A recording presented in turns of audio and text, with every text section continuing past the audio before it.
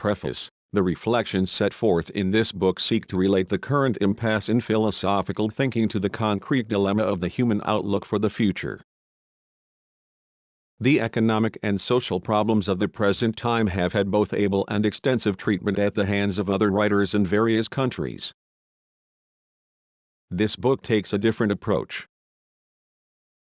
Its aim is to inquire into the concept of rationality that underlies our contemporary industrial culture, in order to discover whether this concept does not contain defects that vitiate it essentially. At the moment of this writing, the peoples of the democratic nations are confronted with the problems of consummating their victory of arms. They must work out and put into practice the principles of humanity in the name of which the sacrifices of war were made. The present potentialities of social achievement surpass the expectations of all the philosophers and statesmen who have ever outlined in utopian programs the idea of a truly human society. Yet there is a universal feeling of fear and disillusionment. The hopes of mankind seem to be farther from fulfillment today than they were even in the groping epochs when they were first formulated by humanists. It seems that even as technical knowledge expands the horizon of man's thought and activity, his autonomy as an individual, his ability to resist the growing apparatus of mass manipulation, his power or imagination, his independent judgment appear to be reduced. Advance in technical facilities for enlightenment is accompanied by a process of dehumanization. Thus progress threatens to nullify the very goal it is supposed to realizeth idea of man. Whether this situation is a necessary phase in the general ascent of society as a whole, or whether it will lead to a victorious re-emergence of the neo-barbarism recently defeated on the battlefields, depends at least in part on our ability to interpret accurately the profound changes now taking place in the public mind and in human nature. The following pages represent an endeavor to throw some light on the philosophical implications of these changes. To this end it has seemed necessary to discuss some of the prevailing schools of thought as refractions of certain aspects of our civilization. In so doing, the author is not trying to suggest anything like a program of action. On the contrary, he believes that the modern propensity to translate every idea into action, or into active abstinence from action, is one of the symptoms of the present cultural crisis. Action for action's sake is in no way superior to thought for thought's sake, and is perhaps even inferior to it. As understood and practiced in our civilization, progressive rationalization tends, in my opinion, to obliterate that very substance of reason in the name of which this progress is espoused. The text of the several chapters of this volume is based in part on a series of public lectures delivered at Columbia University in the spring of 1944. To some extent the presentation reflects the original structure of the lectures rather than an attempt at closer-knit organization of the material. These lectures were designed to present and epitomize some aspects of a comprehensive philosophical theory developed by the writer during the last few years in association with Theodore W. Adorno. It would be difficult to say which of the ideas originated in his mind and which in my own. Our philosophy is one. My friend Leo Lownet's indefatigable cooperation and his advice as a sociologist have been an invaluable contribution. Finally, it is to be set down here, as an abiding recognition, that all of my work would be unthinkable without the material assurance and the intellectual solidarity that I have found in the Institute of Social Research through the last 2 decades. Max Horkheimer, Institute of Social Research, Columbia University, March 1946. Contents: I, Means and Nes, 3, 2, Conflicting Panaceas, 58. 3. The Revolt of Nature, 92 IV. Rise and Decline of the Individual, 128. V. On the Conceiti of Philosophy, 162. Eclipse of Reason. Means and ends. When the ordinary man is asked to explain what is meant by the term reason, his reaction is almost always one of hesitation and embarrassment. it would be a mistake to interpret this as indicating wisdom too deep or thought too abstruse to be put into words. What it actually betrays is the feeling that there is nothing to inquire into, that the concept of reason is self-explanatory, that the question itself is superfluous. When pressed for an answer, the average man will say that reasonable things are things that are obviously useful, and that every reasonable man is supposed to be able to decide what is useful to him. Naturally, the circumstances of each situation, as well as laws, customs, and traditions, should be taken into account. But the force that ultimately makes reasonable actions possible is the faculty of classification, inference, and deduction, no matter what the specific content, the abstract functioning of the thinking mechanism. This type of reason may be called subjective reason. It is essentially concerned with means and ends, with the adequacy of procedures for purposes more or less taken for granted and supposedly self-explanatory. JFT attaches little importance to the question whether the purposes as such are reasonable. If it JTL concerns itself at all with ends, it takes for granted that they too are reasonable in the subjective sense, that is, that they serve the subject's interest in relation Josel, be it that of the single individual, or of the community on whose maintenance rankful the idea that an aim can be reasonable for its own sake on the basis of virtues that insight reveals it to have in itself without reference to some kind of subjective gain or advantage, is utterly alien to subjective reason, even where it rises above the consideration of immediate utilitarian values, and devotes itself to reflections about the social order as a whole. However naive or superficial this definition of reason may seem, it is an important symptom of a profound change of outlook that has taken place in Western thinking in the course of the last centuries. For a long time, a diametrically opposite view of reason was prevalent. This view asserted the existence of reason as a force not only in the individual mind but also in the objective world, in relations among human beings and between social classes, in social institutions, and in nature and its manifestations. Great philosophical systems, such as those of Plato and Aristotle, scholasticism, and German idealism, were founded on an objective theory of reason. It aimed at evolving a comprehensive system, or hierarchy, of all beings, including man and his aims. The degree of reasonableness of a man's life could be determined according to its harmony with its totality. Its objective structure, and not just man and his purposes, was to be the measuring rod for individual thoughts and actions. This concept of reason never precluded subjective reason, but regarded the latter as only a partial, limited expression of a universal rationality from which criteria for all things and beings were derived. The emphasis was on ends rather than on means. The supreme endeavor of this kind of thinking was to reconcile the objective order of the reasonable as philosophy conceived it, with human existence, including self-interest and self-preservation. Plato, for instance, undertakes in his Republic to prove that he who lives in the light of objective reason also lives a successful and happy life. The theory of objective reason did not focus on the coordination of behavior and aim, but on concepts however mythological they sound to us today, on the idea of the greatest good, on the problem of human destiny, and on the way of realization of ultimate goals. There is a fundamental difference between this theory, according to which reason is a principle inherent in reality, and the doctrine that reason is a subjective faculty of the mind. According to the latter, the subject alone can genuinely have reason. If we say that an institution or any other reality is reasonable, we usually mean that men have organized it reasonably, that they have applied to it, in a more or less technical way, their logical, calculative capacity. Ultimately calculate probabilities and thereby to coordinate the right means with C. Given under this definition seems to be in harmony with the ideas of many outstanding philosophers, particularly of English thinkers since the days of John Locke. Of course, Locke did not overlook other mental functions that might fall into the same category, for example discernment and reflection. but these functions certainly contribute to the coordination of means and ends, which is, after all, the social concern of science and, in a way, the raison d'etre of theory in the social process of production.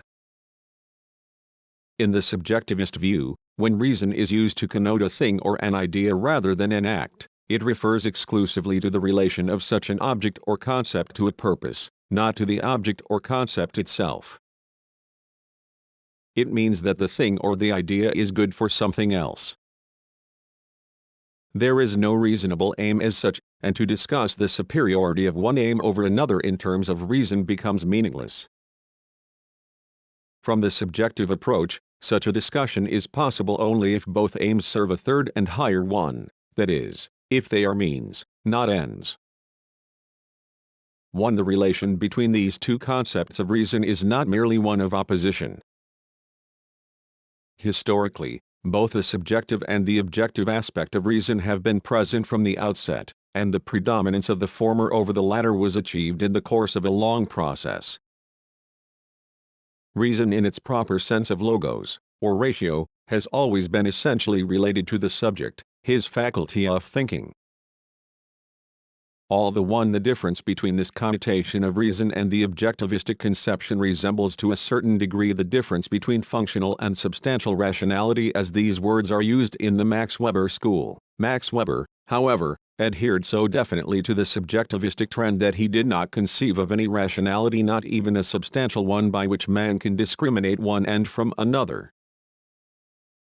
If our drives, intentions, and finally our ultimate decisions must a priori be irrational, substantial reason becomes an agency merely of correlation and is therefore itself essentially functional. Although Weber's own and his followers' descriptions of the bureaucratization and monopolization of knowledge have illuminated much of the social aspect of the transition from objective to subjective reason, Max Weber's pessimism with regard to the possibility of rational insight and action, as expressed in his philosophy, is itself a stepping stone in the renunciation of philosophy and science as regards their aspiration of defining man's goal. Terms denoting it were once subjective expressions. Thus the Greek term stems from re and vi, to say, denoting the subjective faculty of speech. The subjective faculty of thinking was the critical agent that dissolved superstition.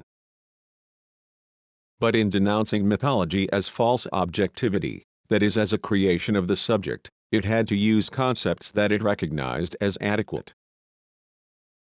Thus it always developed an objectivity of its own. In Platonism, the Pythagorean theory of numbers, which originated in astral mythology, was transformed into the theory of ideas that attempts to define the supreme content of thinking as an absolute objectivity ultimately beyond, though related to, the faculty of thinking.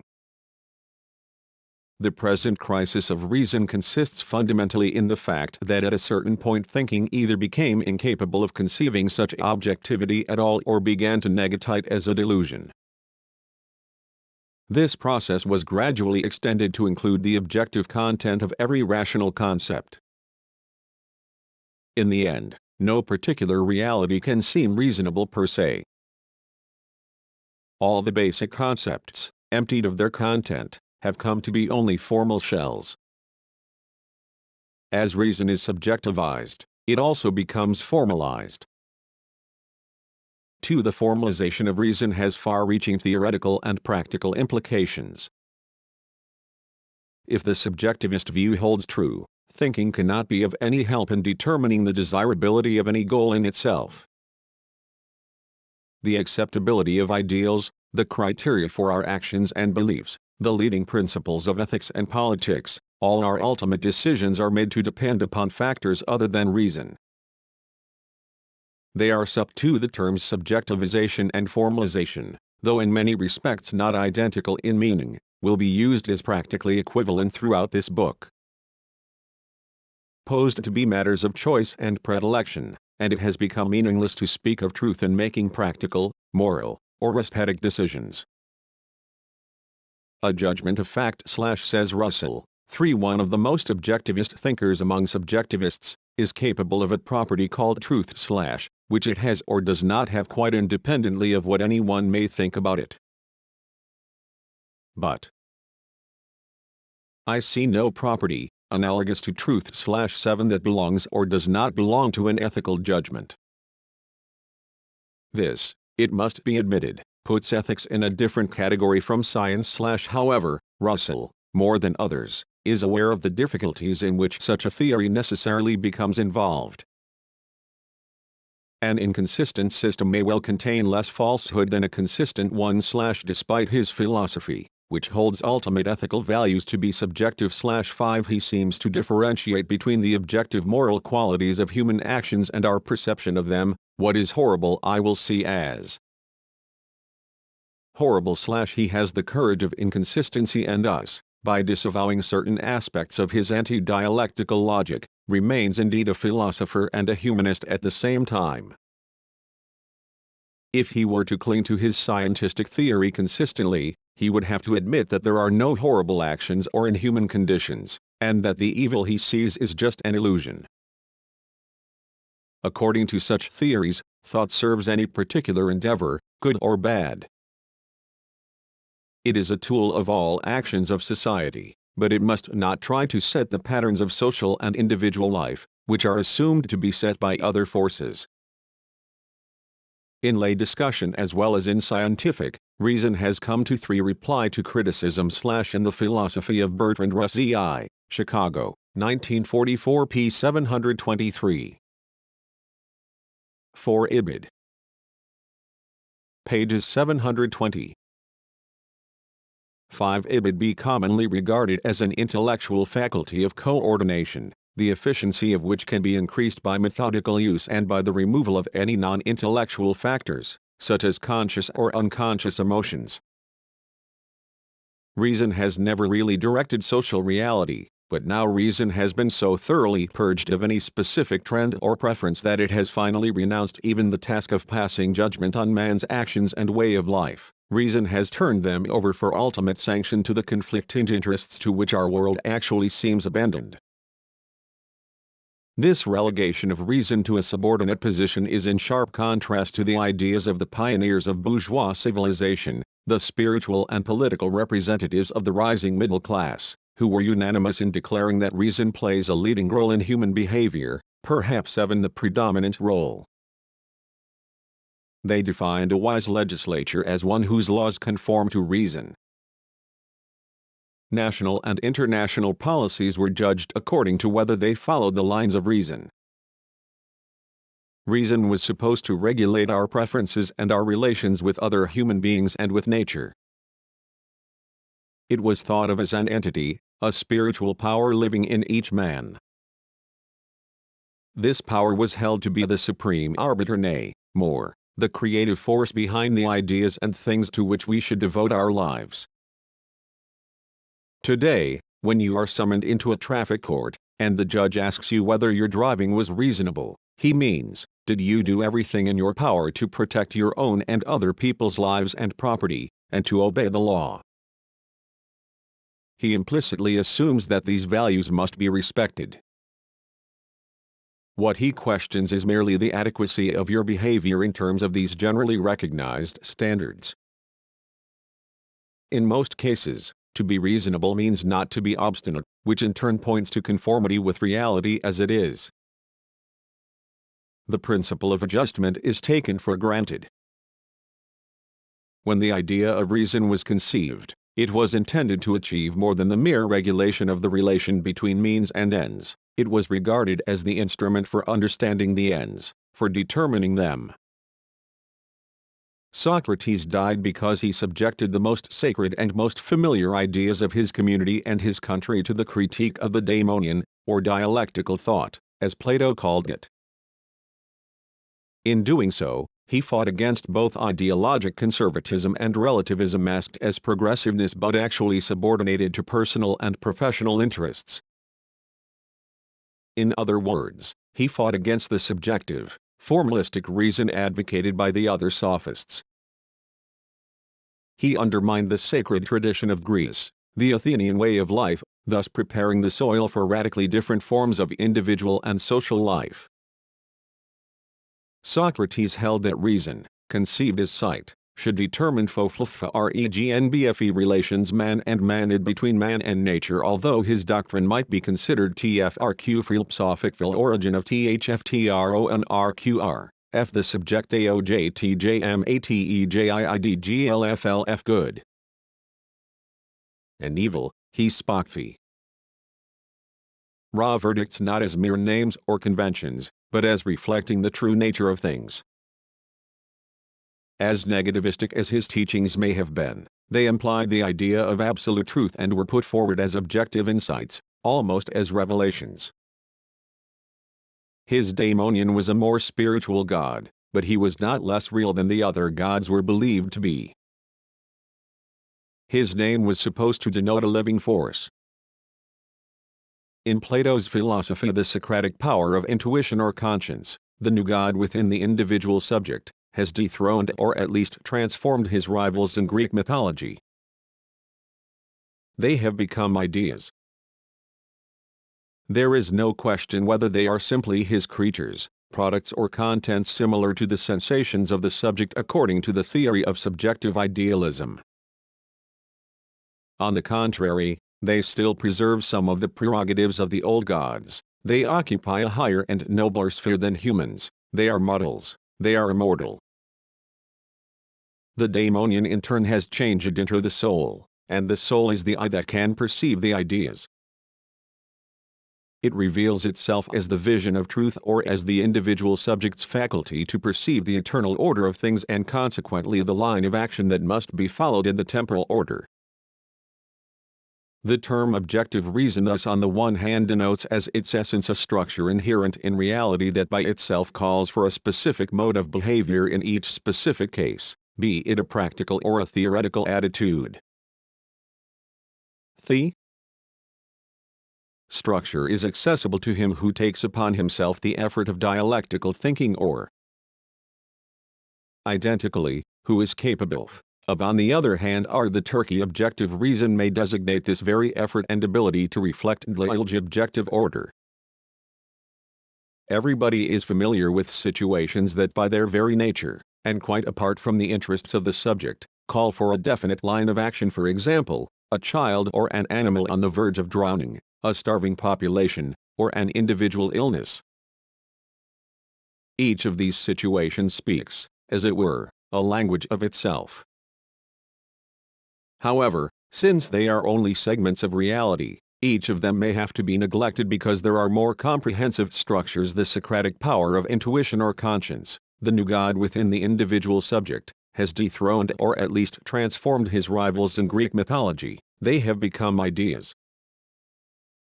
There is no question whether they are simply his creatures, products or contents similar to the sensations of the subject according to the theory of subjective idealism.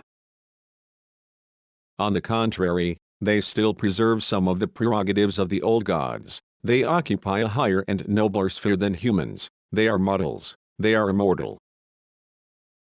The daemonion in turn has changed into the soul, and the soul is the eye that can perceive the ideas. It reveals itself as the vision of truth or as the individual subject's faculty to perceive the eternal order of things and consequently the line of action that must be followed in the temporal order. The term objective reason thus on the one hand denotes as its essence a structure inherent in reality that by itself calls for a specific mode of behavior in each specific case, be it a practical or a theoretical attitude.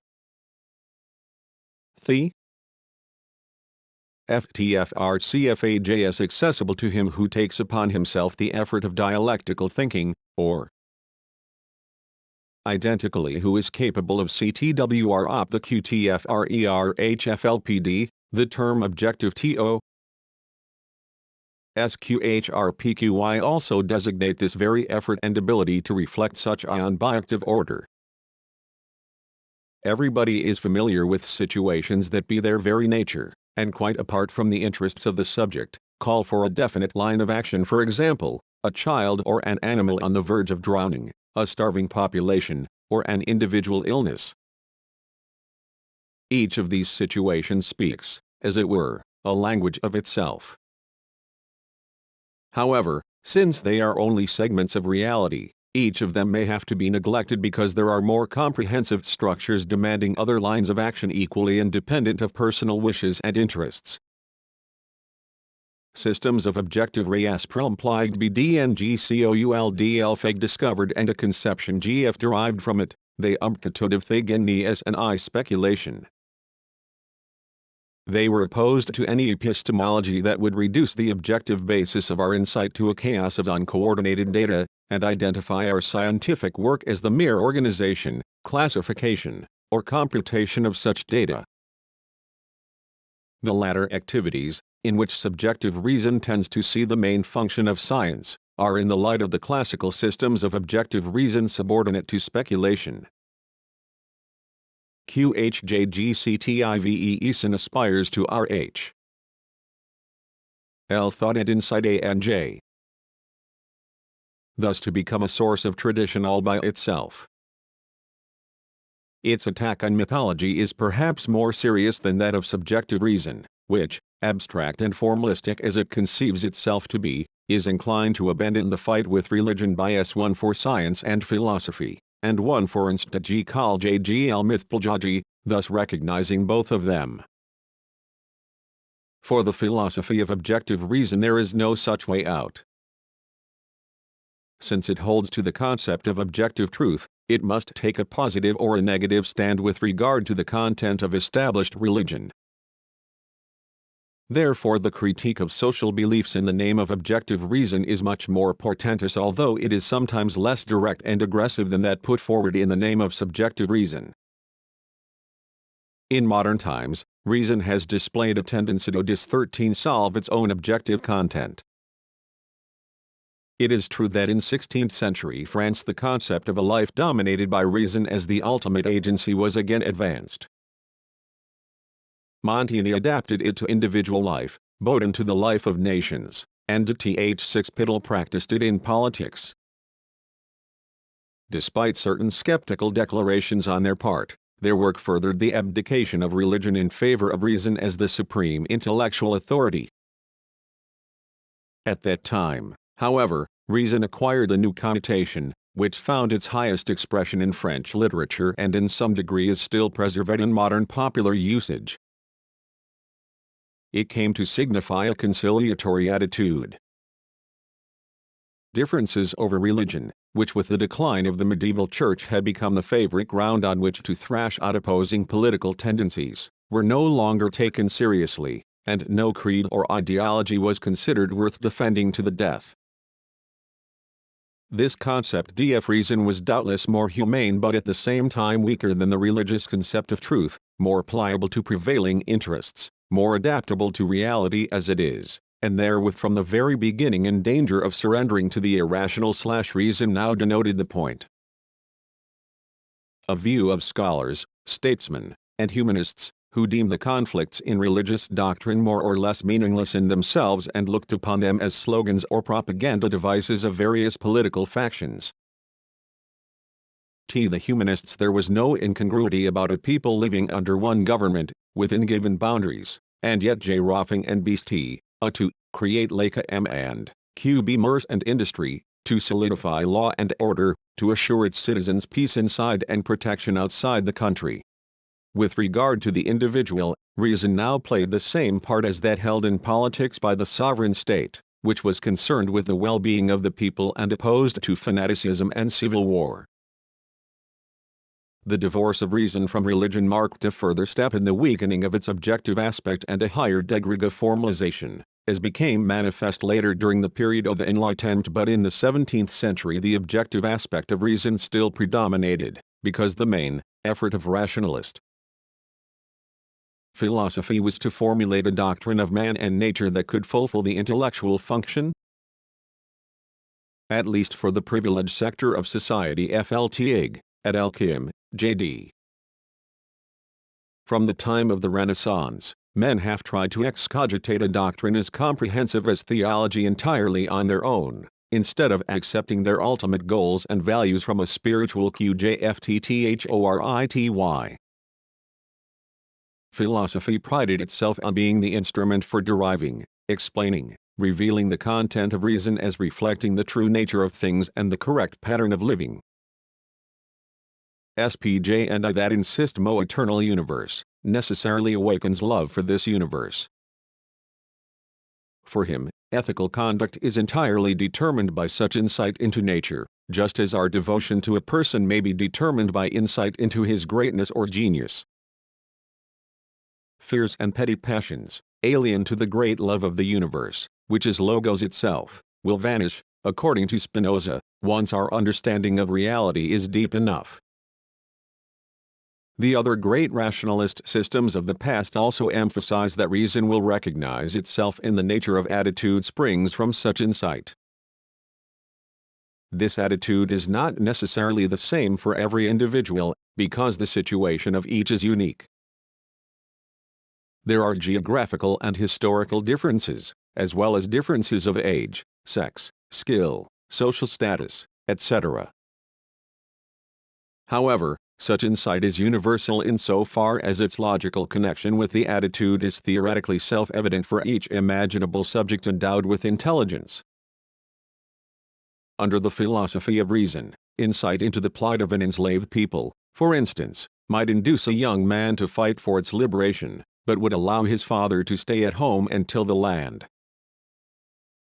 Despite such differences in its consequences, the logical nature of this insight is felt to be intelligible to all people in general, although these rationalist philosophical systems did not command as wide allegiance as religion had claimed. They were appreciated as efforts to record the meaning and exigencies of reality, and to present truths that are binding for everybody.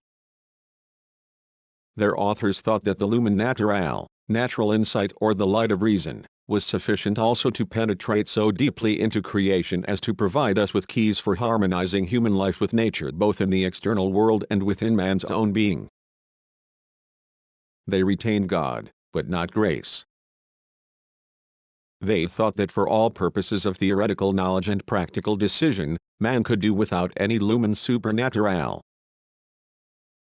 Their speculative reproductions of the universe, not the sensualistic epistemologies Giordano Bruno and not Telesio, Spinoza and not Locke clashed directly with traditional religion, because the intellectual aspirations of the metaphysicians were much more concerned with the doctrines of God, creation, and the meaning of life than were the theories of the empiricists.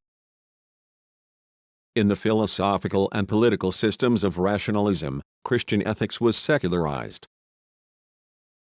The aims pursued in individual and social activity were derived from the assumption of the existence of certain innate ideas or self-evident intuitions, and thus linked to the concept of objective truth, although this truth was no longer regarded as being guaranteed by any dogma extraneous to the exigencies of thinking itself. Neither the Church nor the rising philosophical systems separated wisdom, ethics, religion, and politics. But the fundamental unity of all human beliefs, rooted in a common Christian ontology, was gradually shattered, and the relativist tendencies that had been explicit in the pioneers of bourgeois ideology such as Montaigne, but had later been temporarily pushed into the background by rationalist metaphysics, asserted themselves victoriously in all cultural activities. Of course, as suggested above, when philosophy began to supplant religion, it did not intend to abolish objective truth, but was attempting only to give it a new rational foundation. The contention in regard to the nature of the absolute was not the main ground on which metaphysicians were persecuted and tortured. The real issue was whether revelation or reason, whether theology or philosophy, should be the agency for determining and expressing ultimate truth.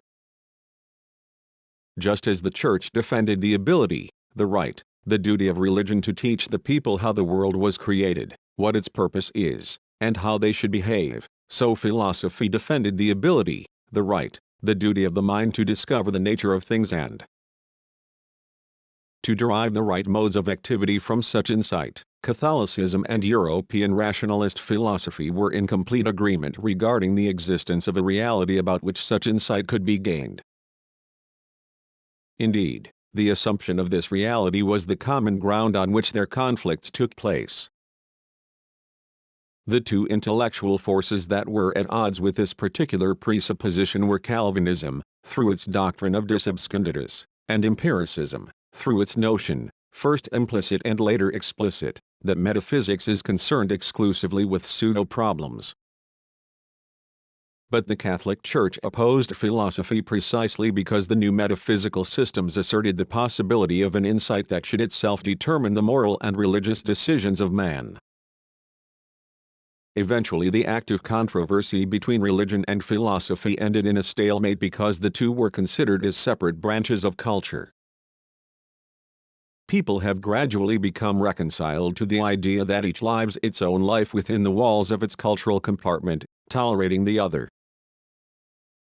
The neutralization of religion, now reduced to the status of one cultural good among others, contradicted its total claim that it incorporates objective truth, and also emasculated it. Although religion remained respected on the surface, its neutralization paved the way for its elimination as the medium of spiritual objectivity and ultimately for the abolition of the concept of such an objectivity, itself patterned after the idea of the absoluteness of religious revelation. In reality, the contents of both philosophy and religion have been deeply affected by this seemingly peaceful settlement of their original conflict. The philosophers of the Enlightenment attacked religion in the name of reason. In the end, what they killed was not the Church but metaphysics and the objective concept of reason itself, the source of power of their own efforts. Reason is an organ for perceiving the true nature of reality and determining the guiding principles of our lives has come to be regarded as obsolete. Speculation is synonymous with metaphysics, and metaphysics with mythology and superstition. We might say that the history of reason or enlightenment from its beginnings in Greece down to the present has led to a state of affairs in which even the word reason is suspected of connoting some mythological entity. Reason has liquidated itself as an agency of ethical, moral, and religious insight. Bishop Berkeley, legitimate son of nominalism, Protestant zealot, and positivist enlightener all in one, directed an attack against such general concepts, including the concept of a general concept, 200 years ago. In fact, the campaign has been victorious all along the line. Berkeley, in partial contradiction of his own theory, retained a few general concepts, such as mind, spirit, and cause. But they were efficiently eliminated by Hume, the father of modern positivism. Religion seemingly profited from this development. The formalization of reason has made it safe from any serious attack on the part of metaphysics or philosophical theory, and this security seems to make it an extremely practical social instrument. At the same time, however, its neutrality means the wasting away of its real spirit, its relatedness to truth, once believed to be the same in science, art, and politics, and for all mankind. The death of speculative reason, at first religion's servant and later its foe, may prove catastrophic for religion itself. All these consequences were contained in German the bourgeois idea of tolerance, which is ambivalent. On the one hand, tolerance means freedom from the rule of dogmatic authority. On the other, it furthers an attitude of neutrality toward all spiritual content, which is thus surrendered to relativism.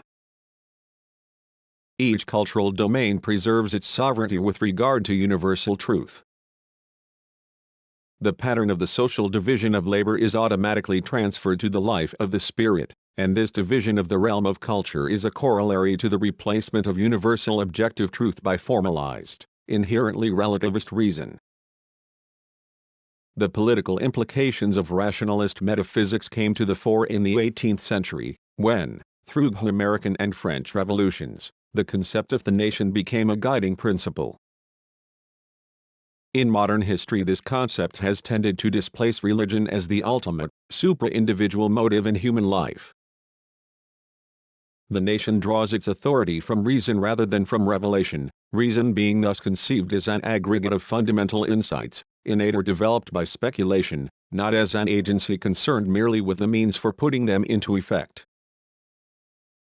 Self-interest, on which certain theories of natural law and hedonistic philosophies have tried to place primary emphasis, was held to be only one such insight, regarded as rooted in the objective structure of the universe and thus forming a part in the whole system of categories. In the industrial age, the idea of self-interest gradually gained the upper hand and finally suppressed the other motives considered fundamental to the functioning of society.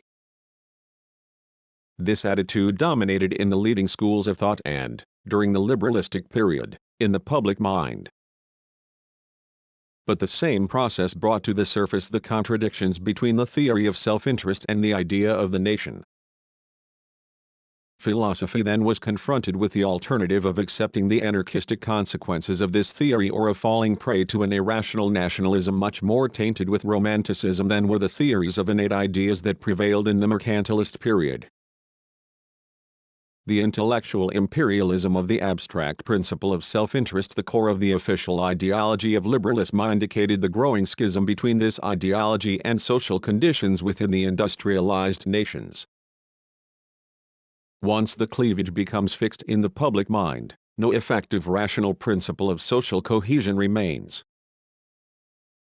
The idea of the national community, Volksgemeinschaft, first set up as an ideal, can eventually be maintained only by terror. This explains the tendency of liberalism to tilt over into fascism and of the intellectual and political representatives of liberalism to make their peace with its opposites. This tendency, so often demonstrated in recent European history, can be derived, apart from its economic causes, from the inner contradiction between the subjectivistic principle of self-interest and the idea of reason that it is alleged to express. Originally, the political constitution was thought of as an expression of concrete principles founded in objective reason. The ideas of justice, equality, happiness, democracy, property, all were held to correspond to reason, to emanate from reason. Subsequently, the content of reason is reduced arbitrarily to the scope of merely a part of this content, to the frame of only one of its principles. The particular preempts the place of the universal. This tour de force in the realm of the intellectual lays the ground for the rule of force in the domain of the political. Having given up autonomy, reason has become an instrument. In the formalistic aspect of subjective reason, stressed by positivism, its unrelatedness to objective content is emphasized. In its instrumental aspect, stressed by pragmatism, its surrender to heteronymous contents is emphasized. Reason has become completely harnessed to the social process. Its operational value, its role in the domination of men and nature, has been made the sole criterion. Concepts have been reduced to summaries of the characteristics that several specimens have in common. By denoting a similarity, concepts eliminate the bother of enumerating qualities and thus serve better to organize the material of knowledge. They are thought of as mere abbreviations of the items to which they refer. Any use transcending auxiliary, technical summarization of factual data has been eliminated as a last trace of superstition. Concepts have become streamlined/rationalized, labor-saving devices. It is as if thinking itself had been reduced to the level of industrial processes, subjected to a closed schedule, in short, made part and parcel of production. Toynbee 6 has described some of the consequences of this process for the writing of history. He speaks of the tendency for the potter to become the slave of his clay. In the world of action, we know that it is disastrous to treat animals or human beings as though they were stocks and stones. Why should we suppose this treatment to be any less mistaken in the world of ideas? The more ideas have become automatic, instrumental. A Study of History, Z.D. ed., London, 1935, vol. I, pages 7-ized, the less does anybody see in them thoughts with a meaning of their own. They are considered things, machines. Language has been reduced to just another tool in the gigantic apparatus of production in modern society. Every sentence that is not equivalent to an operation in that apparatus appears to the layman just as meaningless as it is held to be by contemporary semanticists who imply that the purely symbolic and operational, that is, the purely senseless sentence, makes sense. Meaning is supplanted by function or effect in the world of things and events. Insofar as words are not used obviously to calculate technically relevant probabilities or for other practical purposes, among which even relaxation is included, they are in danger of being suspect as sales talk of some kind, for truth is no end in itself. In the era of relativism, when even children look upon ideas as advertisements or rationalizations, the very fear that language might still harbor mythological residues has endowed words with a new mythological character. True, ideas have been radically functionalized and language considered a mere tool, be it for the storage and communication of the intellectual elements of production or for the guidance of the masses. At the same time, language takes its revenge, as it were, by reverting to its magic stage. As in the days of magic, each word is regarded as a dangerous force that might destroy society and for which the speaker must be held responsible.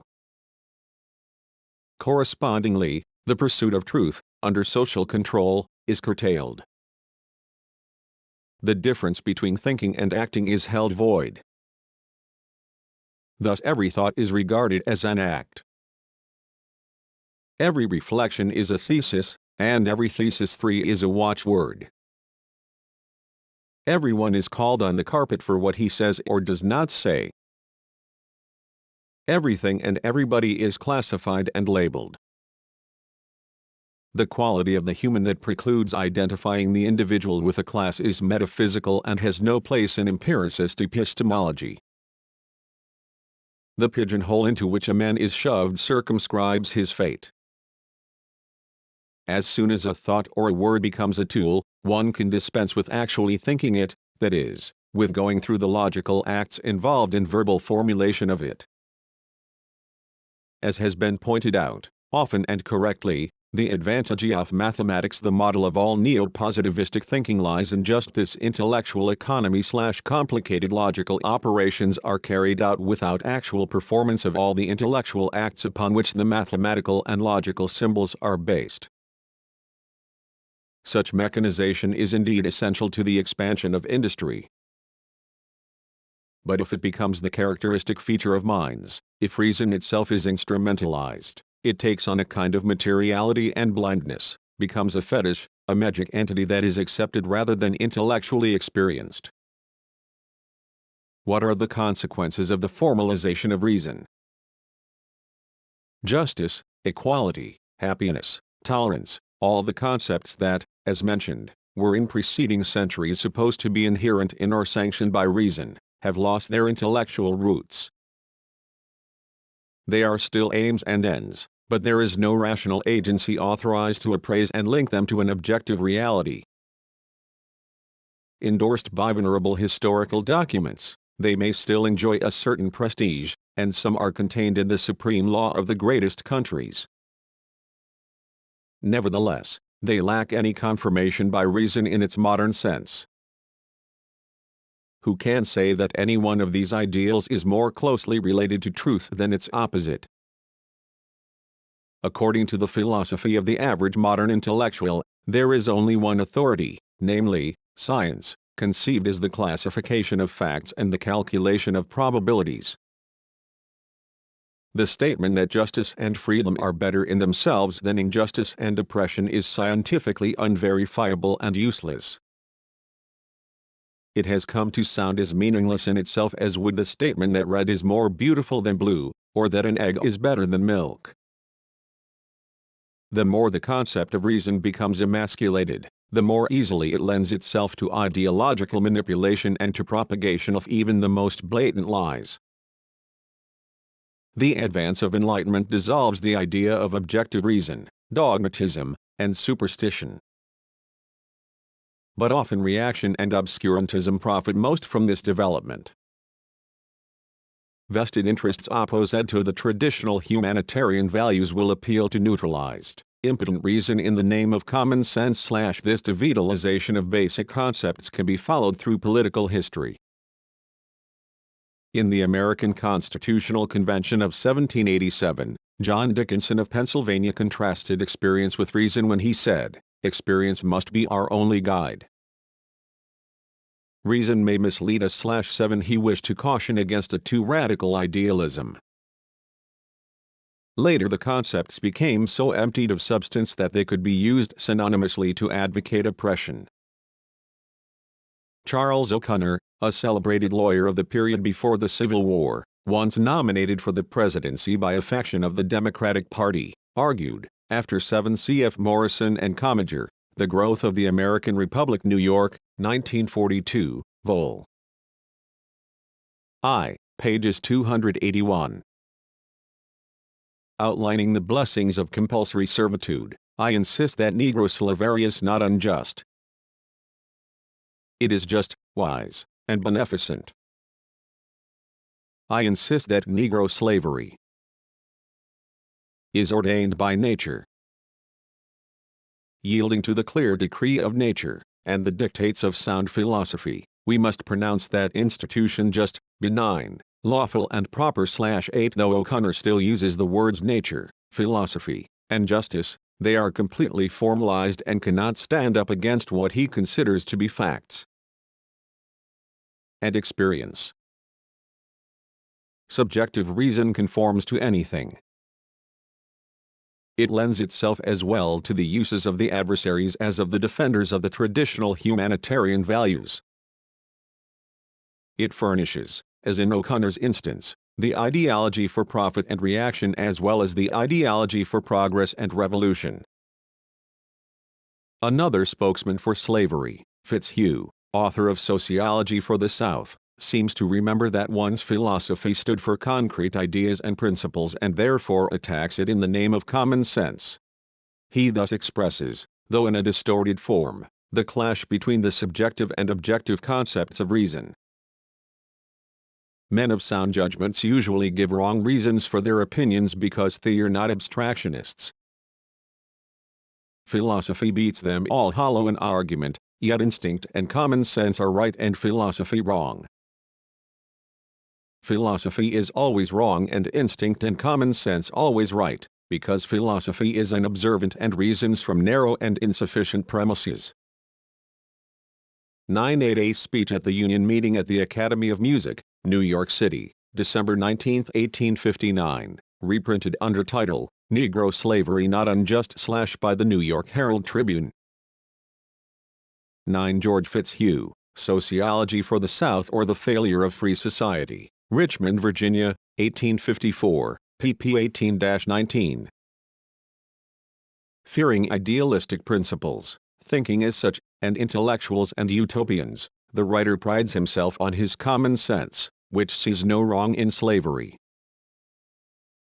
The basic ideals and concepts of rationalist metaphysics were rooted in the concept of the universally human, of mankind, and their formalization implies that they have been severed from their human content.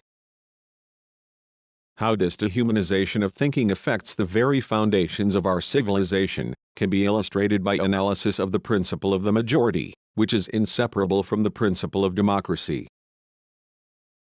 In the eyes of the average man, the principle of the majority is often not only a substitute for but an improvement upon objective reason, since men are after all the best judges of their own interests. The resolutions of a majority, it is thought, are certainly as valuable to a community as the intuitions of a so-called superior reason. However, the contradiction between intuition and the democratic principle, conceived in such crude terms, is only imaginary. For what does it mean to say that a man knows his own interests best? How does he gain this knowledge? What evidence is that his knowledge is correct? In the proposition, a man knows best / there is an implicit reference to an agency that is not totally arbitrary and that is incidental to some sort of reason underlying not only means but ends as well. If that agency should turn out to be again merely the majority, the whole argument would constitute a tautology. The great philosophical tradition that contributed to the founding of modern democracy was not guilty of this tautology, for it based the principles of government upon more or less speculative assumptions. For instance, the assumption that the same spiritual substance or moral consciousness is present in each human being. In other words, respect for the majority was based on a conviction that did not itself depend on the resolutions of the majority. Locke still spoke of natural reasons agreeing with revelation in regard to human rights. 10. His theory of government refers to the affirmations of both reason and revelation. They are supposed to teach that men are by nature all free, equal, and independent. And Locke's theory of knowledge is an example of that treacherous lucidity of style which unites opposites by simply blurring the nuances. He did not care to differentiate too clearly between sensual and rational, atomistic and structural experience, nor did he indicate whether the state of nature from which he derived the natural law was inferred by logical processes or intuitively perceived. However, it seems to be sufficiently clear that freedom by nature is not identical with freedom in fact. His political doctrine is based on rational insight and deductions rather than on empirical research. The same may be said of Locke's disciple, Rousseau. When the latter declared that the renunciation of liberty is against the nature of man, because thereby man's actions would be deprived of all morality and his will deprived of all liberty, he knew very well that the renunciation of liberty was not against the empirical nature of man. He himself bitterly criticized individuals, groups, and nations for renouncing their freedom. He referred to man's spiritual 10. Locke on Civil Government, Second Treatise, Chap. V. Everyman's Library, pages 129. 11. Ibid. Chap. V.M. pages 164. 12. Contrast Social, Vol. I. pages 4. Substance rather than to a psychological attitude. His doctrine of the social contract is derived from a philosophical doctrine of man, according to which the principle of the majority rather than that of power corresponds to human nature as it is described in speculative thinking. In the history of social philosophy, even the term common sense is inseparably linked to the idea of self-evident truth. It was Thomas Reid who, 12 years before the time of Paine's famous pamphlet and the Declaration of Independence, identified the principles of common sense with self-evident truths and thus reconciled empiricism with rationalistic metaphysics. Deprived of its rational foundation, the democratic principle becomes exclusively dependent upon the so-called interests of the people, and these are functions of blind or all too conscious economic forces. They do not offer any guarantee against tyranny. 18. In the period of the free market system, for instance, institutions based on the idea of human rights were accepted by many people as a good instrument for controlling the government and maintaining peace. But if the situation changes, if powerful economic groups find it useful to set up a dictatorship and abolish majority rule, no objection founded on reason can be opposed. 13. The anxiety of the editor of Tocqueville, in speaking of the negative aspects of the majority principle, was superfluous. Cf. Democracy in America, New York, 1898, Vol. I, pages 334-5, note. The editor asserts that it is only a figure of speech to say that the majority of the people makes the laws and among other things reminds us that this is done in fact by their delegates. He could have added that if Tocqueville spoke of the tyranny of the majority, Jefferson, in a letter quoted by Tocqueville, spoke of the tyranny of the legislatures. The writings of Thomas Jefferson, definitive edition, Washington, D.C., 1905, Vol. VN, pages 312. Jefferson was so suspicious of either department of government in a democracy, whether legislative or executive, that he was opposed to maintenance of a standing army. Cf. Ibid. Pages 323 to their action. If they have a real chance of success, they would simply be foolish not to take it. the only consideration that could prevent them from doing so would be the possibility that their own interests would be endangered, and not concern over violation of a truth, of reason. Once the philosophical foundation of democracy has collapsed, the statement that dictatorship is bad is rationally valid only for those who are not its beneficiaries, and there is no theoretical obstacle to the transformation of this statement into its opposite. The men who made the Constitution of the United States considered the fundamental law of every society, the lex majoris partes/14, but they were far from substituting the verdicts of the majority for those of reason. When they incorporated an ingenious system of checks and balances in the structure of government, they held, as Noah Webster put it, that the powers lodged in Congress are extensive, but it is presumed that they are not too extensive/15. He called the principle of the majority a doctrine is universally received as any intuitive truth 16 and saw in it one among other natural ideas of similar dignity. For these men there was no principle that did not derive its authority from a metaphysical or religious source.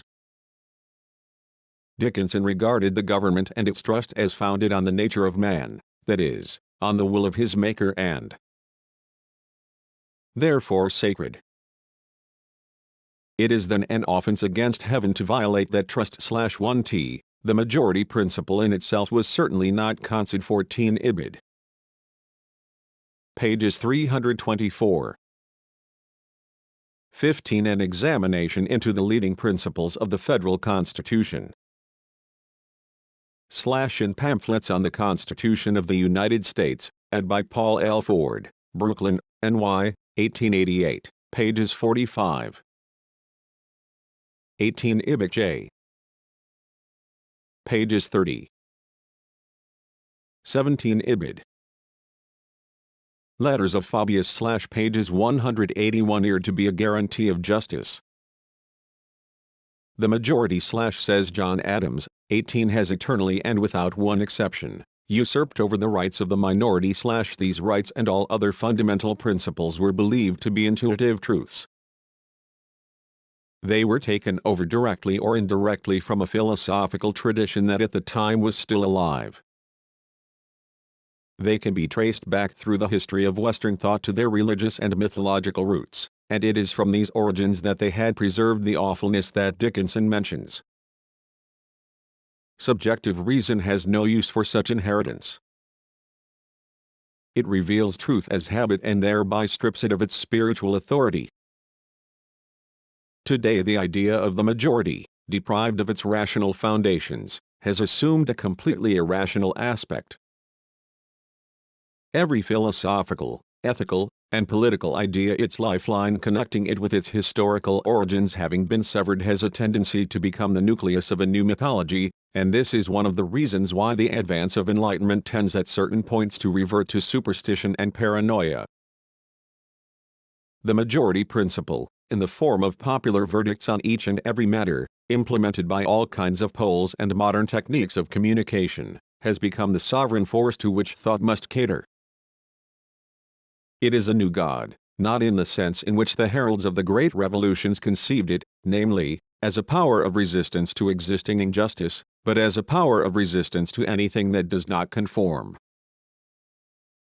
The more the judgment of the people is manipulated by all kinds of interests, the 18 Charles Beard, Economic Origin of Jeffersonian Democracy, New York, 1915, pages 305. More is the majority presented as the arbiter in cultural life.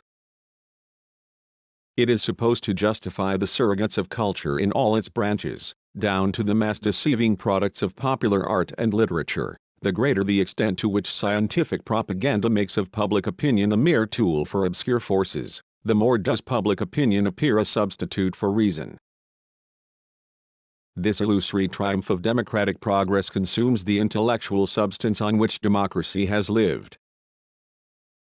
Not only the guiding concepts of morals and politics, such as liberty, equality, or justice, but all specific aims and ends in all walks of life are affected by this dissociation of human aspirations and potentialities from the idea of objective truth. According to current standards, good artists do not serve truth better than good prison wardens or bankers or housemaids. If we try to argue that the calling of an artist is nobler, we would be told that the contention is meaningless, that while the efficiency of two housemaids can be compared on the basis of their relative cleanliness, honesty, skill, etc., there is no way of comparing a housemaid and an artist. However, thorough analysis would show that in modern society there is one implicit yardstick for art as well as for unskilled labor, namely time, for goodness in the sense of a specific efficiency is a function of time. It may be just as meaningless to call one particular way of living, one religion, one philosophy better or higher or truer than another. Since ends are no longer determined in the light of reason, it is also impossible to say that one economic or political system, no matter how cruel and despotic, is less reasonable than another. According to formalized reason, despotism, cruelty, oppression are not bad in themselves. No rational agency would endorse a verdict against dictatorship if its sponsors were likely to profit by it. Phrases like the dignity of man either imply a dialectical advance in which the idea of divine right is preserved and transcended, or become hackneyed slogans that reveal their emptiness as soon as somebody inquires into their specific meaning. Their life depends, so to speak, on unconscious memories. If a group of enlightened people were about to fight even the greatest evil imaginable, subjective reason would make it almost impossible to point simply to the nature of the evil and to the nature of humanity, which make the fight imperative. Many would at once ask what the real motives are. It would have to be asserted that the reasons are realistic, that is to say, correspond to personal interests, even though, for the mass of the people, these latter may be more difficult to grasp than the silent appeal of the situation itself. The fact that the average man still seems to be attached to the old ideals might be held to contradict this analysis. Formulated in general terms, the objection might be that there is a force that outweighs the destructive effects of formalized reason. Namely, conformity to generally accepted values and behavior. After all, there is a large number of ideas that we have been taught to cherish and respect from our earliest childhood. Since these ideas and all the theoretical views connected with them are justified not by reason alone but also by almost universal consent, it would seem that they cannot be affected by the transformation of reason into a mere instrument. They draw their strength from our reverence for the community in which we live, from men who have given their lives for them, from the respect we owe to the founders of the few enlightened nations of our time. This objection actually expresses the weakness of the justification of allegedly objective content by past and present reputation. If tradition, so often denounced in modern scientific and political history, is now invoked as the measure of any ethical or religious truth, this truth has already been affected and must suffer from a lack of authenticity no less acutely than the principle that is supposed to justify it in the centuries in which tradition still could play the role of evidence. The belief in it was itself derived from the belief in an objective truth. By now, the reference to tradition seems to have preserved but one function from those older times: it indicates that the consensus behind the principle that it seeks to reaffirm is economically or politically powerful. He who offends it is forewarned. In the 18th century, the conviction that man is endowed with certain rights was not a repetition of beliefs that were held by the community, nor even a repetition of beliefs handed down by forefathers. It was a reflection of the situation of the men who proclaimed these rights. It expressed a critique of conditions that imperatively called for change, and this demand was understood by and translated into philosophical thought and historical actions. The pathfinders of modern thought did not derive what is good from the law, they even broke the law, but they tried to reconcile the law with the good. Their role in history was not that of adapting their words and actions to the text of old documents or generally accepted doctrines. They themselves created the documents and brought about the acceptance of their doctrines. Today, Those who cherish these doctrines and are deprived of an adequate philosophy may regard them either as expressions of mere subjective desires or as an established pattern deriving authority from the number of people who believe in it and the length of time of its existence. The very fact that tradition has to be invoked today shows that it has lost its hold on the people. No wonder that whole nations, and Germany is not alone in this, seem to have awakened one morning only to discover that their most cherished ideals were merely bubbles. It is true that although the progress of subjective reason destroyed the theoretical basis of mythological, religious, and rationalistic ideas, civilized society has up until now been living on the residue of these ideas. But they tend to become more than ever a mere residue and are thus gradually losing their power of conviction. When the great religious and philosophical conceptions were alive, thinking people did not extol humility and brotherly love, justice and humanity because it was realistic to maintain such principles and odd and dangerous to deviate from them, or because these maxims were more in harmony with their supposedly free tastes than others. They held to such ideas because they saw in them elements of truth, because they connected them with the idea of logos, whether in the form of God or of a transcendental mind, or even of nature as an eternal principle. Not only were the highest aims thought of as having an objective meaning, an inherent significance, but even the humblest pursuits and fancies depended on a belief in the general desirability, the inherent value of their objects. Mythological, objective origins, as they are being destroyed by subjective reason, do not merely pertain to great universal concepts, but are also at the bottom of apparently personal, entirely psychological behaviors and actions. They are all down to the very emotions evaporating, as they are being emptied of this objective content, this relation to supposedly objective truth. As children's games and adults' fancies originate in mythology, each joy was once related to a belief in an ultimate truth. Thorstein Veblen unveiled the distorted medieval motives in 19th-century architecture. 19. He found the longing for pomp and ornament to be a residue of feudal attitudes. However, the analysis of so-called honorific waste leads to the discovery not only of certain aspects of barbaric oppression surviving in modern social life and individual psychology, but also of the continued operation of long-forgotten lines of worship, fear, and superstition. They express themselves in the most natural preferences and antipathies and are taken for granted in civilization. Because of the apparent lack of rational motive, they become rationalized according to subjective reason. The fact that in any modern culture high ranks before low, that the clean is attractive and dirt repugnant, that certain smells are experienced as good, others as disgusting, that certain kinds of food are cherished, others abhorred, is due to old taboos, myths, and devotions and to their fate in history, rather than to the hygienic or other pragmatistic reasons that enlightened individuals or liberal religions may try to put forward. These old forms of life smoldering under the surface of modern civilization still provide, in many cases, the warmth inherent in any delight, in any love of a thing for its own. 19 CFTW Adorno, Veblen's Attack on Culture / in Studies in Philosophy and Social Science. New York, 1941, Volix, pages 392-3. 36. Sake rather than for that of another thing. The pleasure of keeping a garden goes back to ancient times when gardens belonged to the gods and were cultivated for them. The sense of beauty in both nature and art is connected, by 1,000 delicate threads, to these old superstitions.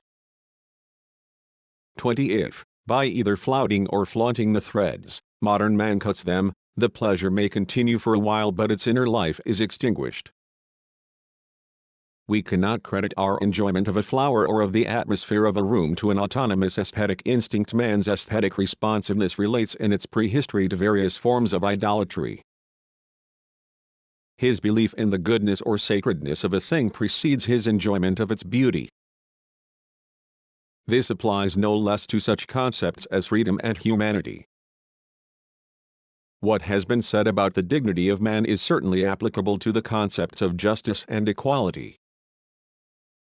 Such ideas must preserve the negative element, as the negation of the ancient stage of injustice or inequality, and at the same time conserve the original absolute significance rooted in their dreadful origins. Otherwise they become not only indifferent but untrue. All these cherished ideas, all the forces that, in addition to physical force and material interest, hold society together, still exist, but have been undermined by the formalization of reason. This process, as we have seen, is 20. Even the penchant for tidiness, a modern taste par excellence, seems to be rooted in the belief in magic. Sir James Fraser quotes a report on the natives of New Britain which concludes that the cleanliness which is usual in the houses, and consists in sweeping the floor carefully every day, is by no means based on a desire for cleanliness and neatness in themselves, but purely on the effort to put out of the way anything that might serve the ill-wisher as a charm / connected with the conviction that our aims, whatever they are, depend upon likes and dislikes that in themselves are meaningless. Let us assume that this conviction really penetrates the details of daily life, and it has already penetrated deeper than most of us realize. Less and less is anything done for its own sake. A hike that takes a man out of the city to the banks of a river or a mountain top would be irrational and idiotic, judged by utilitarian standards. He is devoting himself to a silly or destructive pastime. In the view of formalized reason, an activity is reasonable only if it serves another purpose, for example, health or relaxation, which helps to replenish his working power. In other words, the activity is merely a tool, for it derives its meaning only through its connection with other ends. We cannot maintain that the pleasure a man gets from a landscape, let us say, would last long if he were convinced a priori that the forms and colors he sees are just forms and colors, that all structures in which they play a role are purely subjective and have no relation whatsoever to any meaningful order or totality, that they simply and necessarily express nothing. If such pleasures have become habitual, he may go on enjoying them for the rest of his life, or he may never fully realize the meaninglessness of the things he adores. Our tastes are formed in early childhood. What we learn later influences us less. The children may imitate the father who was addicted to long walks, but if the formalization of reason has progressed far enough, they will consider that they have done their duty by their bodies if they go through a set of gymnastics to the commands of a radio voice. No walk through the landscape is necessary any longer. And thus the very concept of landscape as experienced by a pedestrian 38 becomes meaningless and arbitrary. Landscape deteriorates altogether into landscaping. The French symbolists had a special term to express their love for things that had lost their objective significance, namely, spleen / the conscious, challenging arbitrariness in the choice of objects, its absurdity / perverseness / as if by a silent gesture discloses the irrationality of utilitarian logic, which it then slaps in the face in order to demonstrate its inadequacy with regard to human experience. And while making it conscious, by this shock, of the fact that it forgets the subject, the gesture simultaneously expresses the subject's sorrow over his inability to achieve an objective order. 20th century society is not troubled by such inconsistencies. For it, meaning can be achieved in only one way: service for a purpose. Likes and dislikes that under mass culture have become meaningless are either relegated under the head of amusements, leisure time activities, social contacts, etc., or left to die out gradually. Spleen, the protest of nonconformism, of the individual, has itself become regimented. The obsession of the dandy turns into the hobby of Babbitt. The idea of the hobby, of a good time / or fun / expresses no regret whatsoever for the vanishing of objective reason and the stripping from reality of any inherent sense / the person who indulges in a hobby does not even make believe that it has any relation to ultimate truth. When asked in a questionnaire to state your hobby, you put down golf, books, photography, or whatnot, as unthinkingly as you enter the figure of your weight. As recognized, rationalized predilections, considered necessary to keep people in good humor, hobbies have become an institution. Even stereotyped good humor, which is nothing better than a psychological precondition of efficiency, may fade away together with all other emotions as soon as we lose the last trace of recollection that it once was related to the idea of divinity. Those who keep smiling begin to look sad and perhaps even desperate. What has been said in regard to the smaller delights holds true also for the higher aspirations in relation to achieving the good and beautiful. Quick grasp of facts replaces intellectual penetration of the phenomena of experience. The child who knows Santa Claus as an employee of a department store and grasps the relation between sales figures and Christmas, may take it as a matter of course that there is an interaction between religion and business as a whole. Emerson in his time observed it with considerable bitterness: religious institutions have already acquired the market value as conservators of property. If priests and church members should not be able to maintain them, the chambers of commerce and the presidents of the banks, the very innholders and landlords of the country, would muster with fury to their support. 21 Today such interconnections as well as the heterogeneity of truth and religion are taken for granted. The child learns early to be a good sport. He may continue to play his role as a naive child, at the same time naturally exhibiting his shrewder insight as soon as he is alone with other boys.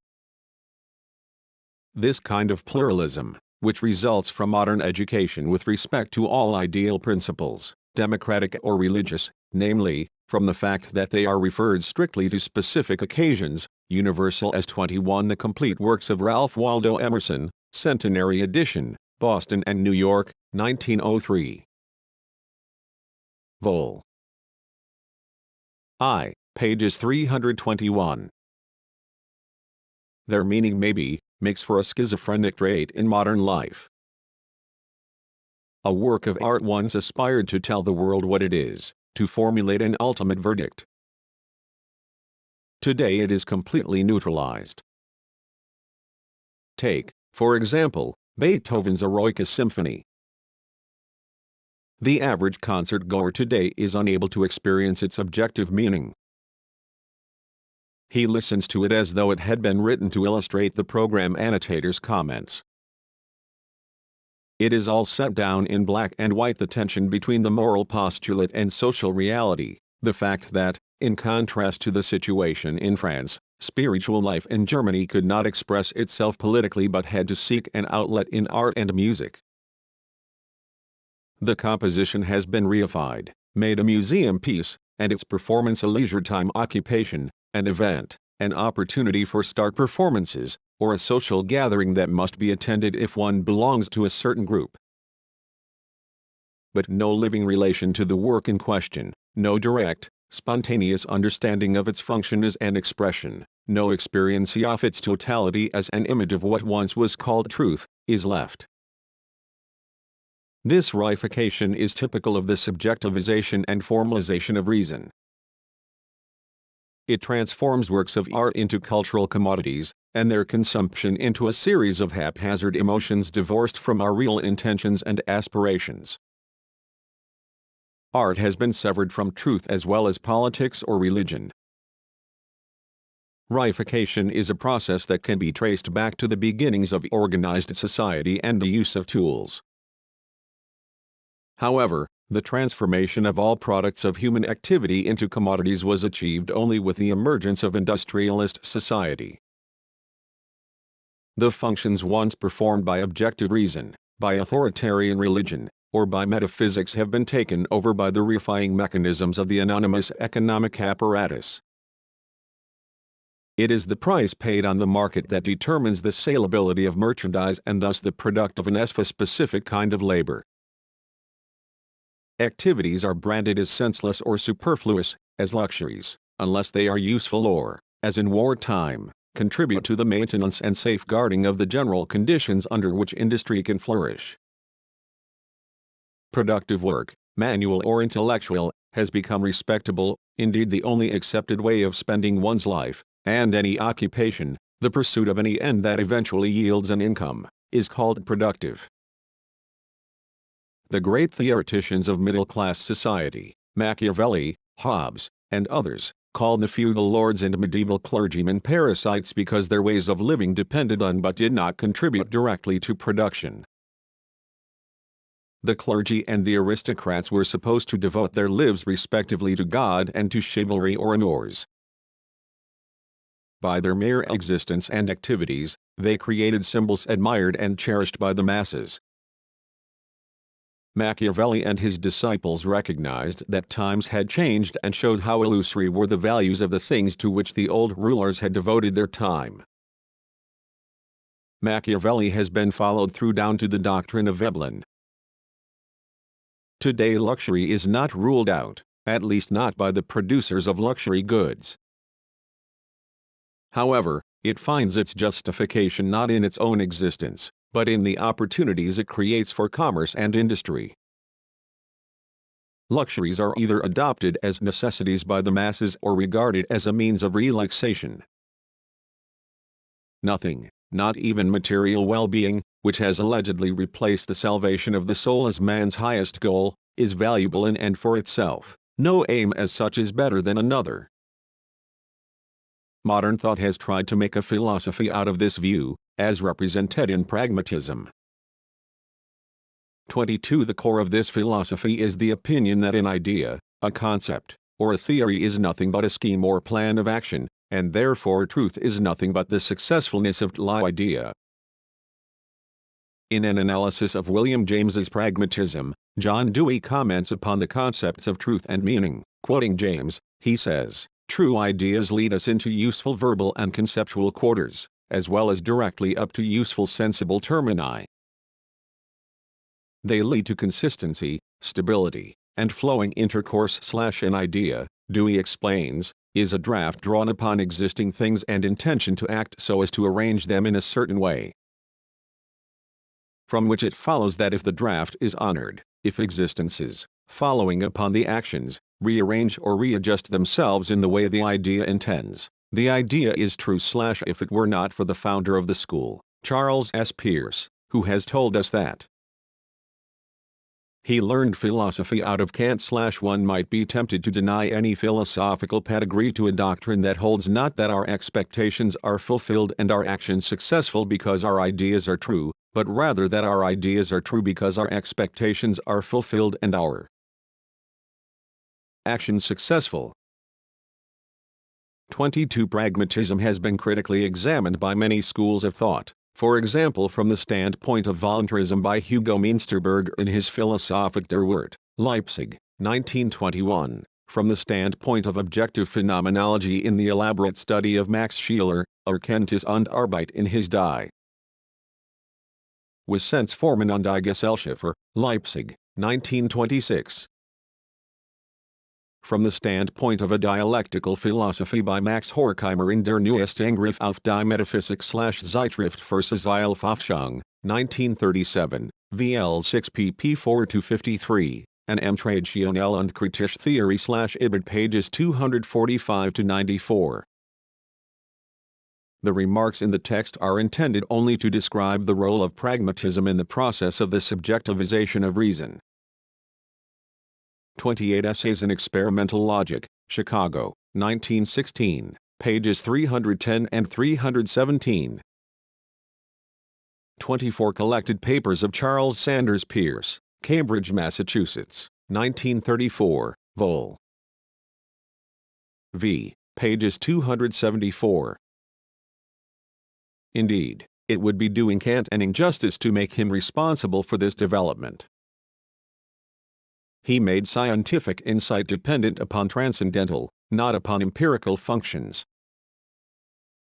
He did not liquidate truth by identifying it with the practical actions of verification, nor by teaching that meaning and effect are identical.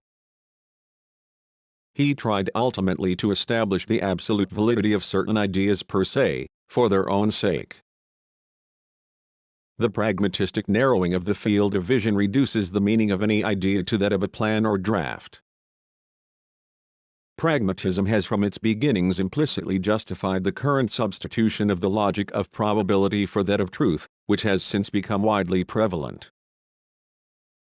For if a concept or an idea is significant only by virtue of its consequences, any statement expresses an expectation with a higher or lower degree of probability.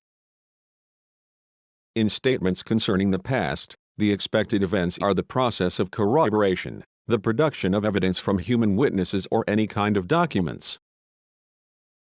The difference between the corroboration of a judgment by the facts that it predicts, and by the steps of inquiry that it may necessitate, is submerged in the concept of verification.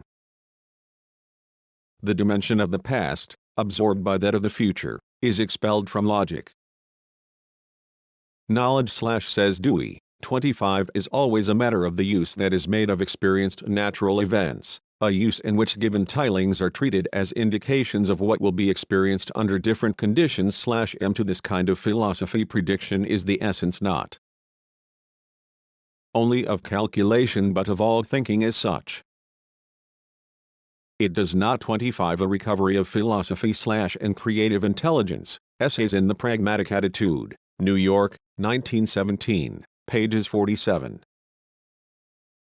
26. One should at least say under the same or under similar conditions.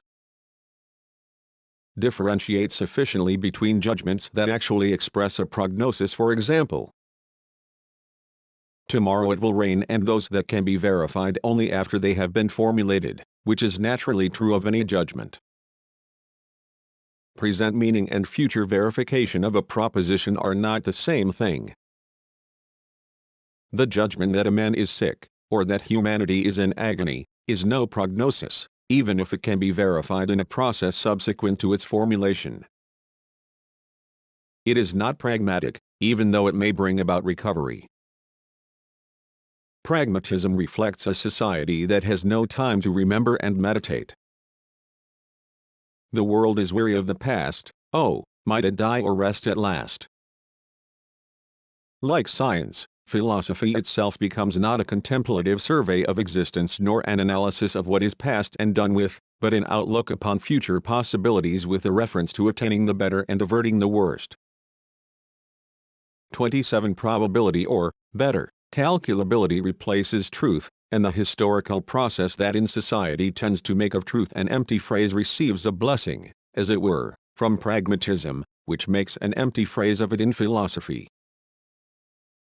Dewey explains what, according to James, is the significance of an object, the meaning which should be contained in its conception or definition. To attain perfect clearness in our thoughts of an object, then we need only consider what conceivable effects of a practical kind the object may involve, what sensations we are to expect from it, and what reactions we must prepare / or more shortly, as it is quoted from Wilhelm Ostwald, all realities influence our practice, and that influence is their meaning for us. 27 Ibid. Pages 53. Dewey does not see how anyone can doubt the import of this theory, or accuse it of subjectivism or idealism, since the object with its power to produce effects is assumed. However, the subjectivism of the school lies in the role that our practices, actions, and interests play in its theory of knowledge, not in its acceptance of a phenomenalistic doctrine.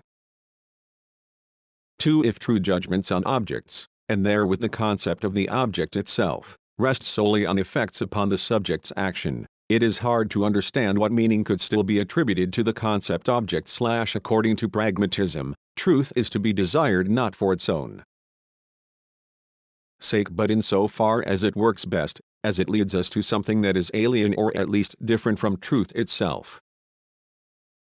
When James complained that the critics of pragmatism simply assumed that no pragmatist can admit a genuinely theoretic interest, he was certainly right with regard to the psychological existence of such an interest, but if one follows his own advice to take the spirit rather than the letter.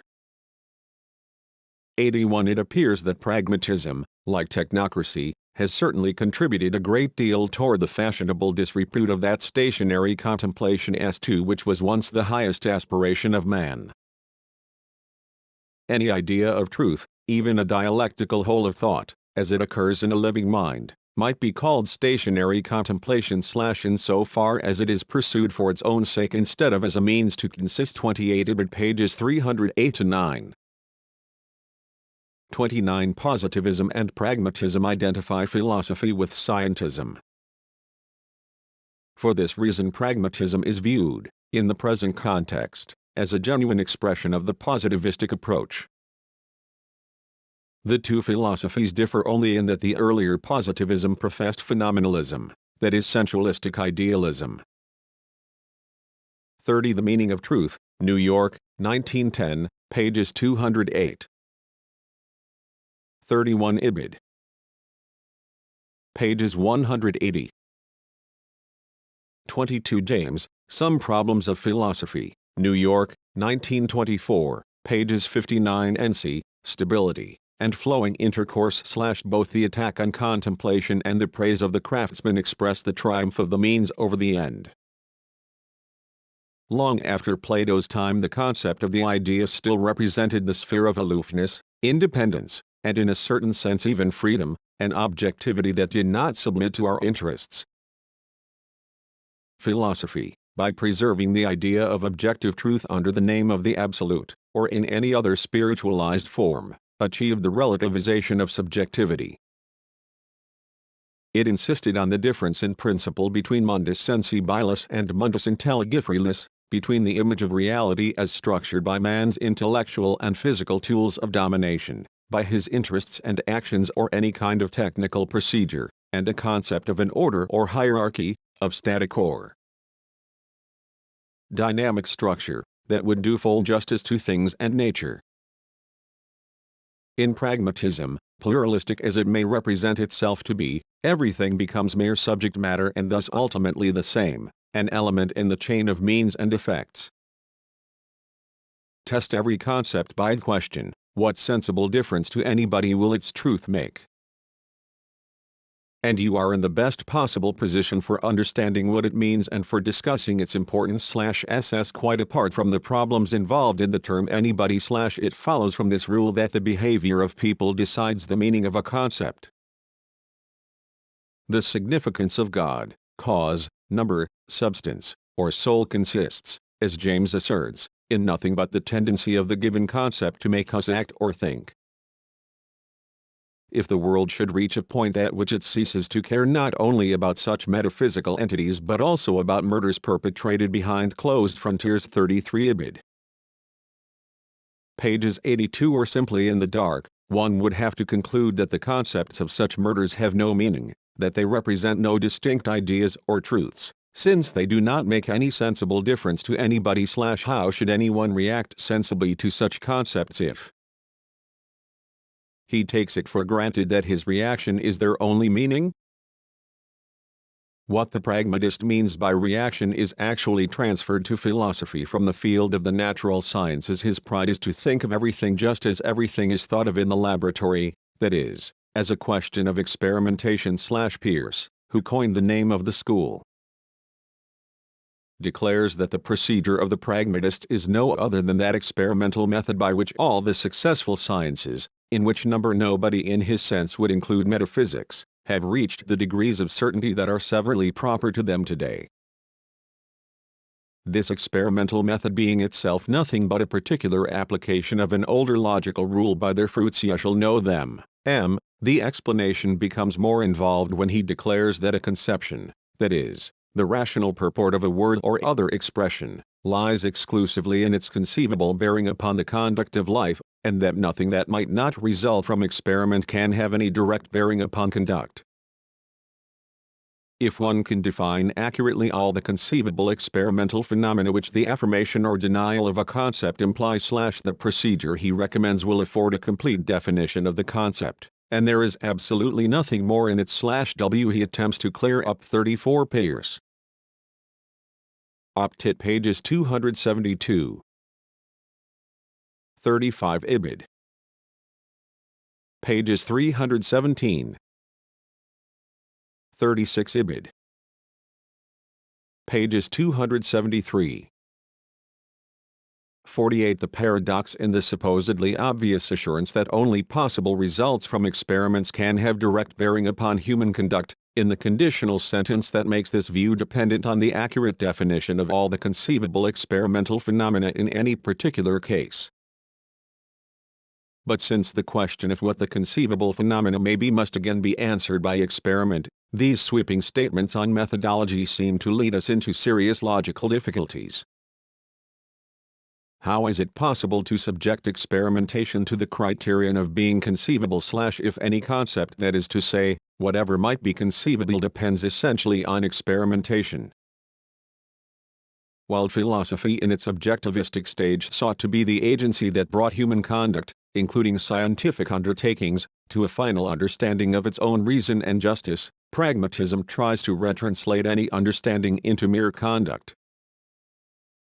Its ambition is to be itself nothing else but practical activity, as distinct from theoretical insight, which, according to pragmatistic teachings, is either only a name for physical events or just meaningless.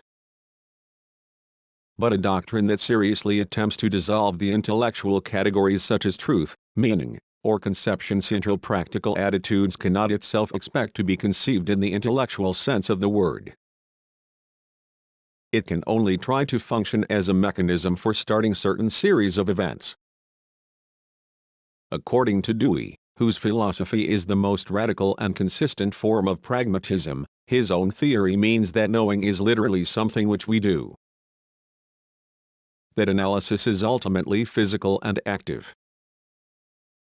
That meanings in their logical quality are standpoints, attitudes, and methods of behavior toward facts, and that active experimentation is essential to verification. 37 This, at least, is consistent, but it abolishes philosophical thought while it still is philosophical thought.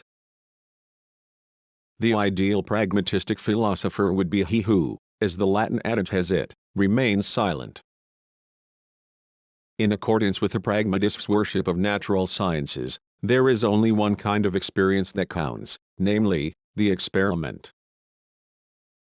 The process that tends to replace the various theoretical waste of objective truth with the powerful machinery of organized research is sanctioned by philosophy, or rather is being identified with philosophy. All things in nature become identical with the phenomena they present when submitted to the practices of our laboratories, whose problems no less than their apparatus express in turn the problems and interests of society as it is. This view may be compared with that of a criminologist maintaining that trustworthy knowledge of a human being can be obtained only by the well-tested and streamlined examining methods applied to a suspect in the hands of metropolitan police. Francis Bacon, the great precursor of experimentalism, has described the method with youthful frankness, quim ad modum enim ingenium alicages haud bananoris aut probris, nisium irritavoris. Nec Proteus se in varias rerum facies verter solidus est, nisi necessari comprehensis. Similident ar etiam natura art irritata et vexata se clarius predit, quam cum sibi libera permittitor / 87 Essays in Experimental Logic, pages 330. 38 T. E augmentus scientiarum / lib. 11, cap. N. In the Works of Francis Bacon, ed by Basil Montague, London, 1827, vol. vm, pages 96. Warlike as a man's disposition is never well known till he be crossed, nor Proteus ever changed shapes till he was straightened and held fast, so the passages and variations of nature cannot appear so fully in the liberty of nature as in the trials and vexations of art. Works of Francis Bacon, New Edition, Vol. I, London, 1826, pages 78. 50 Active experimentation actually produces concrete answers to concrete questions, as posed by the interests of individuals, groups, or the community. It is not always the physicist who adheres to this subjectivistic identification by which answers determined by the social division of labor become truth as such. The physicist's avowed role in modern society is to deal with everything as subject matter. He does not have to decide about the meaning of this role. Neither is he obliged to interpret so-called intellectual concepts as purely physical events, nor to hypostatize his own method as the only meaningful intellectual behavior. He may even harbor the hope that his own findings will form part of a truth that is not decided upon in a laboratory. He may furthermore doubt that experimentation is the essential part of his endeavor. It is rather the professor of philosophy, trying to imitate the physicist in order to enroll his branch of activity among all the successful sciences who deals with thoughts as though they were things and eliminates any other idea of truth than the one abstracted from streamlined domination of nature. Pragmatism, in trying to turn experimental physics into a prototype of all science and to model all spheres of intellectual life after the techniques of the laboratory, is the counterpart of modern industrialism, for which the factory is the prototype of human existence, and which models all branches of culture. After production on the conveyor belt, or after the rationalized front office. In order to prove its right to be conceived, each thought must have an alibi, must present a record of its expediency. Even if its direct use is theoretical, it is ultimately put to test by the practical April 51 plication of the theory in which it functions.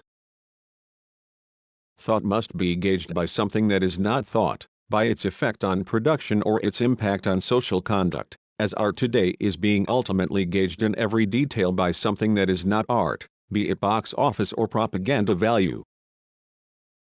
However, there is a noticeable difference between the attitude of the scientist and the artist on the one hand, and that of the philosopher on the other.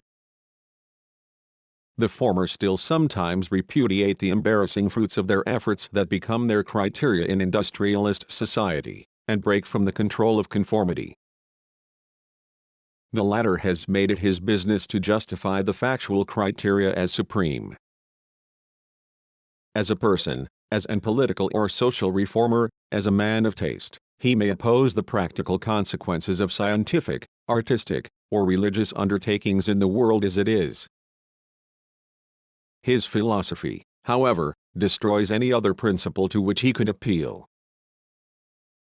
This comes to the fore in many ethical or religious discussions in pragmatist writings. They are liberal, tolerant, optimistic, and quite unable to deal with the cultural D6BCLE of our days. Referring to a modern sect of his time that he calls the Mind Cure movement, James says, "The obvious outcome of our total experience is that the world can be handled according to many systems of ideas, and is so handled by different men, and will each time give some characteristic kind of profit, for which he cares, to the handler, while at the same time some other kind of profit has to be omitted or postponed. Science gives to all of us telegraphy, electric lighting, and diagnosis, and succeeds in preventing and curing a certain amount of disease. Religion in the shape of mind cure gives to some of us serenity, moral poise, and happiness, and prevents certain forms of disease as well as science does, or even better in a certain class of persons. Evidently, then, the science and the religion are both of them genuine keys for unlocking the world's treasure house to him who can use either of them practically. 39. In face of the idea that truth might afford the opposite of satisfaction and turn out to be completely shocking to humanity at a given historical moment and thus be repudiated by anybody, the fathers of pragmatism made the satisfaction of the subject the criterion of truth. For such a doctrine there is no possibility of rejecting or even criticizing any species of belief that is enjoyed by its adherents. Pragmatism may justly be used as a vindication even by such sects as try to use both science and religion as genuine keys for unlocking the world's treasure house in a more literal sense of the word than James may have imagined. Both Peirce and James wrote at a period when prosperity and harmony between social groups as well as nations seemed at hand, and no major catastrophes were expected. Their philosopher reflects with an almost disarming candor the spirit of the prevailing business culture, the very same attitude of being practical as a counter to which philosophical meditation as such was conceived.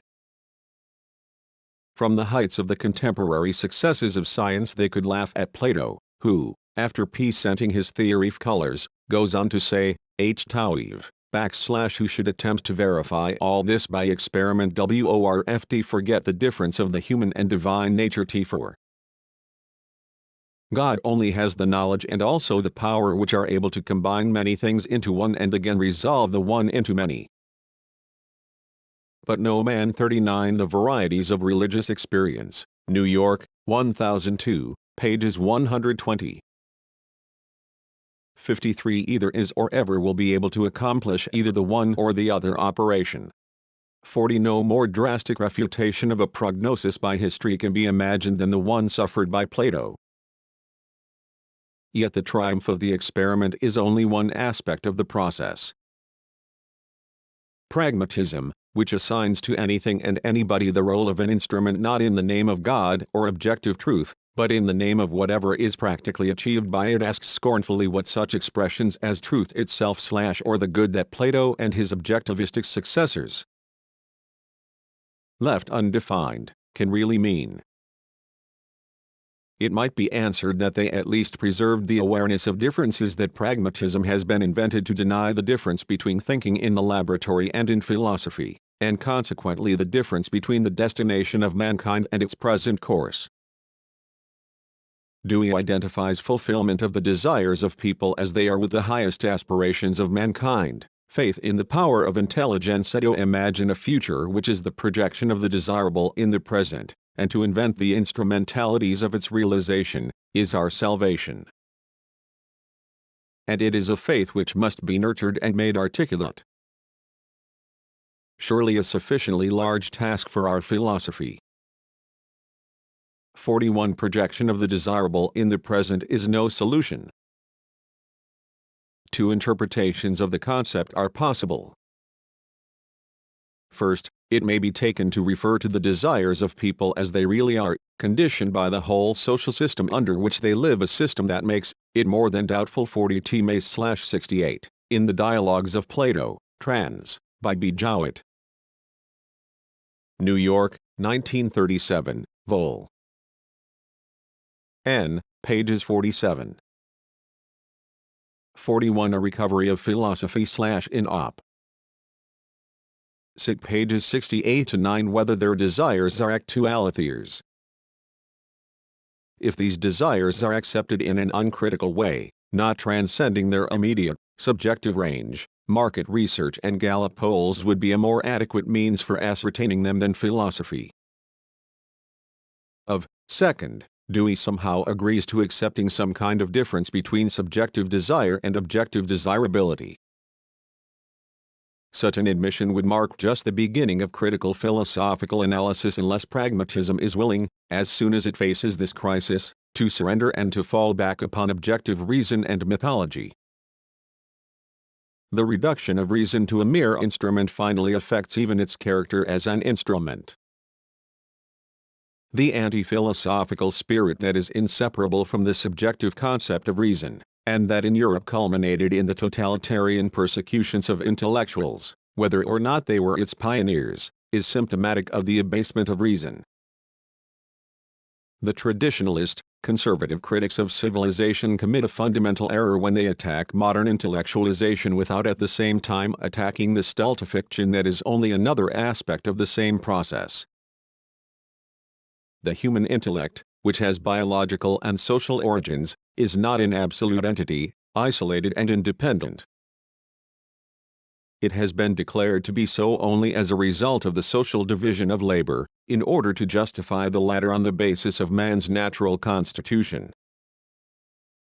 The leading functions of producing, commanding, planning, organizing were contrasted as pure intellect to the manual functions of production as lower, impurer form of work, the labor of slaves. It is not by accident that the so-called Platonic psychology, in which the intellect was for the first time contrasted with other human faculties particularly with the instinctual life, was conceived 55 on the pattern of the division of powers in a rigidly hierarchic state. Dewey too is fully conscious of this suspicious origin of the concept of pure intellect, but he accepts the consequence of reinterpreting intellectual as practical work, thus extolling physical labor and rehabilitating instincts.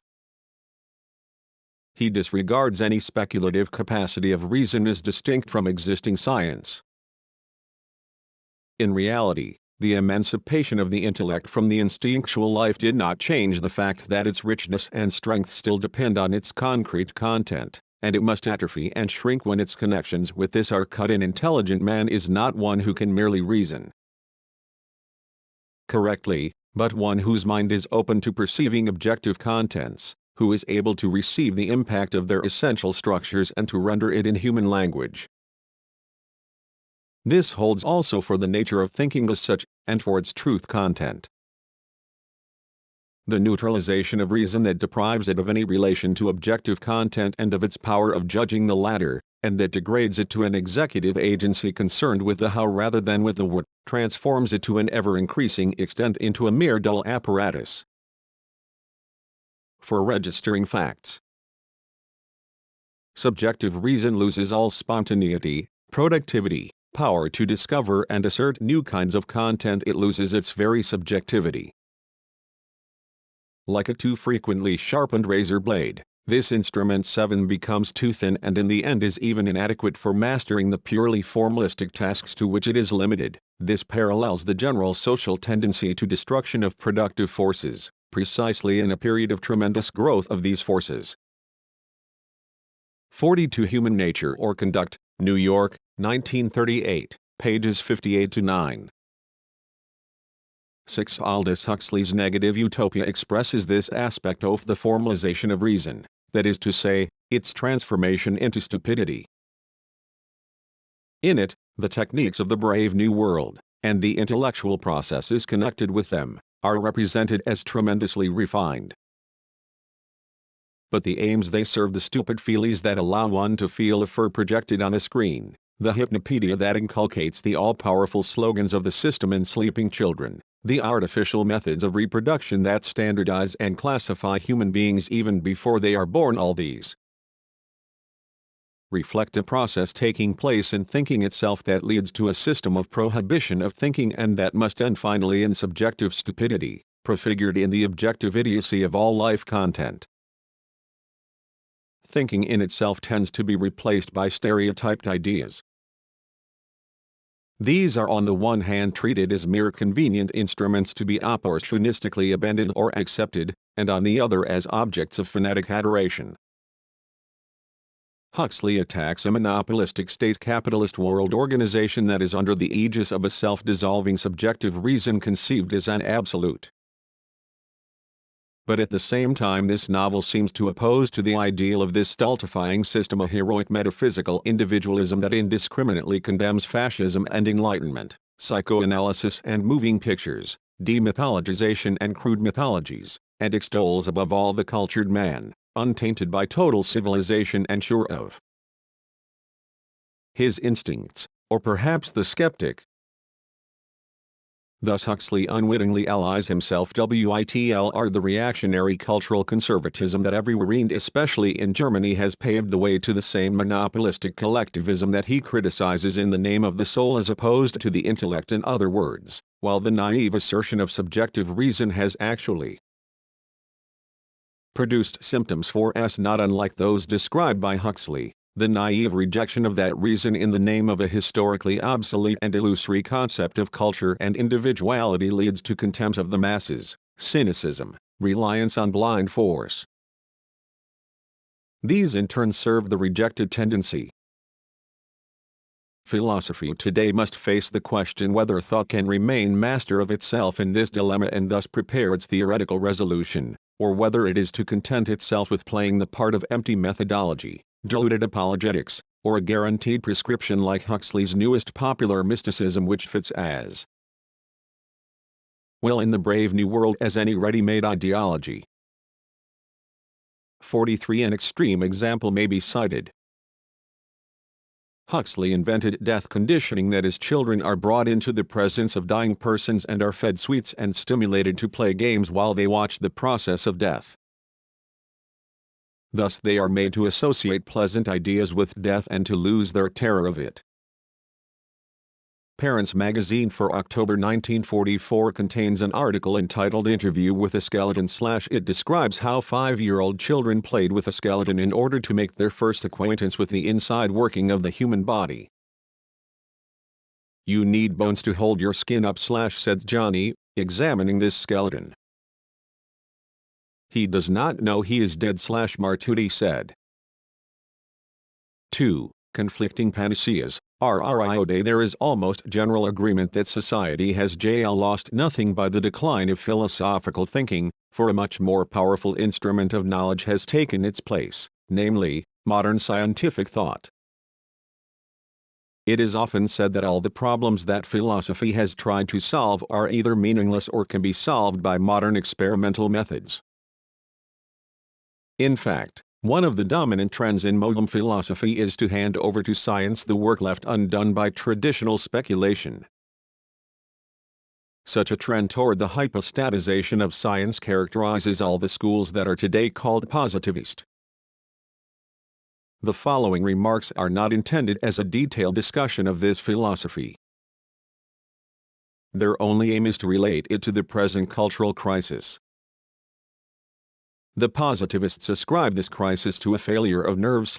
There are many faint-hearted intellectuals, they say, who, professing to distrust scientific method, resort to other methods of knowledge, such as intuition or revelation.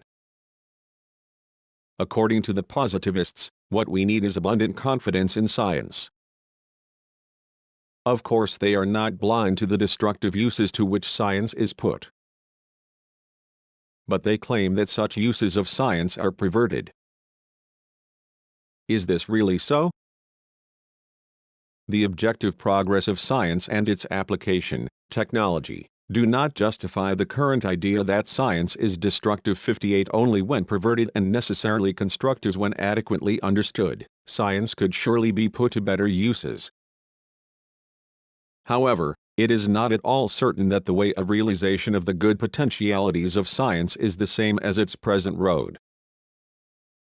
The positivists seem to forget that natural science as they conceive it is above all an auxiliary means of production, one element among many in the social process. Hence, it is impossible to determine a priori what role science plays in the actual advancement or retrogression of society. Its effect in this respect is as positive or negative as is the function it assumes in the general trend of the economic process. Science today, its difference from other intellectual forces and activities, its division into specific fields, its procedures, contents, and organization, can be understood only in relation to the society for which it functions. Positivist philosophy, which regards the tool science as the automatic champion of progress, is as fallacious as other glorifications of technology. Economic technocracy expects everything from the emancipation of the material means of production. Plato wanted to make philosophers the masters. The technocrats want to make engineers the board of directors of society. Positivism is philosophical technocracy. It specifies as the prerequisite for membership in the councils of society an exclusive faith in mathematics. Plato, a eulogist of mathematics, conceived of rulers as administrative experts, engineers of the abstract. Similarly, the positivists consider engineers to be philosophers of the concrete, since they apply science, of which philosophy in so far as it is tolerated at all is merely a derivative. Despite all their differences, both Plato and the positivists think that the way to save humanity is to subject it to the rules and methods of scientific reasoning. The positivists, however, adapt philosophy to science, that is, to the requirements of practice instead of adapting practice to philosophy. For them thought, in the very act of functioning as ancilla administrationis, becomes the rector mundi. A few years ago, the positivist evaluation of the present cultural crisis was presented in 3 articles that analyze the issues at stake with great clarity. 1. Sidney Hook contends that the present cultural crisis arises from a loss of confidence in scientific method. 2. He bewails the numerous intellectuals who aim at a knowledge and a truth that are not identical with science. He says they rely on self-evidentness, intuition, Wesensicherung, revelation, and other doubtful sources of information, instead of doing some honest research, experimenting, and drawing their conclusions scientifically. He denounces the promoters of all sorts of metaphysics, rebukes Protestant and Catholic philosophies and their witting or unwitting alliances with reactionary forces. Although he maintains a critical attitude toward liberal economy, he advocates the tradition of the free market in the world of ideas. 2. John Dewey 3 attacks anti-naturalism, which has prevented science from completing its career and fulfilling its constructive potentialities. Ernest Nagel, discussing Malidi 1. Sidney Hook. The new failure of nerve. John Dewey, Anti-Naturalism in Extremis. Ernest Nagel, Malicious Philosophies of Science. Partisan Review, Jan-February 1943, X, I, pages 2-57. Parts of these articles are contained in Naturalism and the Human Spirit, edited by Y. H. Krikorian, Columbia University Press, 1944. 2 opposite pages 3-4. 3. Anti-Naturalism in Extremis / op. Cit. Pages 26. Aus Philosophies / refutes several specific arguments advanced by metaphysicians to deny that the logic of natural science is a sufficient intellectual basis for moral attitudes. These 3 polemic articles, like many other statements by the authors, merit great respect for their uncompromising stand against the various heralds of authoritarian ideologies. Our critical remarks pertain strictly and exclusively to objective theoretical differences. But before analyzing the positivist remedy, we shall discuss the cure proposed by their opponents. The positivist attack on certain scheming and artificial revivals of obsolete ontologies is doubtless justified. The promoters of these revivals, highly cultured as they may be, are betraying the last remnants of Western culture by making its rescue their philosophical business. Fascism revived old methods of domination that under modern conditions have proved unspeakably cruder than their pristine forms. These philosophers revive authoritarian systems of thought that under modern conditions prove infinitely more naive, arbitrary, and untruthful than they were originally. Well-meaning metaphysicians, by their semi-learned demonstrations of the true, the good, and the beautiful as eternal values of scholasticism, destroy the last bit of meaningfulness that such ideas might have for independent thinkers tempted to oppose the powers that be. Such ideas are nowadays promoted as if they were commodities, while formerly they were used to oppose the effects of commercial culture. Today there is a general tendency to revive pace theories of objective reason in order to give some philosophical foundation to the rapidly disintegrating hierarchy of generally accepted values. Along with pseudo-religious or half-scientific mind cures, spiritualism, astrology, cheap brands of past philosophies such as yoga, Buddhism, or mysticism, and popular adaptations of classical objectivistic philosophies, medieval ontologies are recommended for modern use. But the transition from objective to subjective reason was not an accident, and the process of development of ideas cannot arbitrarily at any given moment be reversed.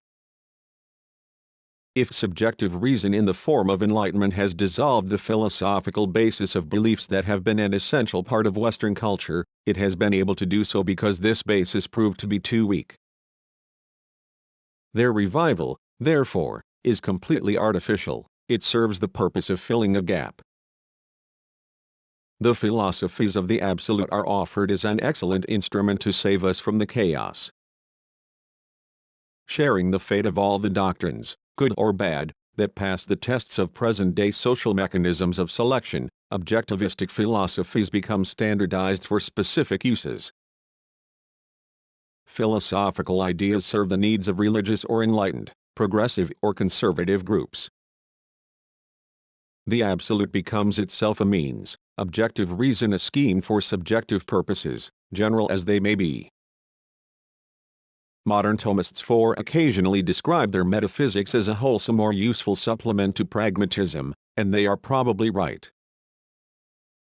Indeed, philosophical adaptations of established religions perform a function that is useful for the powers that be. They transform the surviving remnants of mythological thought into workable devices for mass culture.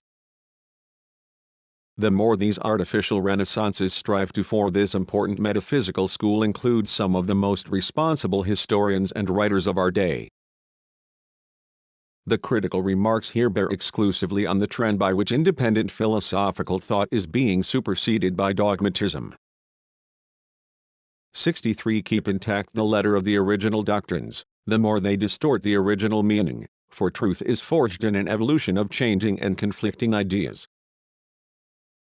Thought is faithful to itself largely through being ready to contradict itself, while preserving, as inherent elements of truth, the memory of the processes by which it was reached. The conservatism of modern philosophical revivals with respect to cultural elements is self-delusion. Like modern religion, Neo-Thomists cannot help furthering the pragmatization of life and the formalization of thought. They contribute to dissolving indigenous beliefs, and make faith a matter of expediency.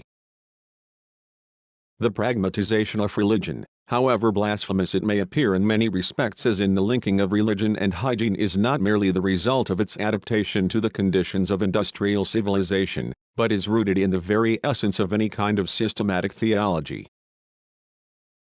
Exploitation of nature can be traced back to the first chapters of the Bible. All creatures are to be subject to man. Only the methods and manifestations of that subjection have changed. But, while original Thomism could achieve its goal of adapting Christianity to contemporary scientific and political forms, Neo-Thomism is in a precarious position. Because the exploitation of nature depended in the Middle Ages upon a relatively static economy, science in that era was static and dogmatic. Its relationship with dogmatic theology could be relatively harmonious, and Aristotelianism was easily absorbed into Thomism.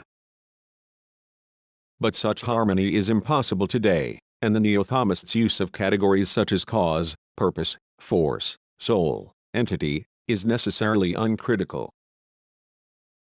While for Thomas these metaphysical ideas 64 represented scientific knowledge at its peak, their function in modern culture has completely changed. Unfortunately for the Neo-Thomists, the concepts that they claim to derive from their theological doctrines no longer form the backbone of scientific thought. They cannot integrate theology and contemporary natural science in a hierarchical intellectual system, as Thomas did in emulation of Aristotle and Boethius, because the findings of modern science contradict the scholastic ordo and Aristotelian metaphysics too patently. Today no system of education, not even the most reactionary, is permitted to look at quantum mechanics and the theory of relativity as matters apart from the main principles of thought.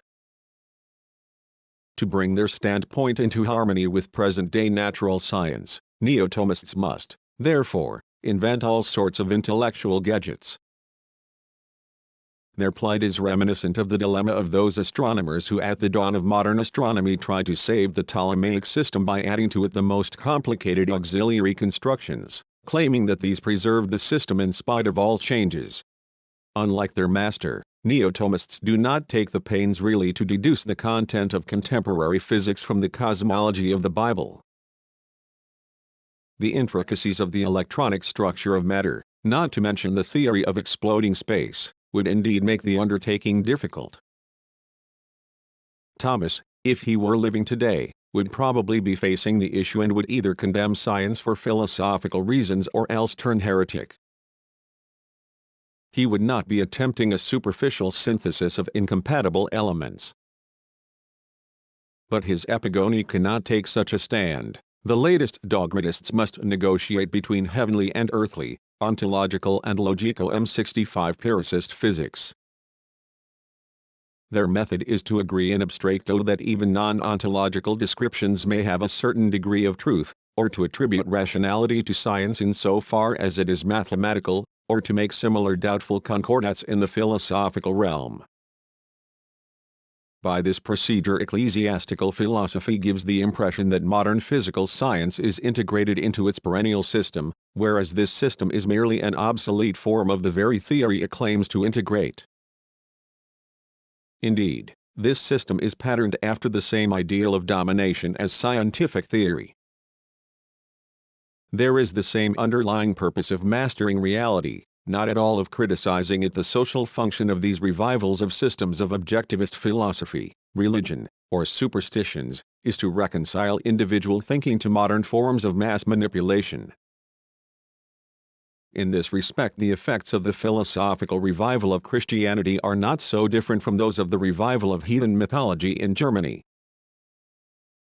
The remnants of German mythology were a force for covert resistance to bourgeois civilization. Under the surface of the consciously accepted dogma and order, old pagan memories smoldered as a folk creed. They had inspired German poetry, music, and philosophy. Once rediscovered and manipulated as elements of mass education, their antagonism to the prevailing forms of reality died out, and they became tools of modem politics. Something analogous is being done to Catholic tradition by the Neo-Thomist campaign. Like the German Neopagans, the Neo-Thomists are streamlining old ideologies, trying to adapt them to modern purposes. By doing so, they compromise with existing evil, as established churches have always done. At the same time, they unwittingly dissolve the last remnants of that spirit of binding faith which they are trying to promote. They formalize their own religious ideas in order to adjust them to reality. Necessarily, they are more interested in stressing the abstract justification of religious doctrines than their specific content. This brings clearly to light the dangers that threaten religion through the formalization of reason. Unlike missionary work in the traditional sense, the Neo-Thomist teachings consist less of Christian stories and dogmas than of arguments about why religious beliefs and modes of living are advisable in our present situation. Such a pragmatic approach, however, actually affects the religious concepts that they appear to leave untouched. The Neo-Thomist ontology, made to order, rots the core of the ideas it proclaims. The religious end is perverted to a mundane means. Neo-Thomism is little concerned with belief in the Mater Dolorosa for her own sake, a religious concept that has been the inspiration of so much great European art and poetry. It concentrates on belief in belief as a good remedy for today's social and psychological difficulties. To be sure, there is no lack of exegetic efforts devoted, for instance, to the wisdom that is Mary / but there is something artificial in these efforts. Their forced naivete is in contrast to the general process of formalization, which they take for granted, and which is ultimately rooted in religious philosophy itself. Even the writings of medieval Christianism, from early patristic days on, particularly those of Thomas Aquinas, show a strong disposition to formalize the basic elements of Christian faith. This tendency may be traced back to so august a precedent as the identification of Christ with Logos, at the beginning of the fourth Gospel. 67 The genuine experiences of the early Christians have been subordinated to rational purposes throughout the history of the Church. The work of Thomas Aquinas marked a decisive phase in this development. Aristotelian philosophy, with its inherent empiricism, had become more timely than Platonic speculation. From the very beginning of ecclesiastical history, enlightenment was by no means extraneous to the Church or driven into the limbo of heresy, but took its course largely within the Church. Thomas helped the Catholic Church to absorb the new scientific movement by reinterpreting the contents of Christian religion by the liberal methods of analogy, induction, conceptual analysis, deduction from allegedly evident axioms, and through the use of Aristotelian categories, which at his time still corresponded to the level reached by empirical science. His tremendous conceptual apparatus, his philosophical build-up of Christianity, gave religion an appearance of autonomy that made it for a long time independent of and yet compatible with the intellectual progress of urban society. He made the Catholic doctrine a most valuable tool for princes and the burgher class. Thomas was indeed successful. For succeeding centuries society was willing to entrust the clergy with the administration of that highly developed ideological instrument. However, despite its ideological processing of religion, medieval scholasticism did not turn religion into mere ideology.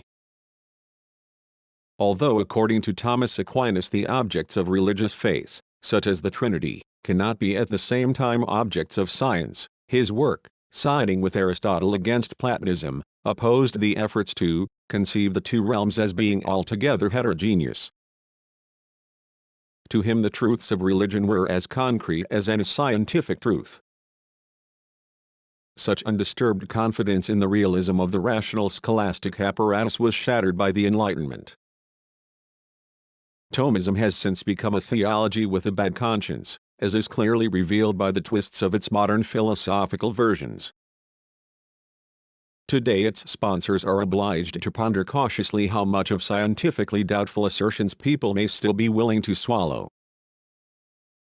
They seem to be aware that the inductive methods of reasoning still important in Aristotelian orthodoxy must be left exclusively to secular research, in order to keep theology strictly aloof from embarrassing investigations. If Thomism is artificially kept from entering into conflict or even interaction with modern science, both intellectuals and the uneducated can accept religion as Thomism promotes it. The more Neo-Thomism withdraws into the realm of spiritual concepts, the more it becomes a servant of profane aims. In politics it can be made a sanction of all kinds of undertakings, and in daily life a ready medicine. Hooke and his friends are right in contending that in view of the ambiguous theoretical foundations of its dogmas, it is solely a matter of time and geography whether they are used to justify democratic or authoritarian policies. Neo-Thomism, like any other dogmatic philosophy, tries to stop thinking at a certain point, in order to create a preserve for some supreme being or value, be it political or religious.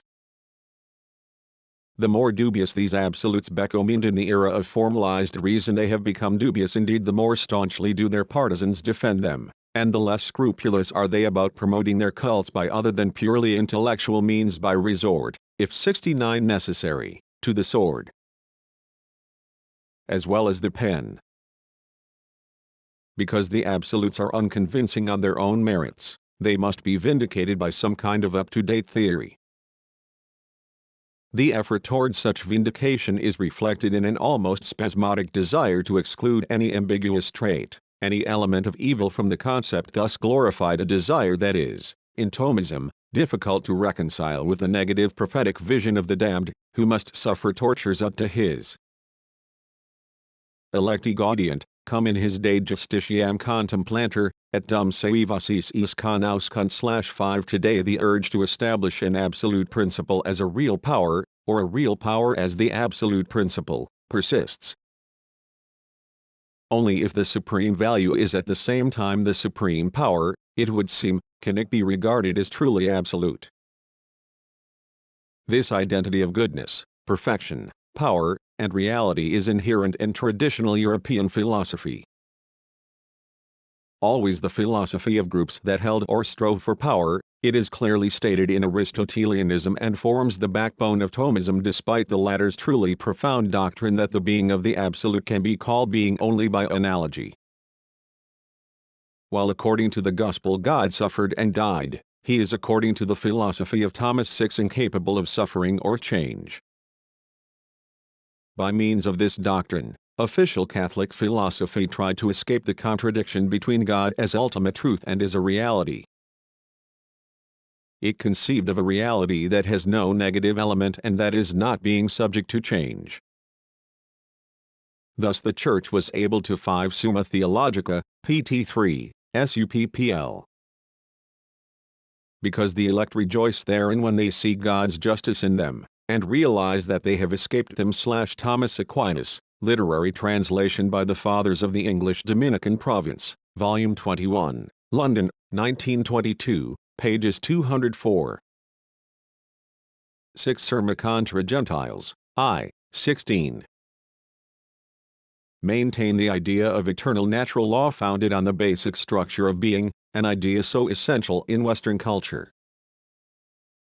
But the renunciation of a negative element in the absolute, and the resultant dualism, God on the one hand, and a sinful world on the other, implied an arbitrary sacrifice of the intellect. By this the Church prevented the deterioration of religion and its replacement by a pantheistic deification of historical process. It avoided the dangers of German and Italian mysticism, as inaugurated by Master Eckhart, Nicolaus Cusanus, and Giordano Bruno, which tried to overcome the dualism by unshackled thought. Their recognition of the earthly element in God proved to be a stimulus to physical science, whose subject matter seemed to be vindicated and even sanctified by this inclusion in the absolute, but detrimental to religion and intellectual poise.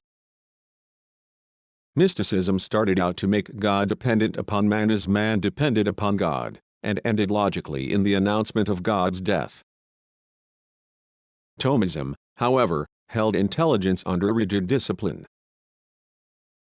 It stopped thought in the face of isolated and therefore contradictory concepts, God and world, which were mechanically connected by a static and ultimately irrational hierarchical system. The very idea of God becomes self-contradictory, an entity that is supposed to be absolute yet does not include change. The adversaries of Neo-Thomism justly point out that dogmatism sooner or later brings thought to a standstill. But is not the neo-positivist doctrine as dogmatic as the glorification of any absolute? They try to make us accept a scientific or experimental philosophy of life in which all values are tested by their causes and consequences. 7 They confer 7 Hook, opposite. Pages 10 Responsibility for the present intellectual crisis upon the limitation of the authority of science, and the institution of methods other than those of controlled experimentation for discovering the natures and values of things.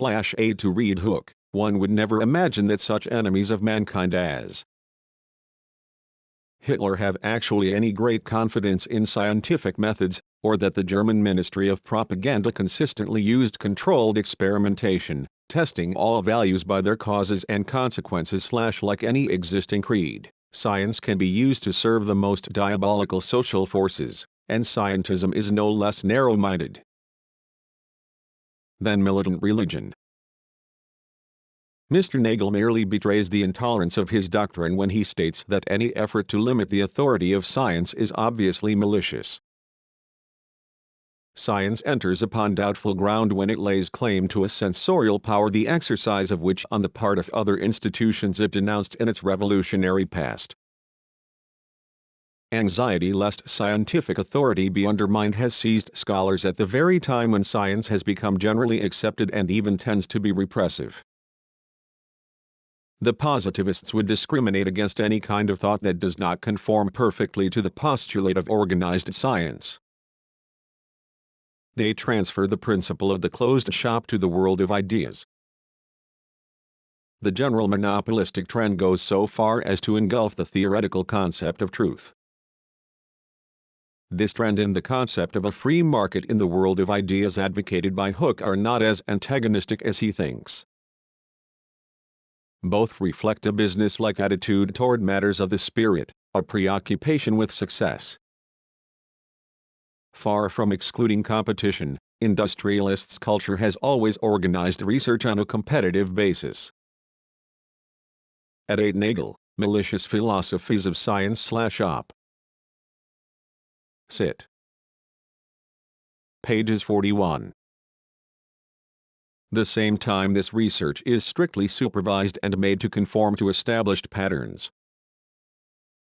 Here we see how competitive and authoritative control work hand in hand.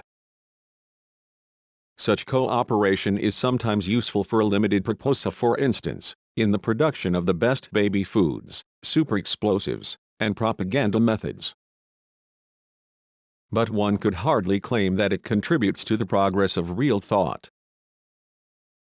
There is no clear-cut distinction between liberalism and authoritarianism in modern science. In actual fact, liberalism and authoritarianism tend to interact in a way that helps to vest an ever more rigid rational control in the institutions of an irrational world. Despite its protest against being accused of dogmatism, scientific absolutism, like the obscurantism it assails, must fall back on self-evident principles. The sole difference is that neo-Thomism is aware of such presuppositions, while positivism is completely naive about them. What matters is not so much that a theory may rest on self-evident principles of the most intricate of logical problems as that neo-positivism practices the very thing for which it attacks its adversaries. As long as it maintains this attack, it must justify its own ultimate principles, the most important of which is that of the identity of truth and science. It must make clear why it recognizes certain procedures as scientific. This is the philosophical issue that will decide whether confidence in scientific method/Hooke's solution of the current menacing situation is a blind belief or a rational principle. The 3 articles in question do not go into this problem. But there are some indications of how the positivists would solve it.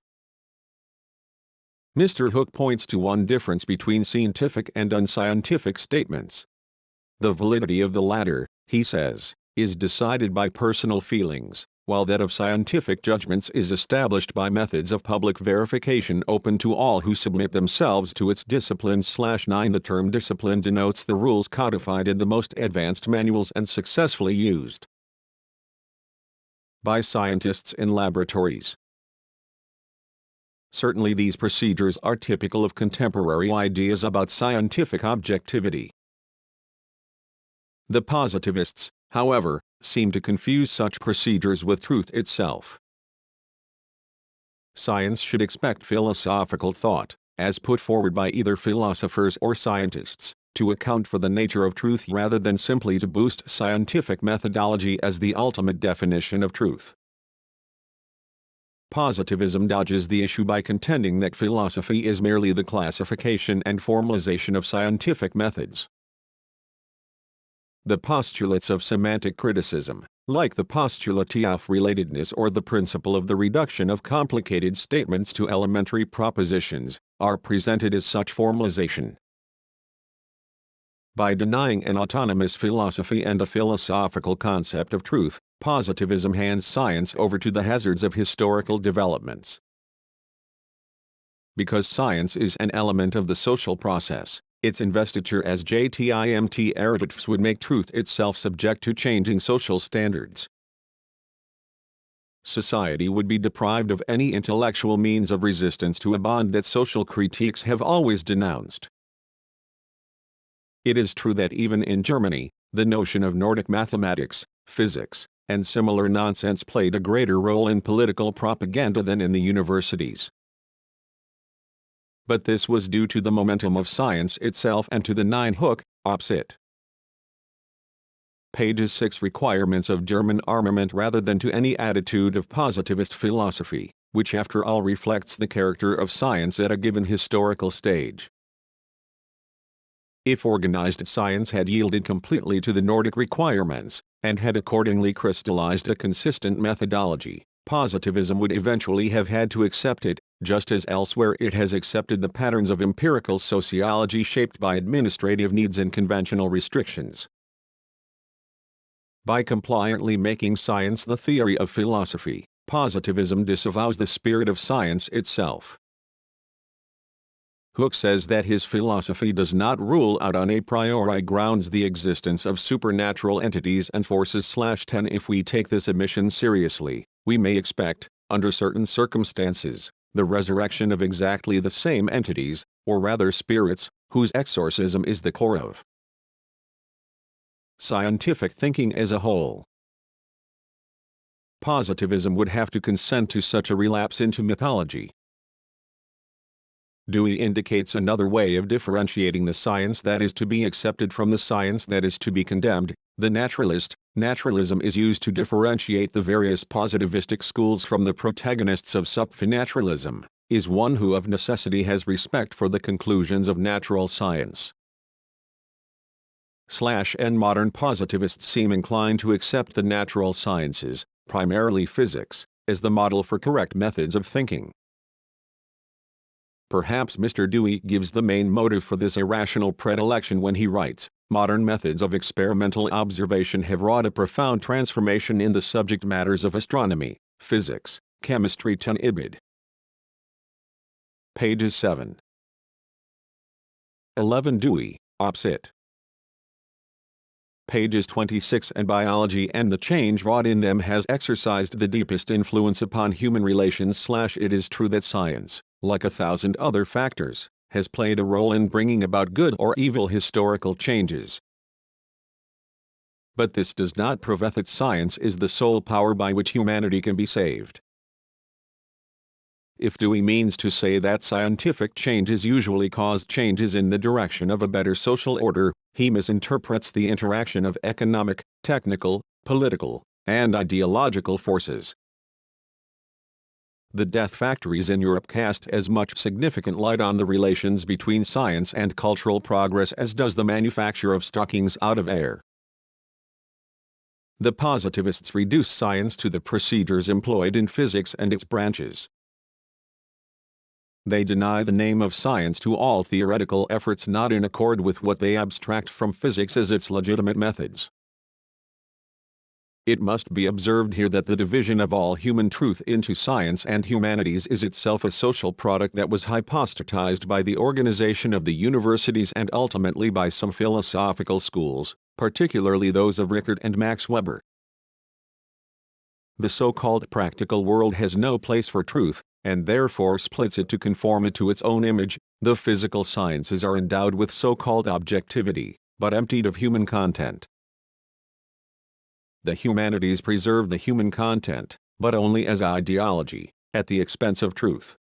The dogmatism of the positivists becomes obvious if we scrutinize the ultimate legitimation of their principle, although they might consider such an attempt completely devoid of sense. The positivists object that Thomists and 12 Ibid. Pages 26. J6 All other non-positivist philosophers use irrational means, especially intuitions not controlled by experimentation. Conversely, they claim that their own insights are scientific, holding that their cognition of science is based upon the observation of science. That is, they claim that they treat science in the same way as science treats its own objects by experimentally verifiable observation. But the crucial question is, how is it possible to determine what justly may be called science and truth, if the determination itself presupposes the methods of achieving scientific truth? The same vicious circle is involved in any justification of scientific method by the observation of science. How is the principle of observation itself to be justified? When a justification is requested, when someone asks why observation is the proper guarantee of truth, the positivists simply appeal to observation again. But their eyes are closed. Instead of interrupting the machine-like functioning of research, the mechanisms of fact-finding, verification, classification, etc., and reflecting on their meaning and relation to truth, the positivists reiterate that science proceeds by observation and describe circumstantially how it functions.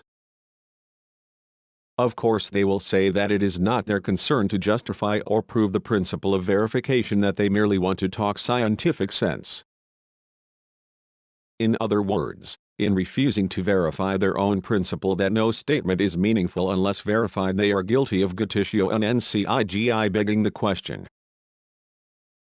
Doubtless the logical fallacy at the very root of the positivist attitude merely betrays its worship of institutionalized science. Nevertheless, it should not be ignored, since the positivists always boast of the neatness and logical purity of their statements. The impasse into which the ultimate justification of the positivist principle of empirical verification leads is an argument against the positivists only because they dub every other philosophical principle dogmatic and irrational. While other dogmatists at least try to justify their principles on the basis of what they call revelation, intuition, or primary evidence, the positivists try to avoid the fallacy by using such methods naively and denouncing those who practice them deliberately. Certain methodologists of natural science claim that the basic axioms of a science can and should be arbitrary. But this does not hold when the meaning of science and truth itself, by which this claim should be justified, is at stake. Even the positivists cannot take for granted what they want to prove, unless they cut short all discussion by declaring that those who do not see are not blessed with grace, which in their language might read, ideas that do not fit in with symbolic logic have no sense. If science is to be the authority that stands firm against obscurantism, and in demanding this the positivists continue the great tradition of humanism, and the Enlightenment philosophers must set up a criterion for the true nature of science. Philosophy must formulate the concept of science in a way that expresses human resistance to the threatening relapse into mythology and madness, rather than further such a relapse by formalizing science and conforming it to the requirements of the existing practice. To be the absolute authority, science must be justified as an intellectual principle, not merely deduced from empirical procedures and then made absolute as truth on the basis of dogmatic criteria of scientific success. At a certain point, science may conceivably go beyond the method of experimentation. The worth of all the subtle modern positivist volumes dealing with the logical structure of science would then be challenged because their meaning is strictly empirical. Positivists rely on the successes of science as a justification of their own methods. They do not care to found their own recognition of scientific methods, such as experimentation, on intuition or any principle that could be turned against science as it is successfully practiced and socially accepted. The logical apparatus in itself, to which some positivists point as a principle different from empiricism, cannot be invoked here, for the guiding logical principles are by no means considered to be self-evident. They represent, as Dewey states, in agreement with Peirce, conditions which have been ascertained during the conduct of continued inquiry to be involved in its own successful pursuit. 1s These principles are derived from examination of methods previously used. 14 One cannot see how philosophy justifies the idea that these principles are operationally a priori with respect to further inquiry. 15 Or to what extent data derived from observations can be used to oppose illusions claiming to be truth. In positivism, logic, as formalistically as it may be conceived, is derived from empirical procedures, and the schools that call themselves empiriocriticism or logical empiricism prove to be true varieties of old sensualistic empiricism. What has been consistently maintained with regard to empiricism by thinkers so antagonistic in their opinions as Plato and Leibniz, de Maistre, Emerson, and Lenin, holds for its modern followers. Empiricism abolishes the principles by which science and 18 Logic, pages 11. WLBID. Pages 13. 15 Ibid. Pages 14 Empiricism itself could possibly be justified. Observation in itself is not a principle, but a pattern of behavior, a modus procedendi, which at any time may lead to its own abolition. If at any time science should change its methods, and if observation, as it is practiced today, were no longer observable, it would be necessary to modify the philosophical principle of observation and revise philosophy accordingly, or to uphold this principle as an irrational dogma. This weakness of positivism is covered by the positivists' implicit assumption that the GNR-AJBE legal procedures used by science correspond naturally to reason. WFIFMTTU This optimistic belief is perfectly legitimate for any scientist engaged in actual, non-philosophical research, but for a philosopher it seems the self-delusion of a naive absolutism. In a way, Even the irrational dogmatism of the Church is more rational than a rationalism so ardent that it overshoots its own rationality. An official body of scientists, according to positivist theory, is more independent of reason than the College of Cardinals, since the latter must at least refer to the Gospels. The positivists say on the one hand that science should speak for itself, and on the other that science is a mere tool, and tools are inarticulate, however overwhelming their achievements. Whether the positivists like it or not, the philosophy they teach consists of ideas and is more than a tool. According to their philosophy, words, instead of having meaning, have only function. The paradox that tfreir as its meaning could jndped sewage ginggn for dialectical thought. But atjhis Farage J. Dewey seems to sense this weakness when he states, until naturalists have applied their principles and methods to formulation of such topics as mind, consciousness, self, etc., they will be at a serious disadvantage. 15 It is an empty promise that someday positivism will solve the essential problems it has been too busy to solve up to now. Not by accident has positivism, after some straightforward declarations by Carnap and others in the direction of crude materialism, acquired a certain reluctance to tackle such delicate matters. The very methodological and theoretical structure of neo-positivism precludes doing justice to the problems indicated by such topics as mind, consciousness, self, etc. The positivists have no right to look down on intuitionism. These two antagonistic schools suffer from the same disability. At a certain point both block critical thinking by authoritarian statements, whether about the supreme intelligence or about science as its surrogate. Both positivism and neotomism are limited truths, ignoring the contradiction inherent in their principles. Consequently, both try to assume a despotic role in the realm of thought. The positivists overlook the fact that their deficiency is fundamental, and attribute their ineffectiveness in the face of the present intellectual crisis to certain minor omissions, for instance, to their failure to offer a plausible theory of value. Hooke asserts the competence of scientific inquiry to evaluate the claims of vested interests in social life, of inequitable privilege, of anything that is put forward as a national class or racial truth. 17 He wants the values to be tested. Nagel likewise declares that all the elements of scientific analysis, observation, imaginative reconstruction, 16 Anti-naturalism in extremis pages 28. 17 Opposite. Pages 5 Dialectic elaboration of hypotheses, and experimental verification must be employed. 1s He probably has in mind the testing of the causes and consequences of values referred to by Hooke, and means that we should know exactly why we want something and what will happen if we go after it. That ideals and credos should be examined carefully to see what would happen if they were put into practice. This became the function of science with respect to values as defined by Max Weber, a positivist at heart. Weber, however, differentiated sharply between scientific knowledge and values, and did not believe that experimental science could itself overcome social antagonisms and politics.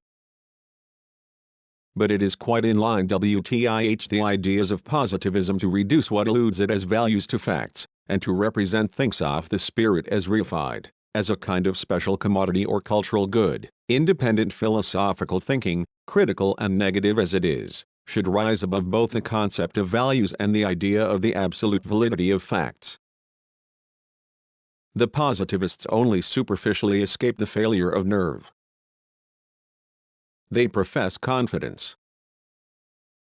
What Dewey calls organized intelligence, they feel, is the only agency that will be able to settle the problem of social stability or revolution.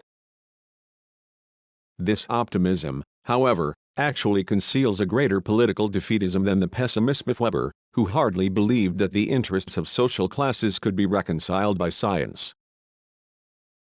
Modern science, as positivists understand it, refers essentially to statements about facts, and therefore presupposes the reification of life in general and of perception in particular. It looks upon the world as a world of facts. 18 OpDTP 57 and things, and fails to connect the transformation of the world into facts and things with a social process. The very concept of fact is a product of social alienation. In it, the abstract object of exchange is conceived as a model for all objects of experience in the given category. The task of critical reflection is not merely to understand the various facts in their historical development, and even this has immeasurably wider implications than positivist scholasticism has ever dreamed of, but also to see through the notion of fact itself, in its development and therefore in its relativity. The so-called facts ascertained by quantitative methods, which the positivists are inclined to regard as the only scientific ones, are often surface phenomena that obscure rather than disclose the underlying reality. A concept cannot be accepted as the measure of truth if the ideal of truth that it serves in itself presupposes social processes that thinking cannot accept as ultimates. The mechanical cleavage between origin and thing is one of the blind spots of dogmatic thinking, and to remedy it is one of the most important tasks of a philosophy that does not mistake the congealed form of reality for a law of truth. By its identification of cognition with science, positivism restricts intelligence to functions necessary to the organization of material already patterned according to that very commercial culture which intelligence is called upon to criticize. Such restriction makes intelligence the servant of the apparatus of production, rather than its master, as Hooke and his fellow positivists would like it to be. The content, methods, and categories of science are not above social conflicts, nor are these conflicts of such a nature that people would agree to unconfined experimentation with respect to 83 basic values just in order to straighten them out. Only under ideally harmonious conditions could progressive historical changes be brought about by the authority of science. Positivists may be well aware of this fact, but they do not face the corollary that science has a relative function, determined by philosophical theory. The positivists are just as over-idealistic in their judgment of social practice as they are over-realistic in their contempt of theory. If theory is reduced to a mere instrument, all theoretical means of transcending reality become metaphysical in sense.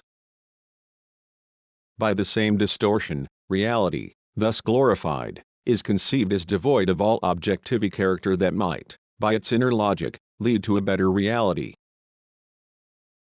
As long as society is what it is, it seems more helpful and honest to face the antagonism between theory and practice than to obscure it by the concept of an organized intelligence at work. This idealistic and irrational hypostatization is closer to the Weltgeist of Hegel than his captious critics think. Their own absolute science is made to look like truth, while in fact science is only an element of truth. In positivist philosophy, science has even more traits of a Holy Spirit than the Weltgeist, which, following the tradition of German mysticism, explicitly includes all the negative elements of history. It is not clear whether Hooke's concept of intelligence implies the definite prediction that social harmony will ensue from experimentation, but it is certain that confidence in scientific tests as regards so-called values depends upon an intellectualistic theory of social change. In their moral philosophy, the positivists, epigony of 18th century Enlightenment as they are, turn out to be disciples of Socrates, who taught that knowledge necessarily produces virtue, just as ignorance necessarily implies wickedness. Socrates tried to emancipate virtue from religion. Later this theory was upheld by Pelagius, the British monk, who doubted that grace is a condition of moral perfection, and maintained that doctrine and law are its fundaments. The positivists would probably disavow this august pedigree of theirs. On the pre-philosophical level, they would certainly subscribe to the common experience that well-informed people often make mistakes, but if so, Why expect intellectual salvation in philosophy simply through more thorough information? The expectation makes sense only if the positivists uphold the Socratic equation of knowledge and virtue, or some similar rationalistic principle. Today's controversy between the prophets of observation and those of self-evidence is a weaker form of the dispute of 1500 years ago over Gratia and Spirituosus. Modern Pelagians stand against Neo-Thomists as their prototype stood against St. Augustine. It is by no means the dubiousness of the naturalistic anthropology that makes positivism a poor philosophy. It is rather the lack of self-reflection, its incapacity to understand its own philosophical implications in ethics as well as in epistemology. This is what renders its thesis just another panacea, valiantly defended, but futile because of its abstractness and primitiveness. Neo-positivism insists rigidly upon the unbroken interconnection of sentences, on the complete subordination of each element of thought to the abstract rules of scientific theory. But the foundations of their own philosophy are laid in a most desultory manner. Looking contemptuously upon most of the great philosophical systems of the past, they seem to think that the long 85 sequences of empirically unverifiable thoughts contained in those systems are more uncertain, superstitious, nonsensical, in short more metaphysical than their own relatively isolated assumptions that are simply taken for granted and made the basis of their intellectual relation to the world. The preference for uncomplicated words and sentences that can be grouped at a glance is one of the anti-intellectual, anti-humanistic tendencies apparent in the development of modern language, as well as in cultural life in general. It is a symptom of that same failure of nerve against which positivism claims it is fighting. The contention that the positivist principle has more affinity with the humanistic ideas of freedom and justice than other philosophies is almost as grave an error as the similar claim of the Thomists.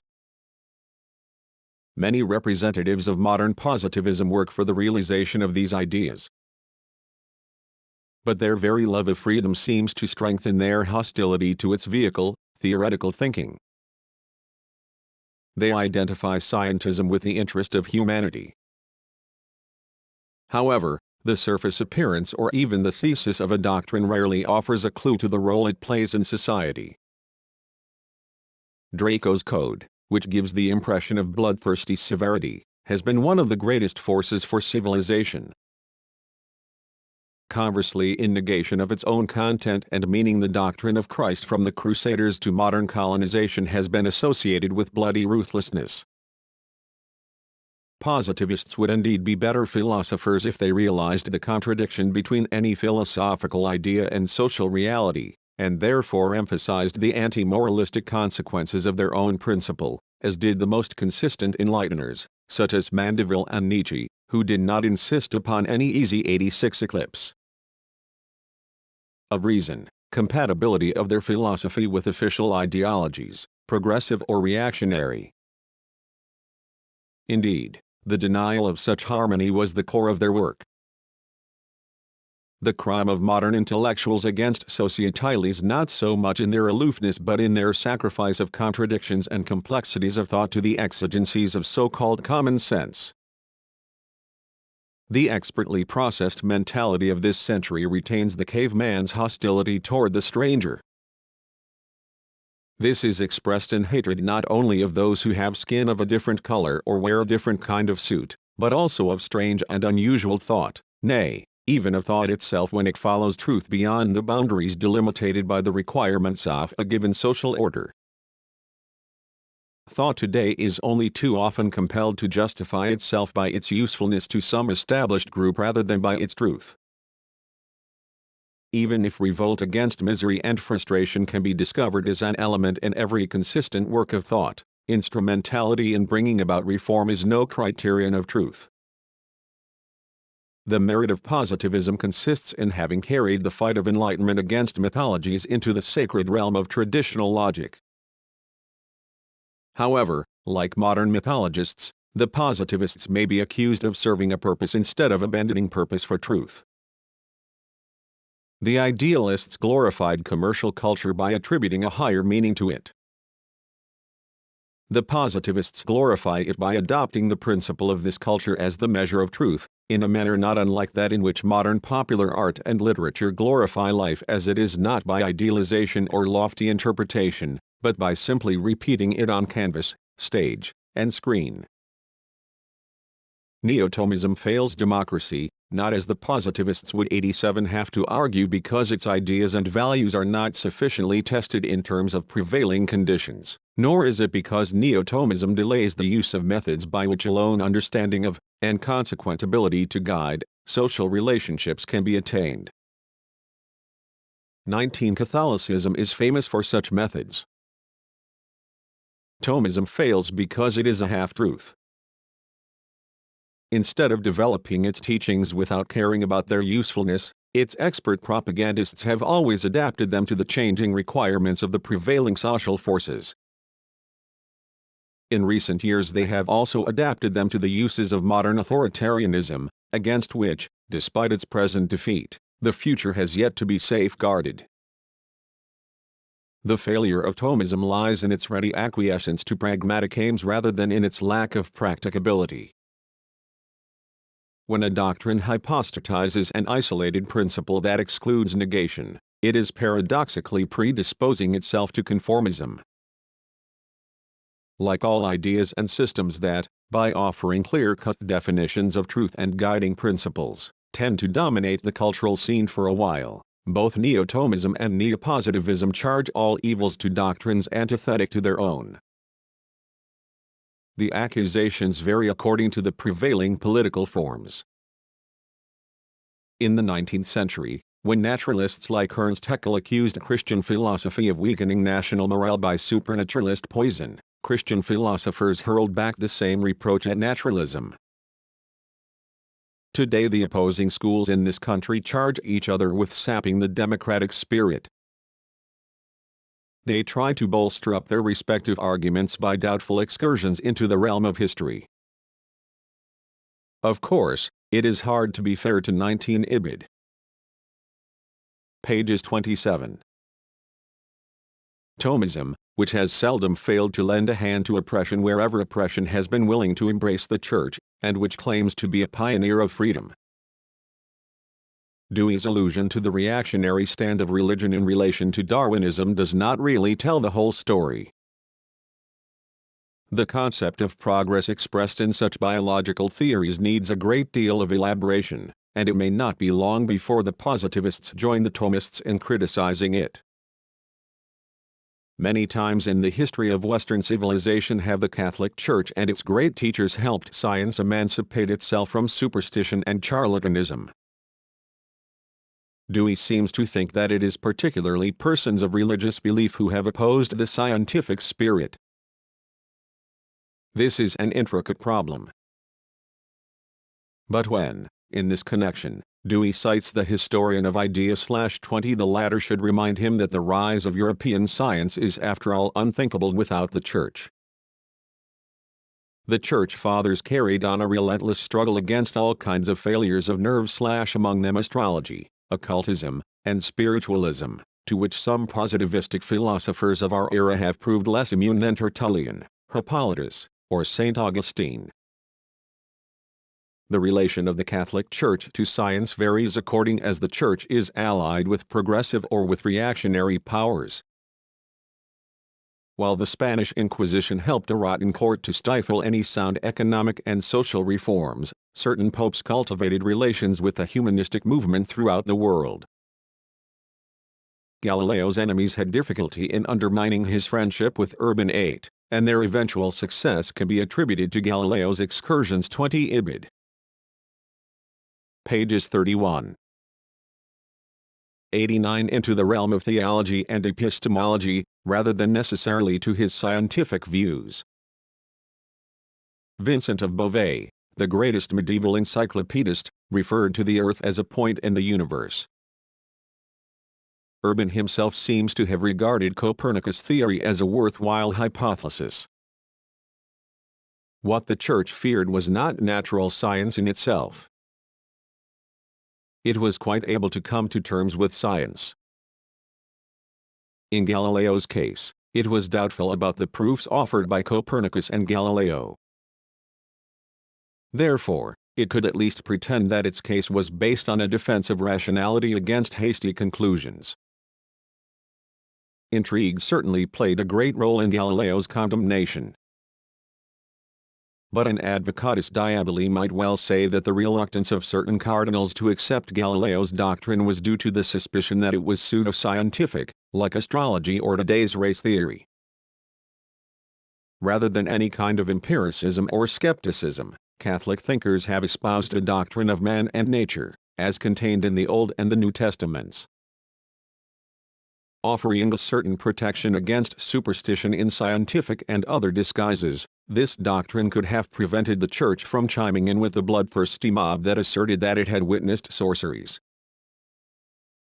It did not have to surrender to the majority, as do the demagogues who claim that the people are always right, and who often use this principle to undermine democratic institutions. Yet its participation in witch burnings, the blood on its escutcheon, does not prove its opposition to science. After all, if William James and F.C. S. Schiller could be mistaken about ghosts, the Church could be mistaken about witches. What the burnings do reveal is an implicit doubt about its own faith.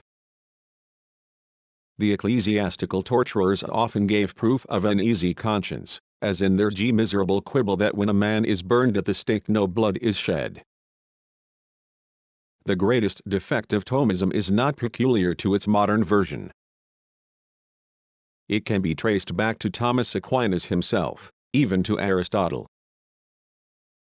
This defect lies in its making truth and goodness identical with reality. Both positivists and Thomists seem to feel that the adaptation of man to what they call reality would lead out of the present-day impasse. Critical analysis of such conformism would probably bring to light the common foundation of the two schools of thought. Both accept as a pattern of behavior an order in which failure or success, temporal or involving the hereafter, plays an integral part.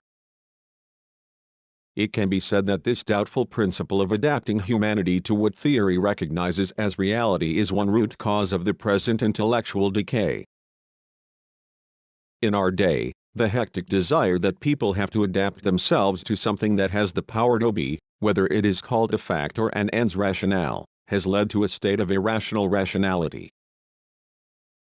In this era of formalized reason, doctrines follow one another so rapidly that each is regarded as just another ideology, yet each is made a temporary reason for repression and discrimination. At one time humanism dreamed of uniting humanity by giving it a common understanding of its destination.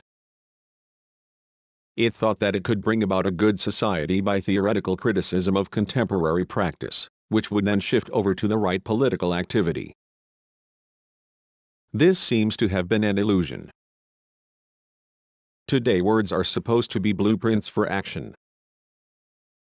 People think that the requirements of being should be reinforced by philosophy as the servant of being. This is just as much of an illusion, and is shared by positivism and neo-Thomism. The positivist command to conform to facts and common sense instead of to utopian ideas is not so different from the call to obey reality as interpreted by religious institutions, which after all are facts too. Each camp undoubtedly expresses a truth, under the distortion of making it exclusive. Positivism carries its critique of dogmatism to the point of nullifying the principle of truth in the name of which alone the critique makes sense. Neo-Thomism upholds the principle so rigidly that truth actually turns into its opposite. Both schools are heteronymous in character. One tends to replace autonomous reason by the automatism of streamlined methodology, the other by the authority of a dogma. The revolt of nature, if, reason is declared incapable of determining the ultimate aims of life and must content itself with reducing everything it encounters to a mere tool, its sole remaining goal is simply the perpetuation of its coordinating activity. This activity was once ascribed to the autonomous subject/however, The process of subjectivization has affected all philosophical categories. It has not relativized and preserved them in a better structured unity of thought, but has reduced them to the status of facts to be catalogued. This also holds true for the category of subject. Dialectical philosophy since Kant's day has tried to preserve the heritage of critical transcendentalism, above all the principle that the fundamental traits and categories of our understanding of the world depend on subjective factors. Awareness of the task of tracing concepts back to their subjective origins must be present in each step of defining the object. This applies to basic ideas, such as fact, event, thing, object, nature, no less than to psychological or sociological relations. From the time of Kant, idealism has never forgotten this requirement of critical philosophy. Even the neo-Hegelians of the spiritualistic school saw in the self the highest form of experience which we have, but not a true form. For the idea of subject 1 F. H. B. Audley, Appearance and Reality, Oxford, 1930, pages 103. 92 is itself an isolated concept that must be relativized by philosophical thought. But Dewey, who occasionally seems to join with Bradley in elevating experience to the highest pkce in metaphysics, declares that the self or subject of experience is part and parcel of the course of events. 2 According to him, the organism the self, the subject of action is a factor within experience. S he reifies the subject. Yet the more all nature is looked upon as quite a mess of miscellaneous stuff, or mess doubtless only because the structure of nature does not correspond to human use, as mere objects in relation to human subjects, the more is the once supposedly autonomous subject emptied of any content, until it finally becomes a mere name with nothing to denominate. The total transformation of each and every realm of being into a field of means leads to the liquidation of the subject who is supposed to use them. This gives modern industrialist society its nihilistic aspect. Subjectivization, which exalts the subject, also dooms him.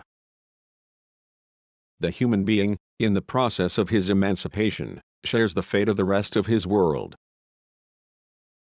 Domination of nature involves domination of man. Each subject not only has to take part in the subjugation of external nature, human and non-human, but in order to do so must subjugate nature in himself. Domination becomes internalized. 7 For domination's sake. What is usually indicated as a goal, the happiness of the individual, health, and wealth, gains its significance exclusively from its functional potentiality. These two John Dewey and others, Creative Intelligence, New York, 1917, pages 59. S. The Philosophy of John Dewey, edited by Paul Arthur Shilp, Evanston and Chicago, 1939. The Library of Living Philosophers, Vol. I, pages 532. Harry Todd Costeflo, The Naturalism of Frederick Woodbridge / In Naturalism and the Human Spirit, pages 299. Terms designate favorable conditions for intellectual and material production. Therefore, self-renunciation of the individual in industrialist society has no goal transcending industrialist society. Such abnegation brings about rationality with reference to means and irrationality with reference to human existence. Society and its institutions, no less than the individual himself, bear the mark of this discrepancy. Since the subjugation of nature, in and outside of man, goes on without a meaningful motive, nature is not really transcended or reconciled but merely repressed. Resistance and revulsion arising from this repression of nature have beset civilization from its beginnings, in the form of social rebellions as in the spontaneous peasant insurrections of the 16th century or the cleverly staged race riots of our own day, as well as in the form of individual crime and mental derangement typical of our present era is the manipulation of this revolt by the prevailing forces of civilization itself, the use of the revolt as a means of perpetuating the very conditions by which it is stirred up and against which it is directed. Civilization is rationalized. Irrationality integrates the revolt of nature as another means or instrument. Here it is in order to discuss briefly some of the aspects of this mechanism, for example the situation of man in a culture of self-preservation for its own sake. The internalization of domination by the development of the abstract subject, the ego. The dialectical reversal of the principle of domination by which man makes himself a tool of that same nature which he subjugates. The repressed mimetic impulse, as a destructive force exploited by the most radical systems of social domination. Among the intellectual trends that are symptomatic of the interconnection between rulership and revolt, Darwinism will be discussed as an instance, not because more typical philosophical illustrations of the identity of man's domination over and submission to nature are lacking, but because Darwinism is one of the landmarks of popular enlightenment that pointed the way with inescapable logic to the cultural situation of the present day. One factor in civilization might be described as the gradual replacement of natural selection by rational action. Survival or, let us say, success depends upon the adaptability of the individual to the pressures that society brings to bear on him. To survive, man transforms himself into an apparatus that responds at every moment with just the appropriate reaction to the baffling and difficult situations that make up his life. Everyone must be ready to meet any situation. This is doubtless not a feature characteristic of the modern period alone. It has been operative during the entire history of mankind. However, the individual's intellectual and psychological resources have varied with the means of material production. The life of a Dutch peasant or craftsman in the 17th century, or of a shop owner in the 18th, was certainly much less secure than the life of a workman today. But the emergence of industrialism has brought qualitatively new phenomena in its train. The process of adjustment has now become deliberate and therefore total. Just as all life today tends increasingly to be subject to rationalization and planning, so the life of each individual, including his most hidden impulses, which formerly constituted his private domain, must now take the demands of rationalization and planning into account. The individual's 96 self-preservation presupposes his adjustment to the requirements for the preservation of the system. He no longer has room to evade the system. And just as the process of rationalization is no longer the result of the anonymous forces of the market, but is decided in the consciousness of a planning minority, so the mass of subjects must deliberately adjust themselves. The subject must, so to speak, devote all his energies to being. In End of the Movement of Things 5. In the terms of the pragmatistic definition, formerly reality was opposed to and confronted with the ideal, which was evolved by the supposedly autonomous individual. Reality was supposed to be shaped in accordance with this ideal. Today such ideologies are compromised and skipped over by progressive thought, which thus unwittingly facilitates the elevation of reality to the status of ideal. Therefore adjustment becomes the standard for every conceivable type of subjective behavior. The triumph of subjective, formalized reason is also the triumph of a reality that confronts the subject as absolute, overpowering. The contemporary mode of production demands much more flexibility than ever before. The greater initiative needed in practically all walks of life calls for greater adaptability to changing conditions. If a medieval artisan could have adopted another craft, his changeover would have been more radical than that of a person today who becomes successively a mechanic, a salesman, and director of an insurance company. The ever greater uniformity of technical processes makes it easier for man to change jobs. But the greater ease of transition from one activity to another does not mean that more time is left for speculation or for fine-tuning in creative intelligence. Deviations from established patterns. The more devices we invent for dominating nature, the more must we serve them if we are to survive. Man has gradually become less dependent upon absolute standards of conduct, universally binding ideals. He is held to be so completely free that he needs no standards except his own.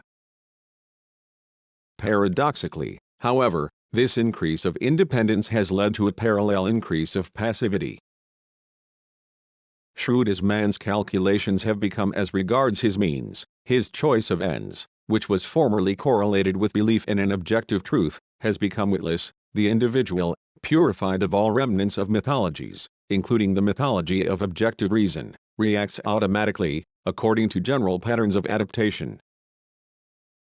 Economic and social forces take on the character of blind natural powers that man, in order to preserve himself, must dominate by adjusting himself to them.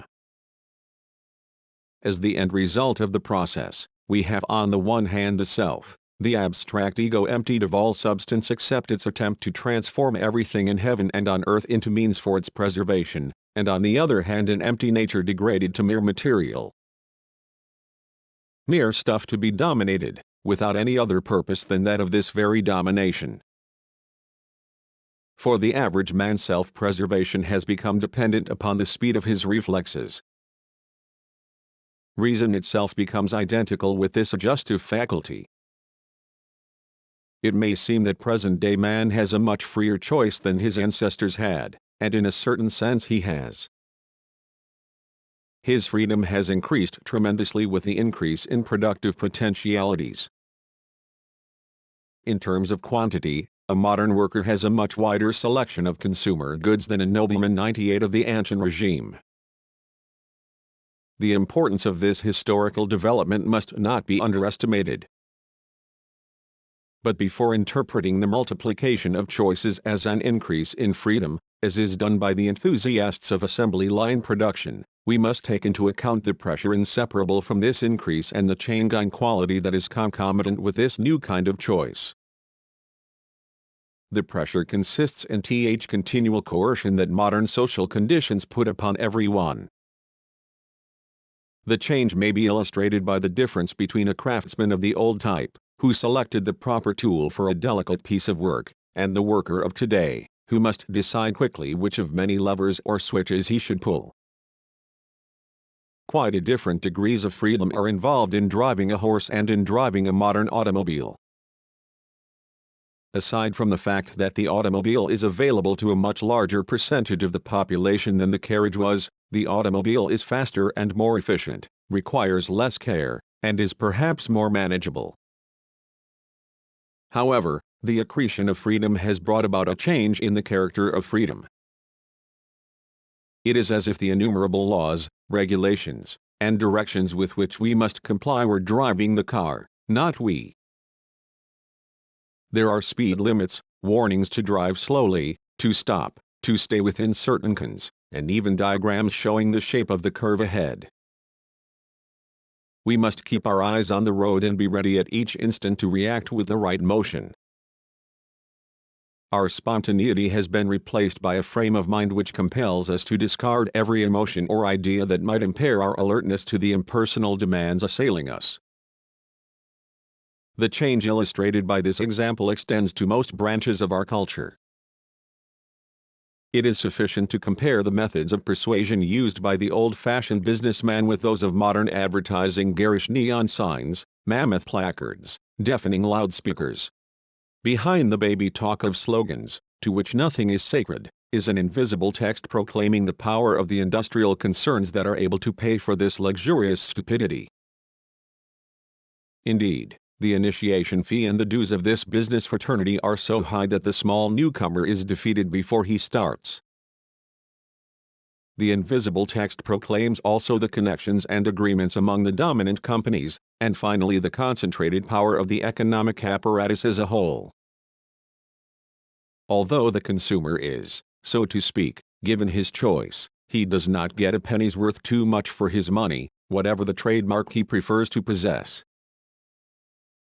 The difference in quality between two equally priced popular articles is usually as infinitesimal as the difference in the nicotine content of two brands of cigarettes. Nevertheless, this difference, corroborated by scientific tests, is dinned into the consumer's mind through posters illuminated by 1,000 electric light bulbs, over the radio, and by use of entire pages of newspapers and magazines, as if it represented a revelation altering the entire course of the world rather than an illusory fraction that makes no real difference, even for a chain smoker.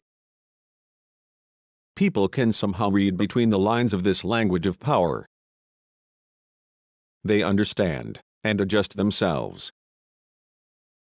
In National Socialist Germany, the various competing economic empires formed a common front against the people, under the mantle of the Volksgemeinschaft, and waived their surface differences. But having been subjected to a continuous barrage of propaganda, the people were prepared to adapt themselves passively to new power relations, to allow themselves only the kind of reaction that enabled them to fit into the economic, social, and political setup. Before the Germans learned to do without political independence, they had learned to regard forms of government as merely another pattern to which they must adapt themselves, just as they had adapted their reactions to a machine in the workshop or to the rules of the road. As has been said above, the necessity of adjustment of course existed also in the past. The difference lies in the tempo of compliance, in the degree to which this attitude has permeated the whole being of the people and altered the nature of the freedom gained. Above all, it lies in the fact that modern humanity surrenders to this process not like a child who has a natural confidence in authority but like an adult who gives up the individuality that he has acquired. The victory of civilization is too complete to be true, therefore adjustment in our times involves an element of resentment and suppressed fury. Intellectually, modern man is less hypocritical than his forefathers of the 19th century who glossed over the materialistic practices of society by pious phrases about idealism. Today no one is taken in by this kind of hypocrisy. But this is not because the contradiction between Higgs-sounding phrases and reality has been abolished. The contradiction has only become institutionalized. Hypocrisy has turned cynical. It does not even expect to be believed. The same voice that preaches about the higher things of life, such as art, friendship, or religion, exhorts the hearer to select a given brand of soap. Pamphlets on how to improve one's speech, how to understand music, how to be saved, are written in the same style as those extolling the advantages of laxatives. Indeed, one expert copywriter may have written any one of them. In the highly developed division of labor, expression has become an instrument used by technicians in the service of industry. A would-be author can go to a school and learn the many combinations that can be contrived from a list of set plots. These schemes have been coordinated to a certain degree with the requirements of other agencies of mass culture, particularly those of the film industry. A novel is written with its film possibilities in mind, a symphony or poem is composed with an eye to its propaganda value. Once it was the endeavor of art, literature, and philosophy to express the meaning of things and of life, to be the voice of all that is dumb, to endow nature with an organ for making known her sufferings, or, we might say, to call reality by its rightful name. Today nature's tongue is taken away. Once it was thought that each utterance, word, cry, or gesture had an intrinsic meaning. Today it is merely an occurrence. The story of the boy who looked up at the sky and asked, "Daddy, what is the moon supposed to advertise?"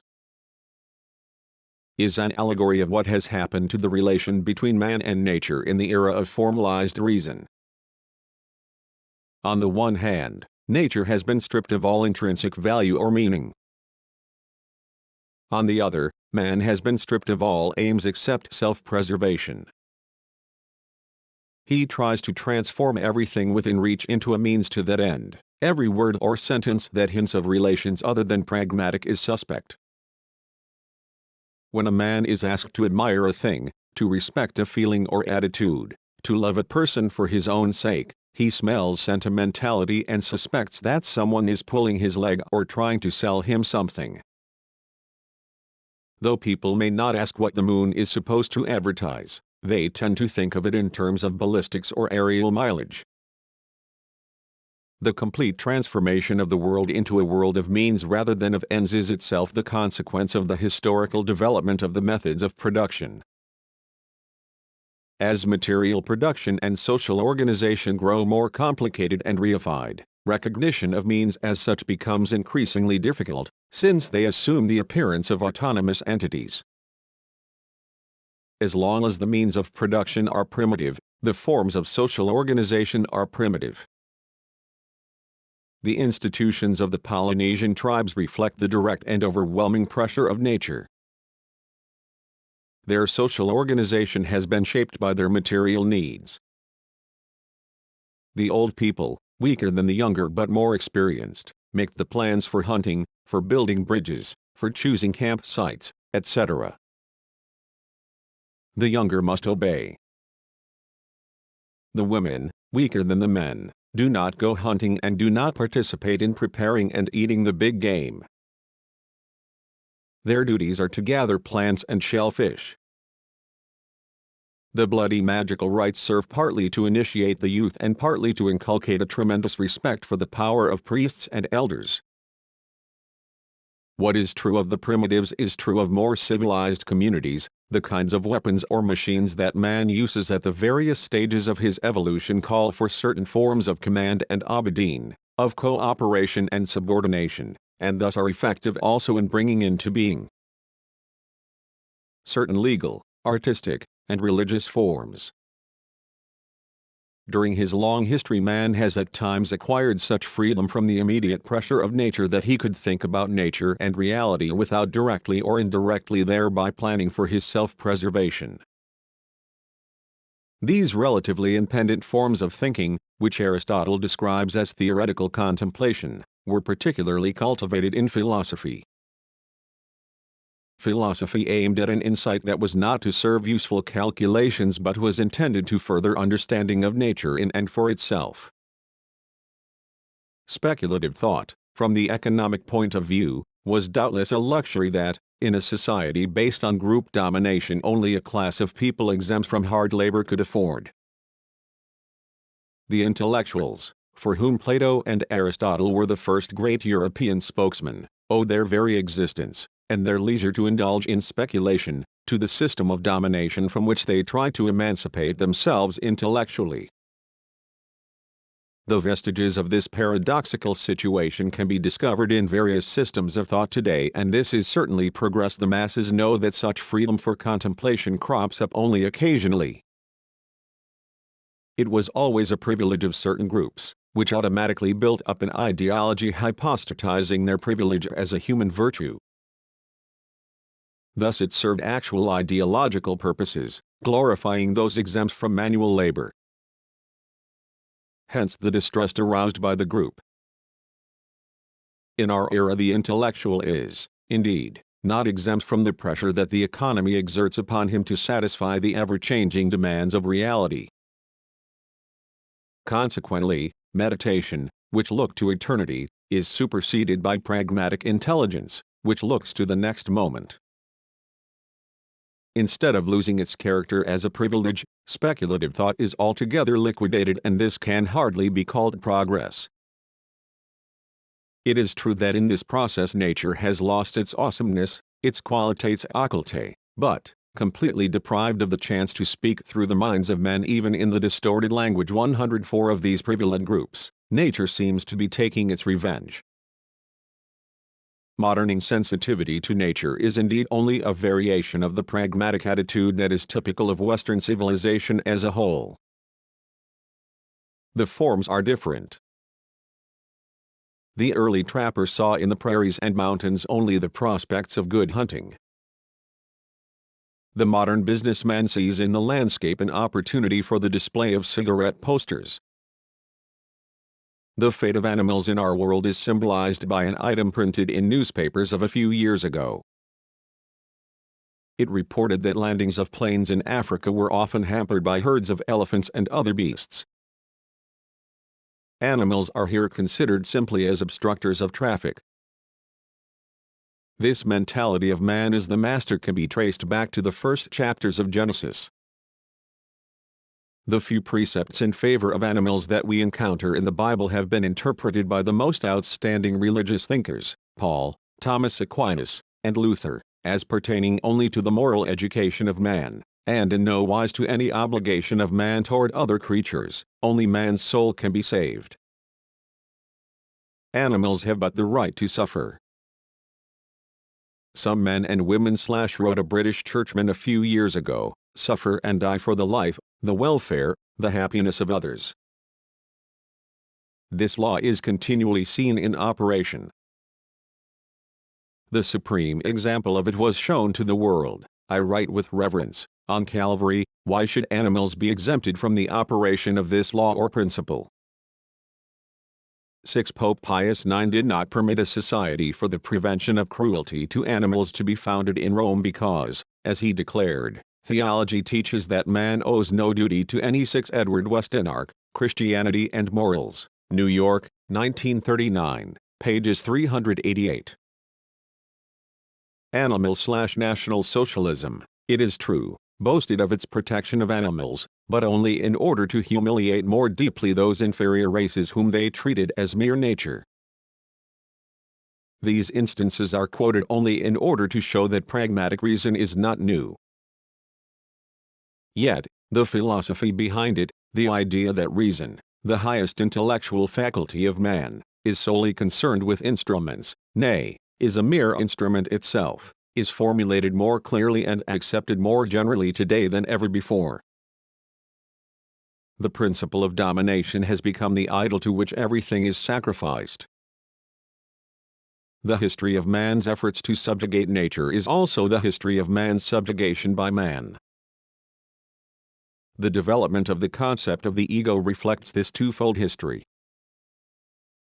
It is very hard to describe precisely what the languages of the Western world have at any given time purported to connote in the term ego, a notion steeped in vague associations.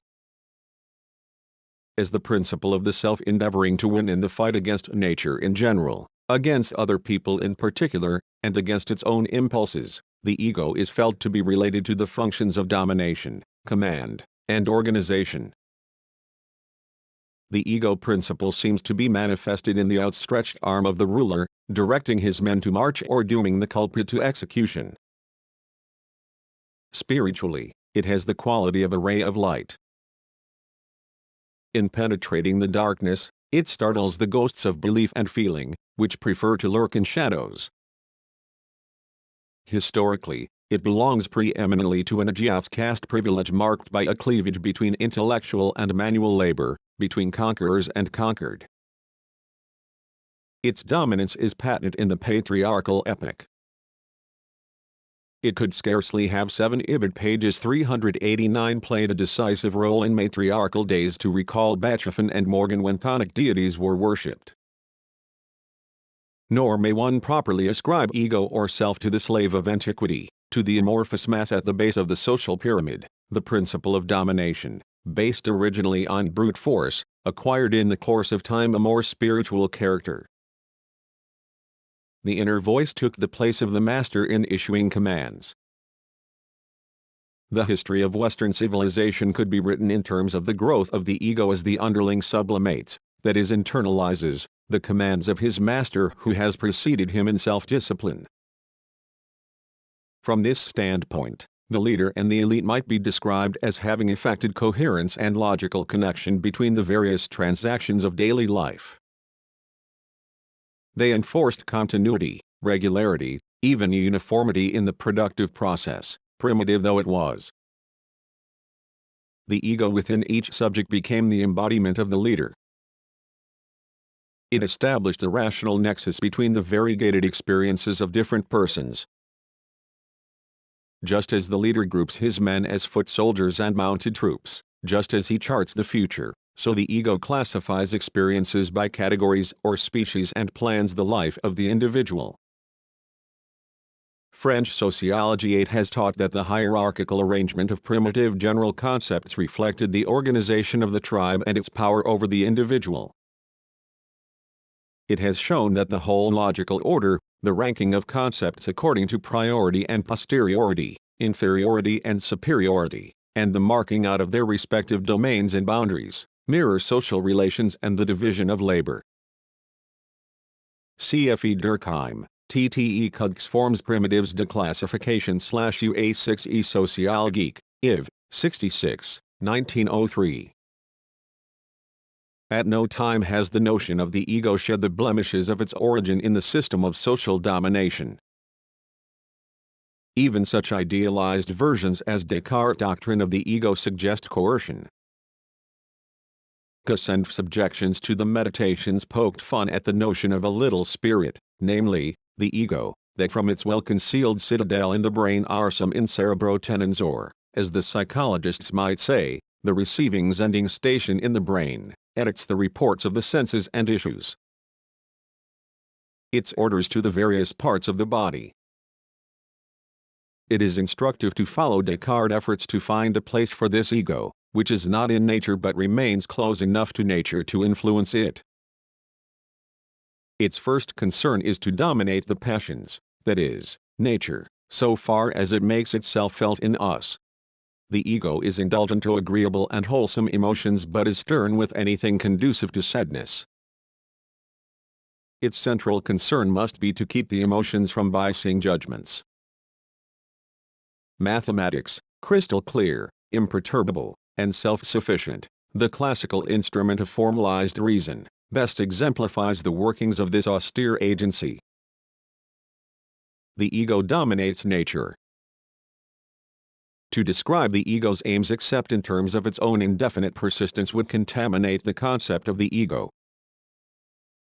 In Descartes' philosophy, the dualism of ego and nature is somewhat blunted by his traditional Catholicism. The later development of rationalism, and then of subjective idealism, tended increasingly to mediate the dualism by attempting to dissolve the concept of nature and ultimately all the content of experience in the ego, conceived as transcendental. But the more radically this trend is developed, the greater is the influence of the old, more naive, and for 9 Œuvres de Descartes, Paris, 1904, Vienne, pages 269. That reason-less irreconcilable dualism of the Cartesian theory of substance in the ego's own domain. The most striking example of this is the extreme subjectivist transcendental philosophy of Fichte. In his early doctrine, according to which the sole Laissez-faire of the world lies in affording a field of activity for the imperious transcendental self, the relationship between the ego and nature is one of tyranny.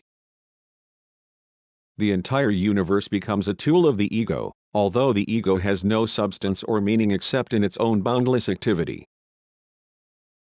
Modern ideology, though much closer to Fichte than is generally believed, has cut adrift from such metaphysical moorings, and the antagonism between an abstract ego as undisputed master and a nature stripped of inherent meaning is obscured by vague absolutes such as the ideas of progress, success, happiness, or experience. Nevertheless, nature is today more than ever conceived as a mere tool of man. It is the object of total exploitation that has no aim set by reason, and therefore no limit. Man's boundless imperialism is never satisfied. The dominion of the human race over the earth has no parallel in those epochs of natural history in which other animal species represented the highest forms of organic development. Their appetites were limited by the necessities of their physical existence. Indeed, man's avidity to extend his power into infinities, the microcosm and the universe, does not arise directly from his own nature, but from the structure of society. Just as attacks of imperialistic nations on the rest of the world must be explained on the basis of their internal struggles rather than in terms of their so-called national character, so the totalitarian attacl of the human race on anything that it excludes from itself derives from interhuman relationships rather than from innate human qualities. The warfare among men in war and in peace is the key to the insatiability of the species and to its ensuing practical attitudes, as well as to the categories and methods of scientific intelligence in which nature appears increasingly under the aspect of its most effective exploitation. This form of perception has also determined the way in which human beings visualize each other in their economic and political relationships. The patterns of humanity's way of looking at nature finally reflect on and determine the imaging of humans in the human mind and eliminate the last objective goal that might motivate the process. The repression of desires that society achieves through the ego becomes even more unreasonable not only for the population as a whole but for each individual. The more loudly the idea of rationality is proclaimed and acknowledged, the stronger is the growth in the minds of people of conscious or unconscious resentment against civilization and its agency within the individual, the ego. How does nature, in all the phases of its oppression, inside and outside the human being, react to this antagonism?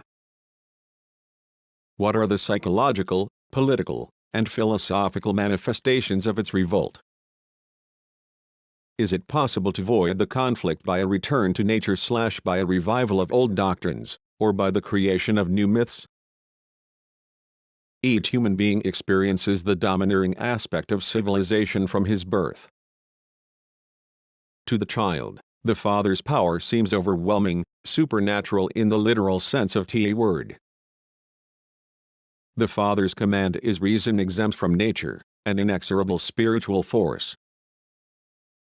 The child suffers in submitting to this force. It is almost impossible for an adult to remember all the pangs he experienced as a child in heeding innumerable parental admonitions not to stick his tongue out, not to mimic others, not to be untidy or forget to wash behind his ears. In these demands, the child is confronted by the fundamental postulates of civilization. He is forced to resist the immediate pressure of his urges, to differentiate between himself and the environment, to be efficient in short, to borrow Freud's terminology, to adopt a superego embodying all the so-called principles that his father and other father-like figures hold up to him. The child does not recognize the motive for all these demands. He obeys lest he be scolded or punished, lest he forfeit the love of his parents which he deeply craves. But the displeasure attached to submission persists, and he develops a deep hostility to his father, which is eventually translated into resentment against civilization itself. The process may be particularly drastic if obedience is enforced less by an individual than by groups by other children on the playground and in school. They do not argue, they hit as industrialist society passes into a stage in which the child is directly confronted with collective forces, the part played in his psychological household by discourse, and consequently by thought, decreases. Thus conscience, or the superego, disintegrates. To this we must add the change in the mother's attitude as the transition to formal rationality brings it about the tremendous good that psychoanalytical enlightenment in all its versions has brought to certain urban groups is at the same time a further step toward a more rationalized and conscious attitude on the part of the mother, on whose instinctual love the child's development depends. She is transformed into a nurse, her friendliness and her insistence become gradually part of a technique. Much as society may gain by making motherhood a science, it deprives the individual of certain influences that formerly had a binding force in social life.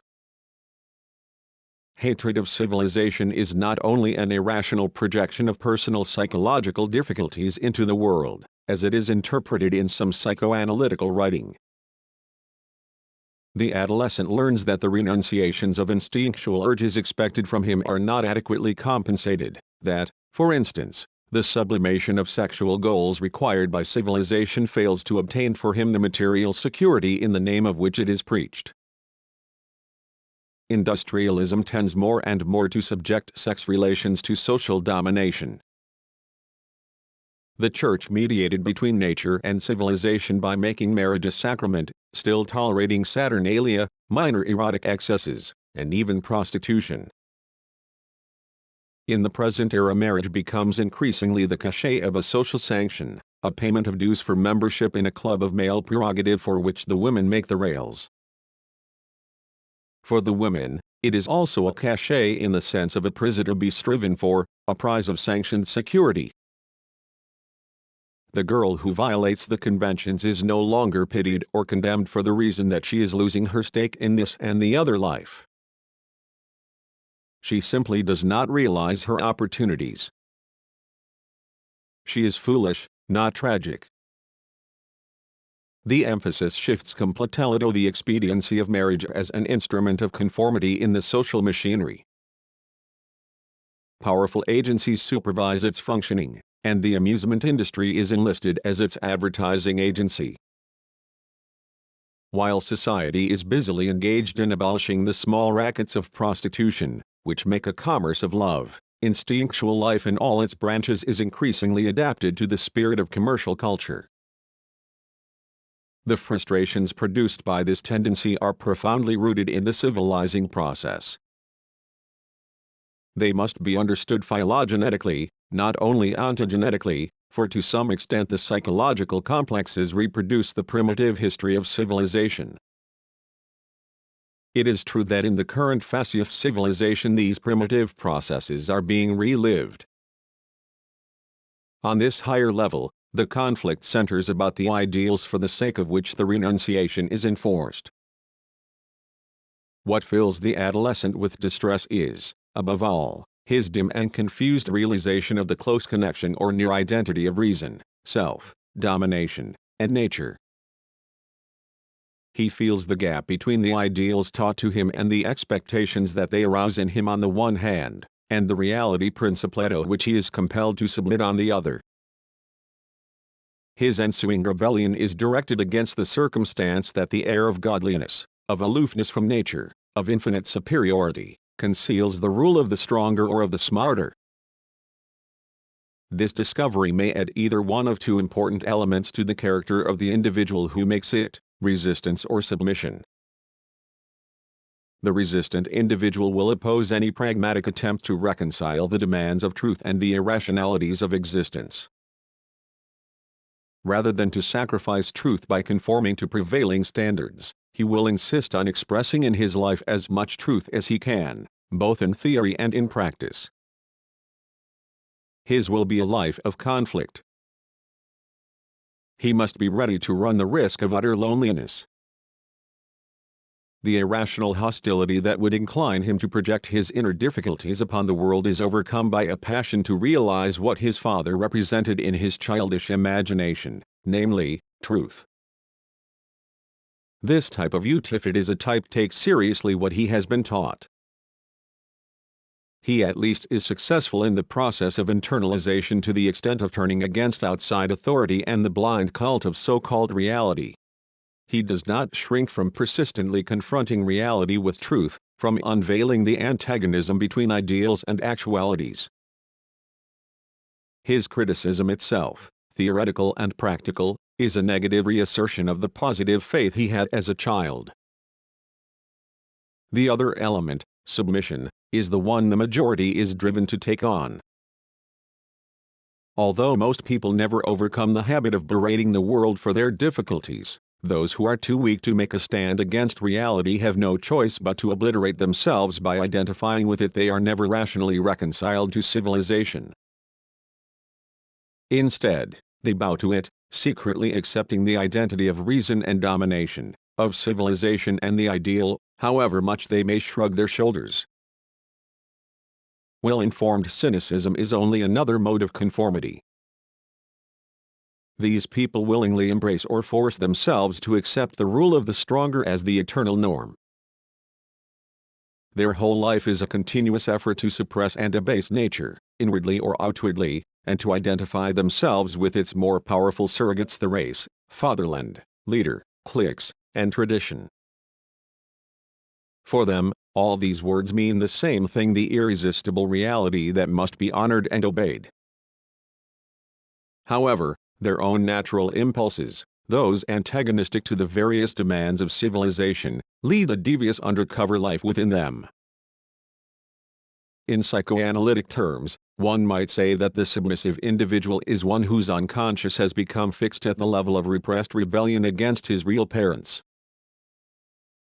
This rebellion manifests itself in officious conformity or in crime, according to social or individual conditions. The resistant individual remains loyal to his superego, and in a sense to his father image. But a man's resistance to the world cannot be deduced simply from his unsolved conflict with his parents. On the contrary, only he is capable of resisting who has transcended this conflict. The real reason for his attitude is his realization that reality is untrue / a realization he achieves by comparing his parents with the ideals that they claim to represent. The change in the role of parents, through the increasing transfer of their educational functions to school and social groups as brought about by modern economic life, accounts to a great extent for the gradual disappearance of individual resistance to prevailing social trends. However, in order to understand certain phenomena of mass psychology that have played a major role in recent history, a specific psychological mechanism deserves particular attention. Modern writers tell us that the mimetic impulse of the child, his insistence on imitating everybody and everything, including his own feelings, is one of the means of learning, particularly in those early and all but unconscious stages of personal development that determine the individual's eventual character, his modes of reaction, his general behavior patterns. The whole body is an organ of mimetic expression. It is by way of this faculty that a human being acquires his special manner of laughing and crying, of speaking and judging. Only in the later phases of childhood is this unconscious imitation subordinated to conscious imitation and rational methods of learning. This explains why, for instance, the gestures, the intonations of voice, the degree and kind of irritability, the gait, in short, all the 115 allegedly natural characteristics of a so-called race seem to persist by heredity long after the environmental causes for them have disappeared. The reactions and gestures of a successful Jewish businessman sometimes reflect the anxiety under which his ancestors lived. For an individual's mannerisms are less the fruit of rational education than atavistic vestiges due to mimetic tradition. In the present crisis, the problem of mimesis is particularly urgent. Civilization starts with, but must eventually transcend and transvaluate, man's native mimetic impulses. Cultural progress as a whole, as well as individual education, that is the phylogenetic and ontogenetic processes of civilization, consists largely in converting mimetic into rational attitudes. Just as primitives must learn that they can produce better crops by treating the soil properly than by practicing magic, so the modern child must learn to curb his mimetic impulses and to direct them toward a definite goal. Conscious adaptation and eventually domination replace the various forms of mimesis. The progress of science is the theoretical manifestation of this change. The formula supplants the image, the calculating machine, the ritual dances. To adapt oneself means to make oneself like the world of objects for the sake of self-preservation. This deliberate, as opposed to reflexive, making of oneself like the environment is a universal principle of civilization. Judaism and Christianity were efforts to give meaning to this mastering of primitive urges, to turn blind resignation into understanding and hope. They achieved it by means of the messianic doctrine of the eternal soul and of personal beatitude. The European schools of philosophy tried to develop this religious heritage by means of critical reasoning, negative kept alive by refusing to respect the fences of neutralized religion as a separate field. The great revolutions, the heirs of philosophy, transferred the absolute beliefs of the masses largely to the political realm. The nationalism of the modern era, however, has apparently not been able to inspire in the masses the vital faith that religion gave them. Although the French were willing to die for their fatherland and their emperor again and again, they found in his celebrated social reform too little hope to live on. The reinstatement of Catholicism by Napoleon indicates that the masses could not bear the painful repression of natural urges imposed upon them by his political and social program without the solace of the transcendental. Modern Russia inspires similar reflections. If the final renunciation of the mimetic impulse does not promise to lead to the fulfillment of man's potentialities, this impulse will lie wisely in wait, ready to break out as a destructive force. That is, if there is no other norm than the status quo, if all the hope of happiness that reason can offer is that it preserves the existing as it is and even increases its pressure, the mimetic impulse is never really overcome. Men revert to it in a regressive and distorted form. Like the prudish censors of pornography, they abandon themselves to tabooed urges with hatred and contempt. Dominated masses readily identify themselves with a repressive agency. Indeed, in its service alone are they given free rein to indulge their imperious mimetic impulses, their need of expression. Their reaction to pressure is imitation and implacable desire to persecute. This desire in turn is utilized to maintain the system that produces it. In this respect, modern man is not very different from his medieval forerunner, except in his choice of victims. Political outcasts, eccentric religious sects like the German Bibelforscher, and Zoot-suiters have taken the place of witches, sorcerers, and heretics. And there are still the Jews.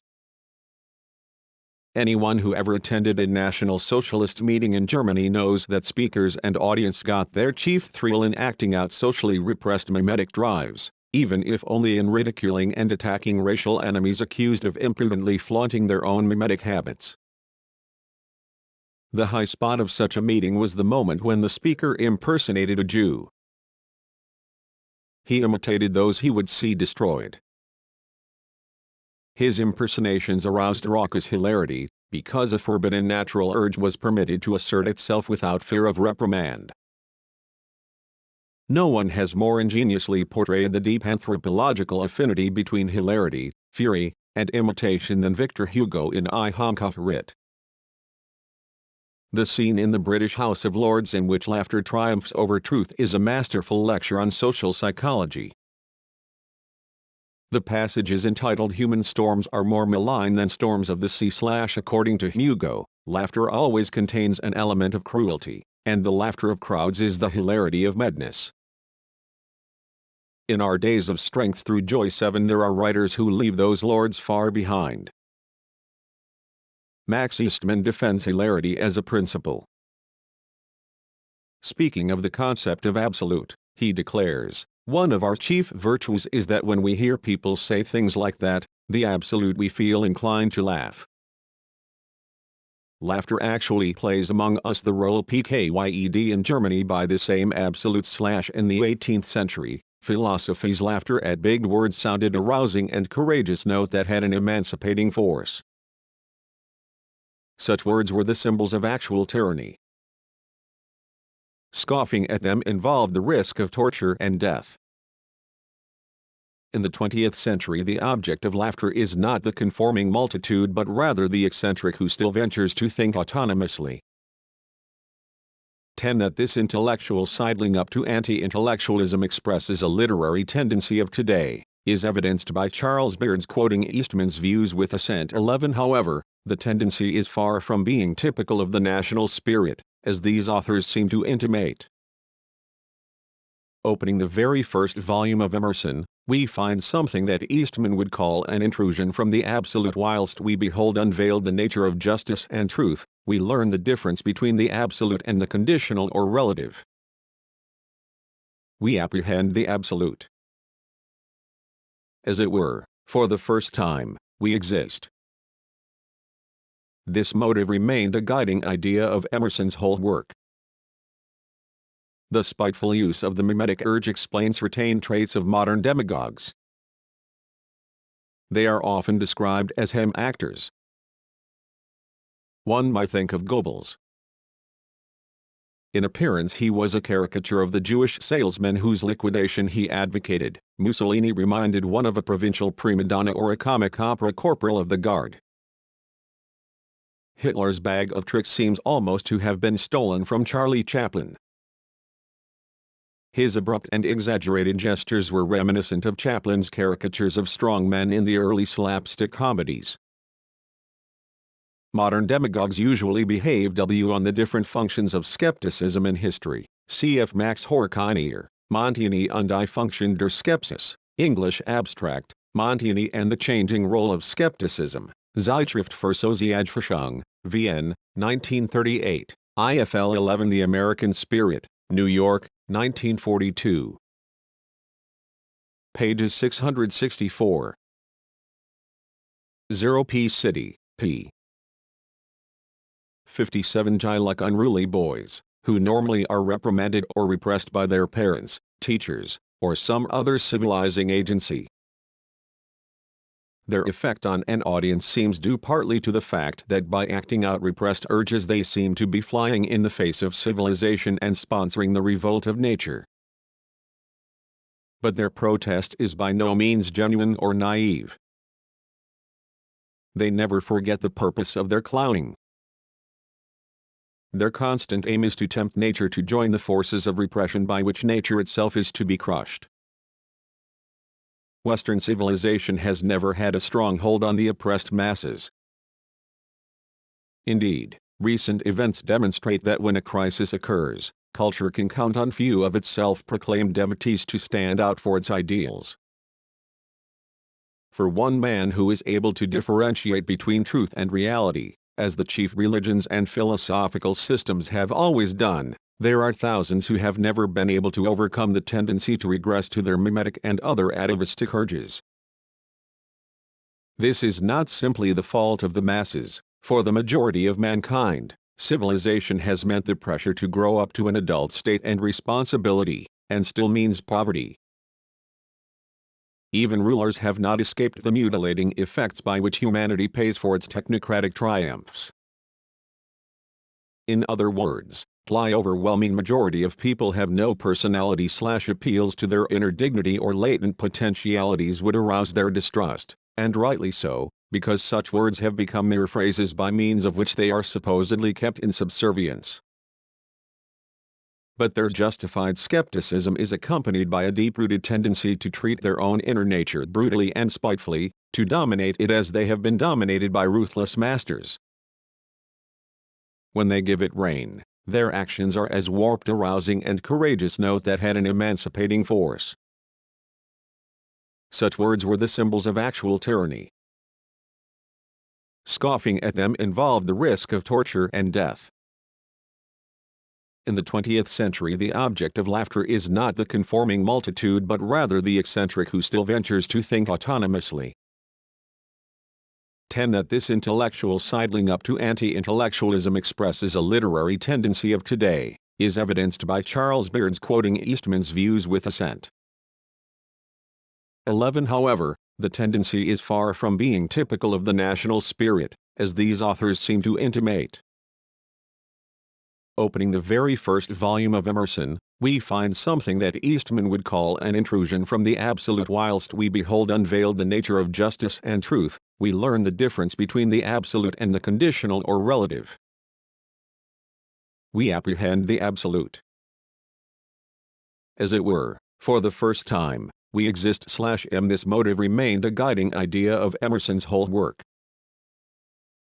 The spiteful use of the mimetic urge explains certain traits of modern demagogues. They are often described as hem actors. One might think of Goebbels. In appearance he was a caricature of the Jewish salesman whose liquidation he advocated. Mussolini reminded one of a provincial prima donna or a comic opera corporal off the guard. Hitler's bag of tricks seems almost to have been stolen from Charlie Chaplin. His abrupt and exaggerated gestures were reminiscent of Chaplin's caricatures of strong men in the early slapstick comedies.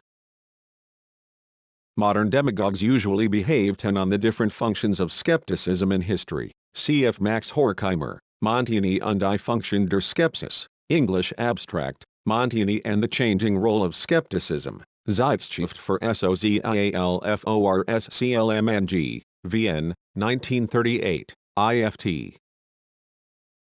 11. The American Spirit, New York, 1942, pages 664. Opposite I, p. 57. And terrible as the excesses of slaves become tyrants. Power is the one thing they really respect and therefore seek to emulate. This explains the tragic impotence of democratic arguments whenever they have had to compete with totalitarian methods. Under the Weimar Republic, for instance, the German people seemed loyal to the constitution and a democratic way of life as long as they believed that these were backed by real power. As soon as the ideals and principles of the Republic came into conflict with the interests of economic forces that represented a greater strength, the totalitarian agitators had an easy time of it. Hitler appealed to the unconscious in his audience by hinting that he could forge a power in whose name the ban on repressed nature would be lifted. Rational persuasion can never be as effective, because it is not congenial to the repressed primitive urges of a superficially civilized people. Nor can democracy hope to emulate totalitarian propaganda, unless it undertakes to compromise the democratic way of life by stimulating destructive unconscious forces. If the propaganda of the democratic nations had presented the recent world conflict chiefly as an issue between two races, rather than as involving mainly ideals and political interests, it might have been in many cases easier to evoke the most potent martial impulses in their citizenry. But the danger is that these very impulses may eventually prove fatal to Western civilization. On such occasions the term another race assumes the meaning of a lower species than man, and thus mere nature / some among the masses seize the opportunity to identify themselves with the official social ego and as such carry out with fury what the personal ego has been unable to achieve: the disciplining of nature, domination over instincts. They fight nature outside instead of inside themselves. The superego, impotent in its own house, becomes the hangman in society. These individuals obtain the gratification of feeling themselves as champions of civilization simultaneously with letting loose their repressed desires, since their fury does not overcome their inner conflict, and since there are always plenty of others on whom to practice. This routine of suppression is repeated over and over again. Thus it tends toward total destruction. FJF The relation of National Socialism to the rebellion of nature was complex.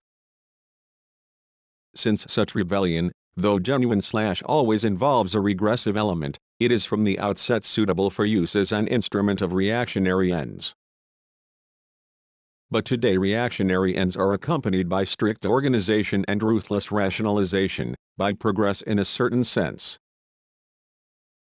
Hence the natural revolt was no more spontaneous than the Nazi pogroms that at a given moment were ordered or called off from above.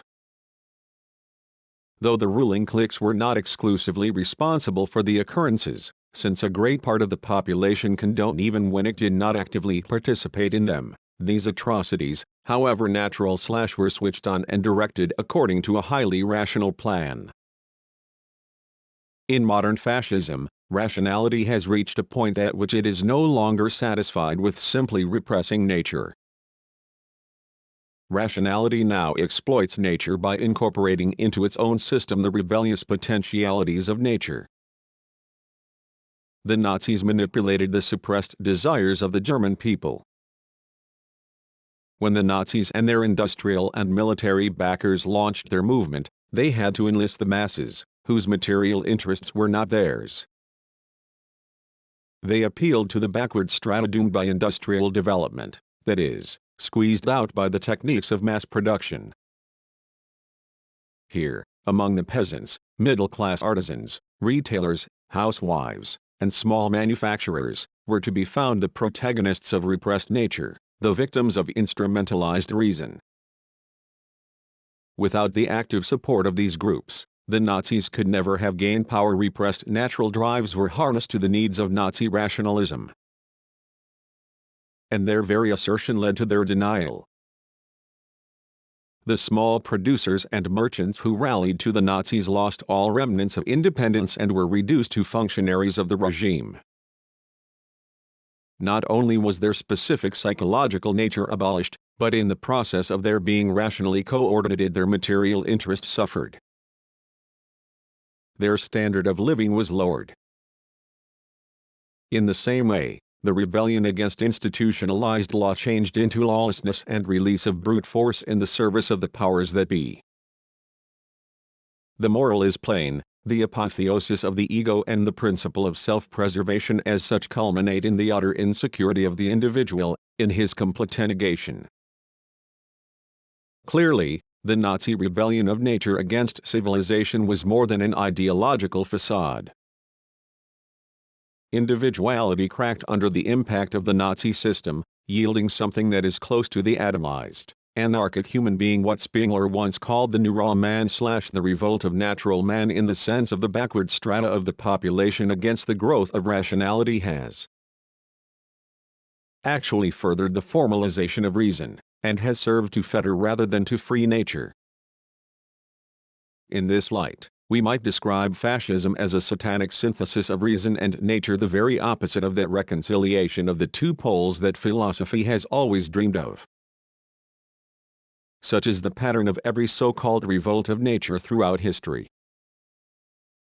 Whenever nature is exalted as a supreme principle and becomes the weapon of thought against thinking, against civilization, thought manifests a kind of hypocrisy, and so develops an uneasy conscience. For it has largely accepted the very principle that it is ostensibly combating. In this respect, there is little difference between the eulogies of a Roman court poet regarding the virtues of rustic life and the prating of German heavy industrialists about blood and soil and the blessing of a nation of healthy peasants. Both serve imperialist propaganda. Indeed, the Nazi regime as a revolt of nature became a lie the moment it became conscious of itself as a revolt. The lackey of the very mechanized civilization that it professed to reject, it took over the inherently repressive measures of the latter. In America, the problem of the revolt of nature is essentially different from that in Europe, because in this country the tradition of a metaphysical speculation that regards nature as a mere product of the spirit is far weaker than it is on the older continent, but the tendency to real domination of nature is equally strong, and for that reason the structure of American thinking also reveals the fatal intimate connection between domination of nature and revolt of nature. This connection is perhaps most striking in Darwinism, which has possibly influenced American thinking more than any other single intellectual force except the theological heritage. Pragmatism owed its inspiration to the theory of evolution and adaptation, as derived either directly from Darwin or through some philosophical intermediary, particularly Spencer. Because of its inherent humility toward nature, Darwinism could help in the task reconciling it with man. Whenever this theory encourages the spirit of humility, and it has done so on many occasions, it is definitely superior to opposite doctrines and corresponds to the element of resistance discussed above in relation to the ego.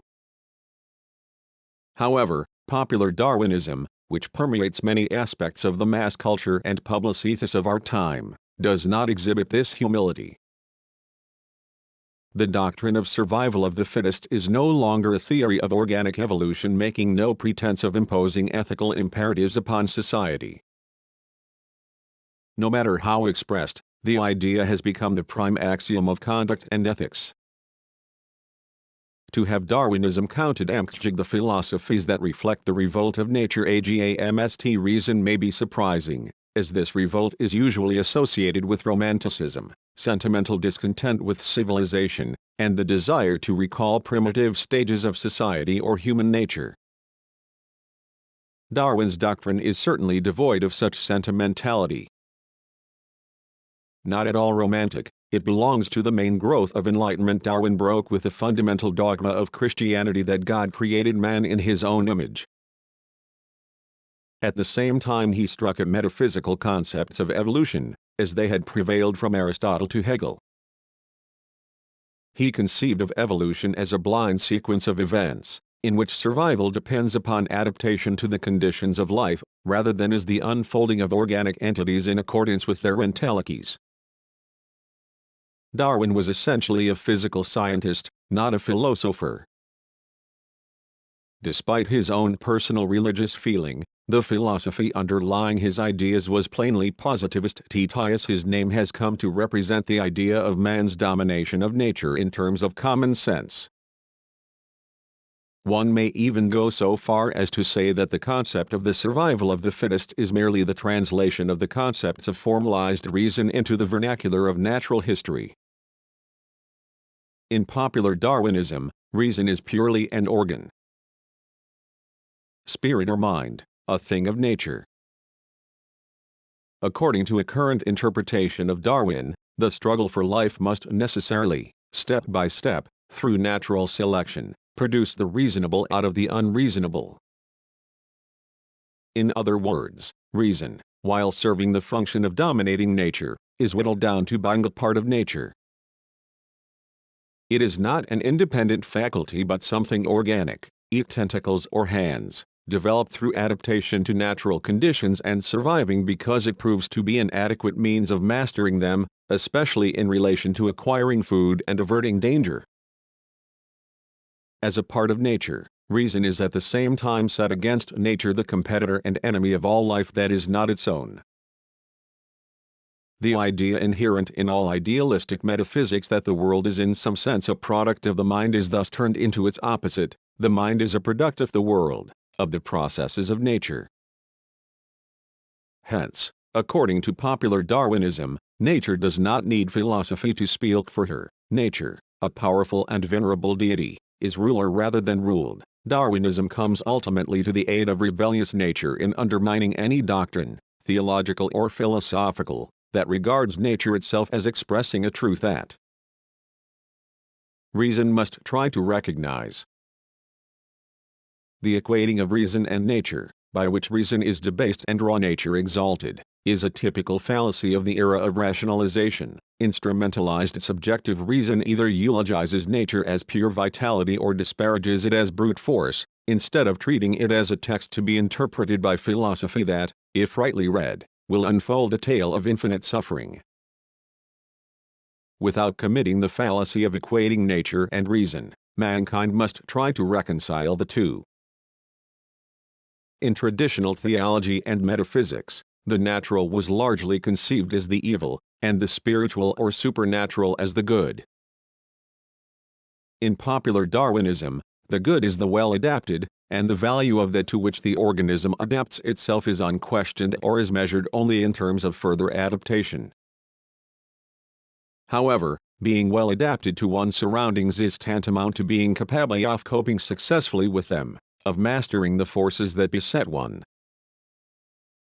Thus the theoretical denial of the spirit's antagonism to nature even is implied in the doctrine of interrelation between the various forms of organic life, including man, frequently amounts in practice to subscribing to the principle of man's continuous and thoroughgoing domination of nature. Regarding reason as a natural organ does not divest it of the trend to domination or invest it with greater potentialities for reconciliation. On the contrary, the abdication of the spirit in popular Darwinism entails the rejection of any elements of the mind that transcend the function of adaptation and consequently are not instruments of self-preservation. Reason disavows its own primacy and professes to be a mere servant of natural selection. On the surface, this new empirical reason seems more humble toward nature than the reason of the metaphysical tradition. Actually, however, it is arrogant, practical mind riding roughshod over the useless spiritual and dismissing any view of nature in which the latter is taken to be more than a stimulus to human activity. The effects of this view are not confined to modern philosophy.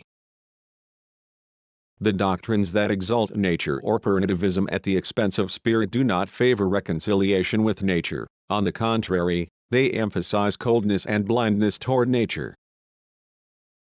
Whenever man deliberately makes nature his principle, he regresses to primitive urges. Children are cruel in mimetic reactions, because they do not really understand the plight of nature. Almost like animals, they often treat one another coldly and carelessly, and we know that even gregarious animals are isolated when they are together. Obviously, individual isolation is much more marked among non-gregarious animals and in groups of animals of different species. All this, however, seems to a certain extent innocent animals, and in a way even children, do not reason. The philosophers and politicians' abdication of reason by a surrender to reality extenuates a much worse form of regression and inevitably culminates in a confusing of philosophical truth with ruthless self-preservation and in summary, we are the heirs, for better or worse, of the Enlightenment and technological progress. To oppose these by regressing to more primitive stages does not alleviate the permanent crisis they have brought about. On the contrary, such expedients lead from historically reasonable to utterly barbaric forms of social domination.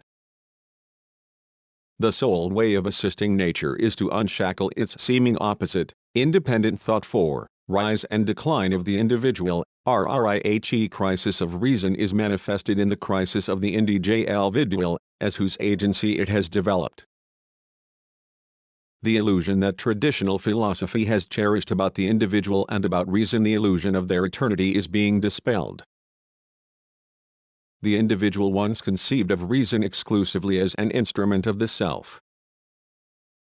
Now he experiences the reverse of this self-deification. The machine has dropped the driver. It is racing blindly into space. At the moment of consummation, reason has become irrational and stultified. The theme of this time is self-preservation, while there is no self to preserve. In view of this situation, it behooves us to reflect upon the concept of the individual.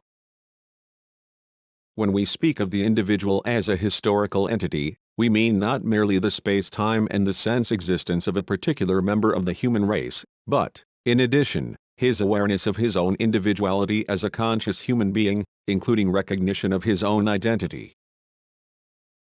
This perception of the identity of the self is not equally strong in all persons. It is more clearly defined in adults than in children, who must learn to call themselves the most elementary affirmation of identity. It is likewise weaker among primitive than among civilized men. Indeed, the Aborigine 128 who has only recently been exposed to the dynamic of Western civilization often seems very uncertain of his identity. Living in the gratifications and frustrations of the moment, he seems but dimly aware that as an individual he must go on to face the hazards of tomorrow. This it need hardly be said, partly accounts for the common belief that these people are lazy or that they are liars, a reproach that presupposes in the accused the very sense of identity they lack. The qualities found in extreme form among oppressed peoples, such as the Negroes, are also manifested, as a tendency, in persons of oppressed social classes that the economic fundament of inherited property. Thus, stunted individuality is found also among the poor white population of the American South. If these submerged people were not conditioned to imitation of their superiors, blatant advertising or educational appeals exhorting them to cultivation of personality would inevitably seem to them condescending, not to say hypocritical. An effort to lull them into a state of delusional contentment. Individuality presupposes the voluntary sacrifice of immediate satisfaction for the sake of security, material and spiritual maintenance of one's own existence. When the roads to such a life are blocked, one has little incentive to deny oneself momentary pleasures. Hence, individuality among the masses is far less integrated and enduring than among the so-called elite. On the other hand, the elite have always been more preoccupied with the strategies of gaining and holding power. Social power is today more than ever mediated by power over things. The more intense an individual's concern with power over things, the more will things dominate him, the more will he any genuine individual traits, and the more will his mind be transformed into an automaton of formalized reason. The story of the individual, even in ancient Greece, which not only created the concept of individuality but set the patterns for Western culture, is still largely unwritten. The model of the emergent individual is the Greek hero. Daring and self-reliant, he triumphs in the struggle for survival and emancipates himself from tradition as well as from the tribe. To historians like Jacob Burckhardt, such a hero is the incarnation of an unbridled and naive egoism. Nevertheless, while his boundless ego radiates the spirit of domination and intensifies the antagonism of the individual to the community and its mores, he remains unclear about the nature of the conflict between his ego and the world, and hence repeatedly falls prey to all kinds of intrigue. His awe-inspiring deeds do not spring from some personally motivated trait, such as malice or cruelty, but rather from a desire to avenge a crime or ward off a curse. The concept of heroism is inseparable from that of sacrifice.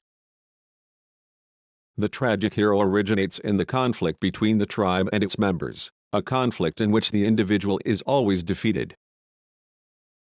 One may say that the life of the hero is not so much a manifestation of individuality as a prelude to its birth, through the marriage of self-preservation and self-sacrifice.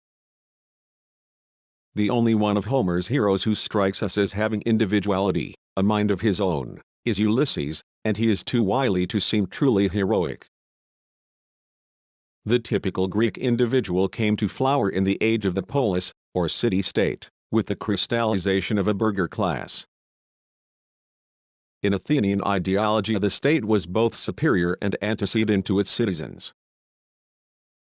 But this predominance of the polis facilitated rather than hindered the rise of the individual. It effected a balance between the state and its members, between individual freedom and communal welfare, as nowhere more eloquently depicted than in the funeral oration of Pericles.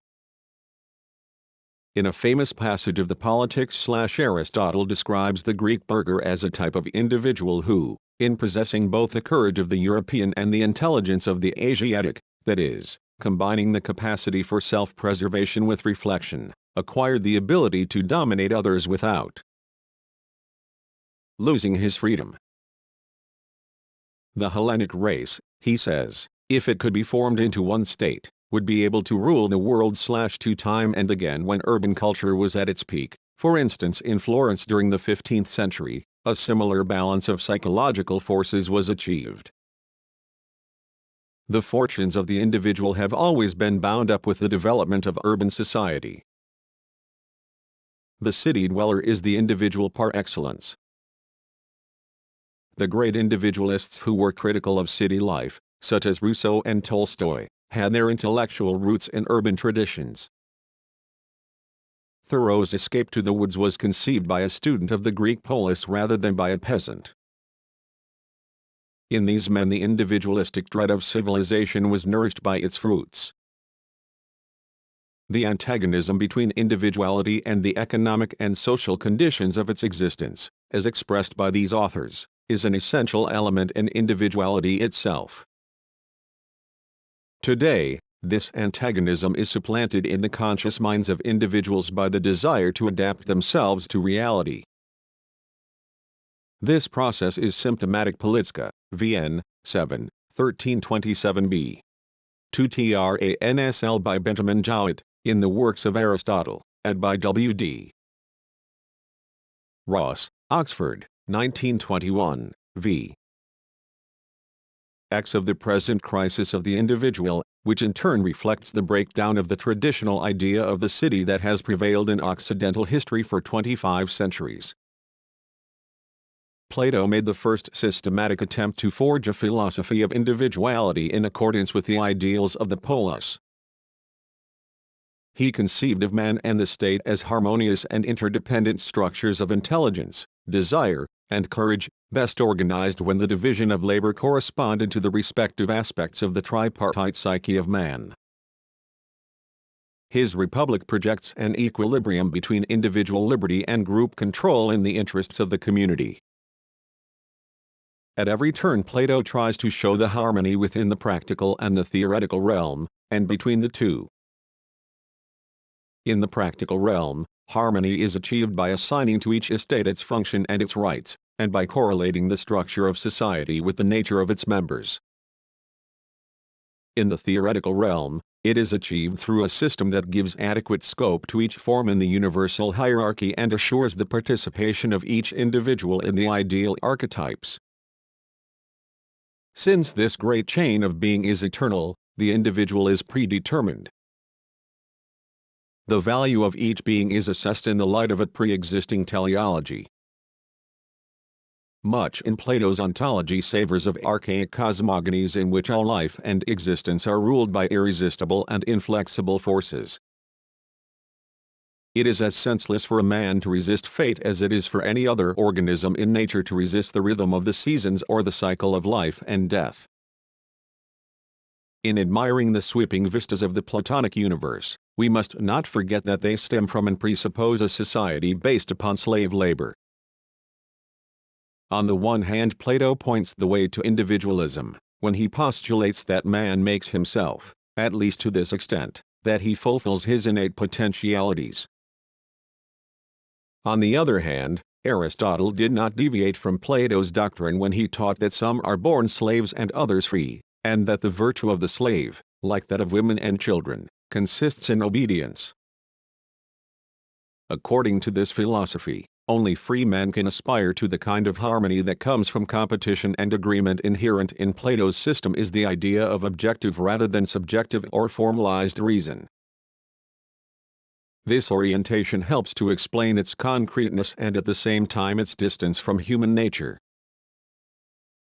An element of coldness is to be found in many celebrated ontologies that emphasize the value of harmonious personality even in the seemingly mild serenity of Goethe, not to speak of the vision of the harmonious cosmos in medieval philosophy.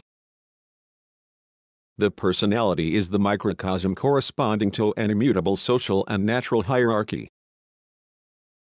Insistence upon any immutable order of the universe, implying the static view of history, precludes hope of a progressive emancipation of the subject from eternal childhood in both community and nature. The transition from objective to subjective reason was a necessary historical process. It must be noted, however, even if only briefly, that the concept of progress is no less problematical and cold.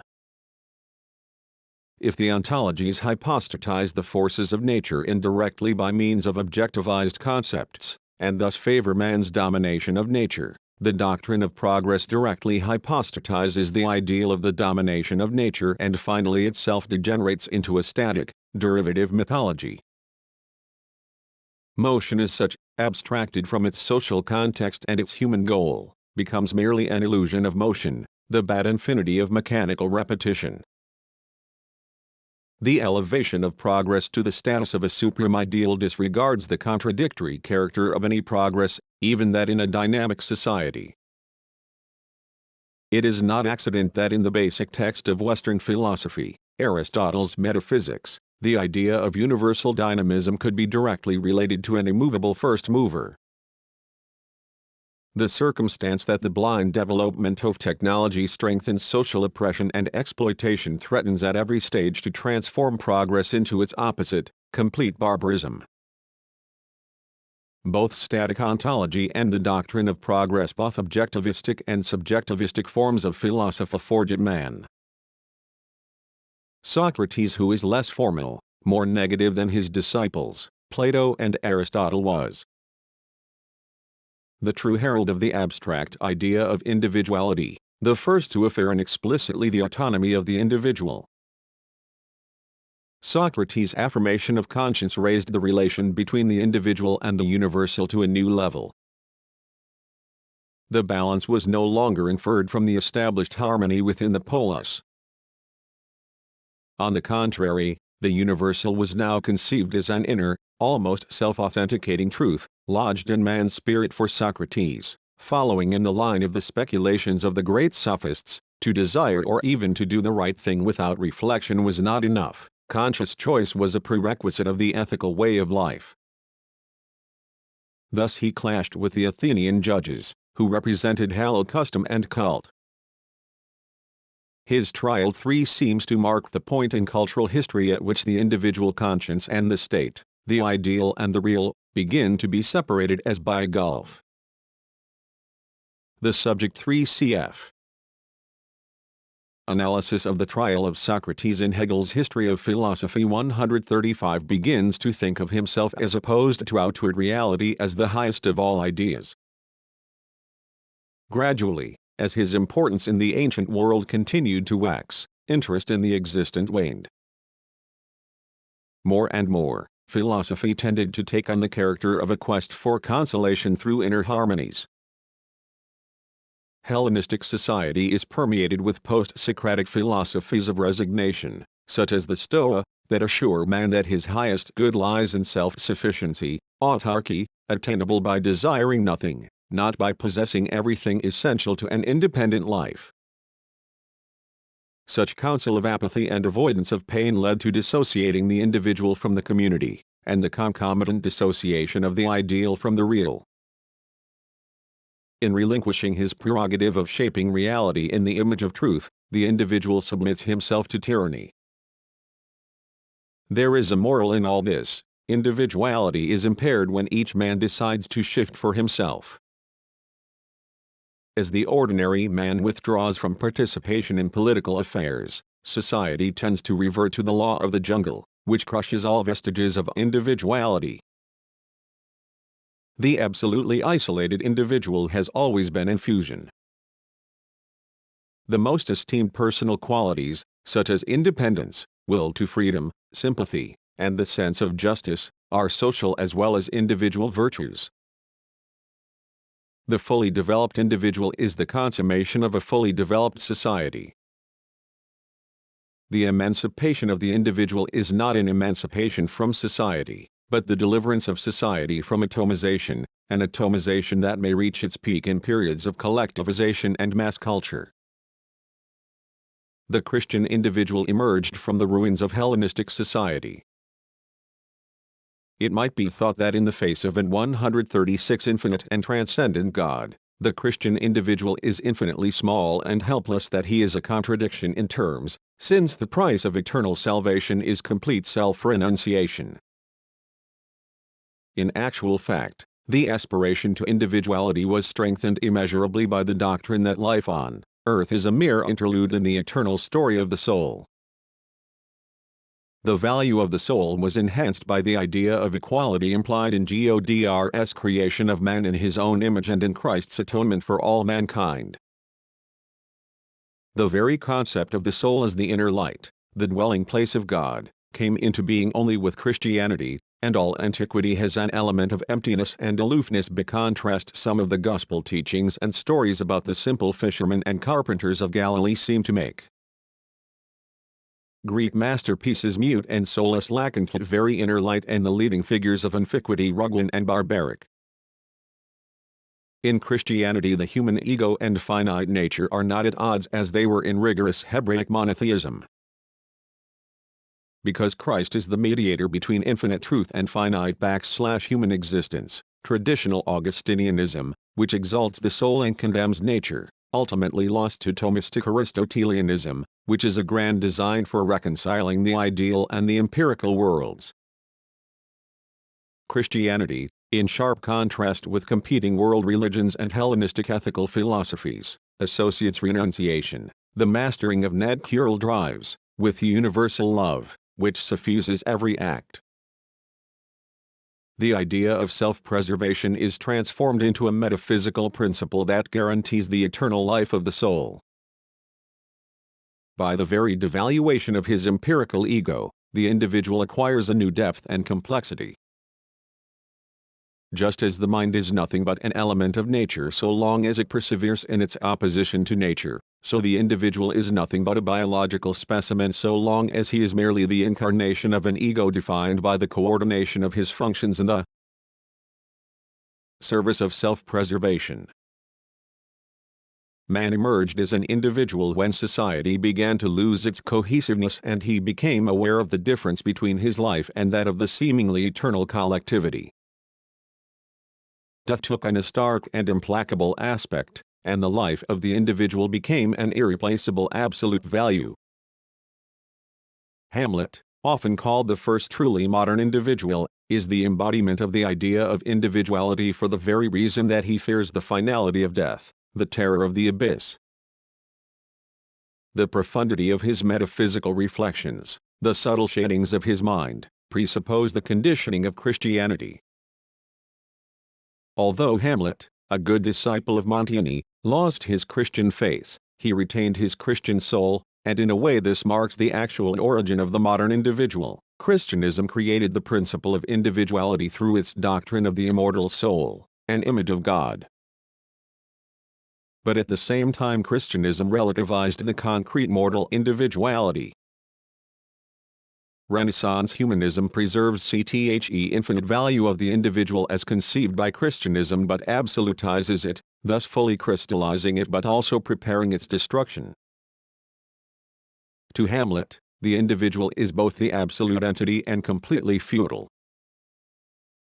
By the very negation of the will to self-preservation on earth in favor of the preservation of the eternal soul, Christianity asserted the infinite value of each man, an idea that penetrated even non-Christian or anti-Christian systems of the Western world. True, the price was the repression of vital instincts, and since such repression is never successful, an insincerity that pervades our culture. Nevertheless, this very interiorization enhances individuality. By negating himself, by imitating Christ's sacrifice, the individual simultaneously acquires a new dimension and a new ideal on which to pattern his life on earth. It could be shown that the Christian doctrine of love, of caritas, which was at first welcomed by those in power, later gained a momentum of its own, and that the Christian soul finally came to resist the very agency that had nourished it and propagated the idea of its supremacy, namely, the Church. The Church extended its sway over the inner life, a sphere not invaded by social institutions of classical antiquity. By the end of the Middle Ages, Church controls, both temporal and spiritual, were increasingly evaded. There is a striking parallelism between the Reformation and the philosophical Enlightenment with respect to the idea of the individual. In the era of free enterprise, the so-called era of individualism, individuality was most completely subordinated to self-preserving reason. In that era, the idea of individuality seemed to shake itself loose from metaphysical trappings and to become merely a synthesis of the individual's material interests. That it was not thereby saved from being used as a pawn by ideologists needs no proof. Individualism is the very heart of the theory and practice of bourgeois liberalism, which sees society as progressing through the automatic interaction of divergent interests. In a free market, the individual could maintain himself as a social being only by pursuing his own long-term interests at the expense of ephemeral, immediate gratifications. The qualities of individuality forged by the ascetic discipline of Christian 159 AD were thereby reinforced.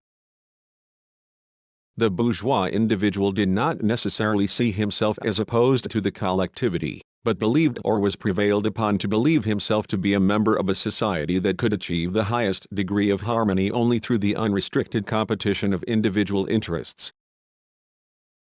Liberalism may be said to have considered itself the sponsor of a utopia that had come true, needing little more than the smoothing out of a few troublesome wrinkles. These wrinkles were not to be blamed on the liberalistic principle, but on the regrettable non-liberalistic obstacles that impeded its complete fruition. The principle of liberalism has led to conformity through the leveling principle of commerce and exchange which held liberalistic society together. The monad, a 17th-century symbol of the atomistic economic individual of bourgeois society, became a social type. All the monads, isolated though they were by motes of self-interest, nevertheless tended to become more and more alike through the pursuit of this very self-interest. In our era of large economic combines and mass culture, the principle of conformity emancipates itself from its individualistic veil, is openly proclaimed, and raised to the rank of an ideal purse. Liberalism at its dawn was characterized by the existence of a multitude of independent entrepreneurs, who took care of their own property and defended it against antagonistic social forces. The movements of the market and the general trend of production were rooted in the economic requirements of their enterprises. Merchant and manufacturer alike had to be prepared for all economic and political eventualities. This need stimulated them to learn what they could from the past and to formulate plans for the future. They had to think for themselves, and although the much vaunted independence of their thinking was to a certain extent nothing more than an illusion, it had enough objectivity to serve the interests of society in a given form and at a given period. The society of middle-class proprietors, particularly those who acted as middlemen in trade and certain types of manufacturers, had to encourage independent thinking, even though it might be at variance with their particular interests. The enterprise itself, which, it was assumed, would be handed down in the family, gave a businessman's deliberations a horizon that extended far beyond his own lifespan. His individuality was that of a provider, proud of himself and his kind, convinced that community and state rested upon himself and others like him, all professedly animated by the incentive of material gain. His sense of adequacy to the challenges of an acquisitive world expressed itself in his strong yet sober ego, maintaining interests that transcended his immediate needs. In this age of big business, the independent entrepreneur is no longer typical. The ordinary man finds it harder and harder to plan for his heirs or even for his own remote future. The contemporary individual may have more opportunities than his ancestors had, but his concrete prospects have an increasingly shorter term. The future does not enter as precisely into his transactions. He simply feels that he will not be entirely lost if he preserves his skill and clings to his corporation, association, or union. Thus the individual subject of reason tends to become a shrunken ego, captive of an evanescent present, forgetting the use of the intellectual functions by which he was once able to transcend his actual position in reality. These functions are now taken over by the great economic and social forces of the era. The future of the individual depends less and less upon his own prudence and more upon the national and international struggles among the colossi of power. Individuality loses its economic basis. There are still some forces of resistance left within man. It is evidence against social pessimism that despite the continuous assault of collective patterns, the spirit of humanity is still alive, if not in the individual as a member of social groups, at least in the individual as far as he is let alone. But the impact of the existing conditions upon the average man's life is such that the submissive type mentioned earlier has become overwhelmingly predominant. From the day of his birth, the individual is made to feel that there is only one way of getting along in this world, that of giving up his hope of ultimate self-realization. This he can achieve solely by imitation. He continuously responds to what he perceives about him, not only consciously but with his whole being, emulating the traits and attitudes represented by all the collectivities that enmesh him: his play group, his classmates, his athletic team, and all the other groups that, as has been pointed out, enforce a more strict conformity, a more radical surrender through complete assimilation, than any father or teacher in the 19th century could impose. By echoing, repeating, imitating his surroundings, by adapting himself to all the powerful groups to which he eventually belongs, by transforming himself from a human being into a member of organizations, by sacrificing his potentialities for the sake of readiness and ability to conform to and gain influence in such organizations, he manages to survive. It is survival achieved by the oldest biological means of survival, namely, mimicry. Just as a child repeats the words of his mother, and the youngster the brutal manners of the elders at whose hands he suffers, so the giant loudspeaker of industrial culture, blaring through commercialized recreation and popular advertising which become more and more indistinguishable from each other, endlessly reduplicates the surface of reality. All the ingenious devices of the amusement industry reproduce over and over again banal life scenes that are deceptive nevertheless, because the technical exactness of the reproduction veils the falsification of the ideological content or the arbitrariness of the introduction of such content. This reproduction has nothing in common with great realistic art, which portrays reality in order to judge it. Modern mass culture, although drawing freely upon stale cultural values, glorifies the world as it is. Motion pictures, the radio, popular biographies and novels have the same refrain: this is our groove, this is the rut of the great and the would-be great, this is reality as it is and should be and will be. Even the words that could voice a hope for something besides the fruits of success have been precedent to this service.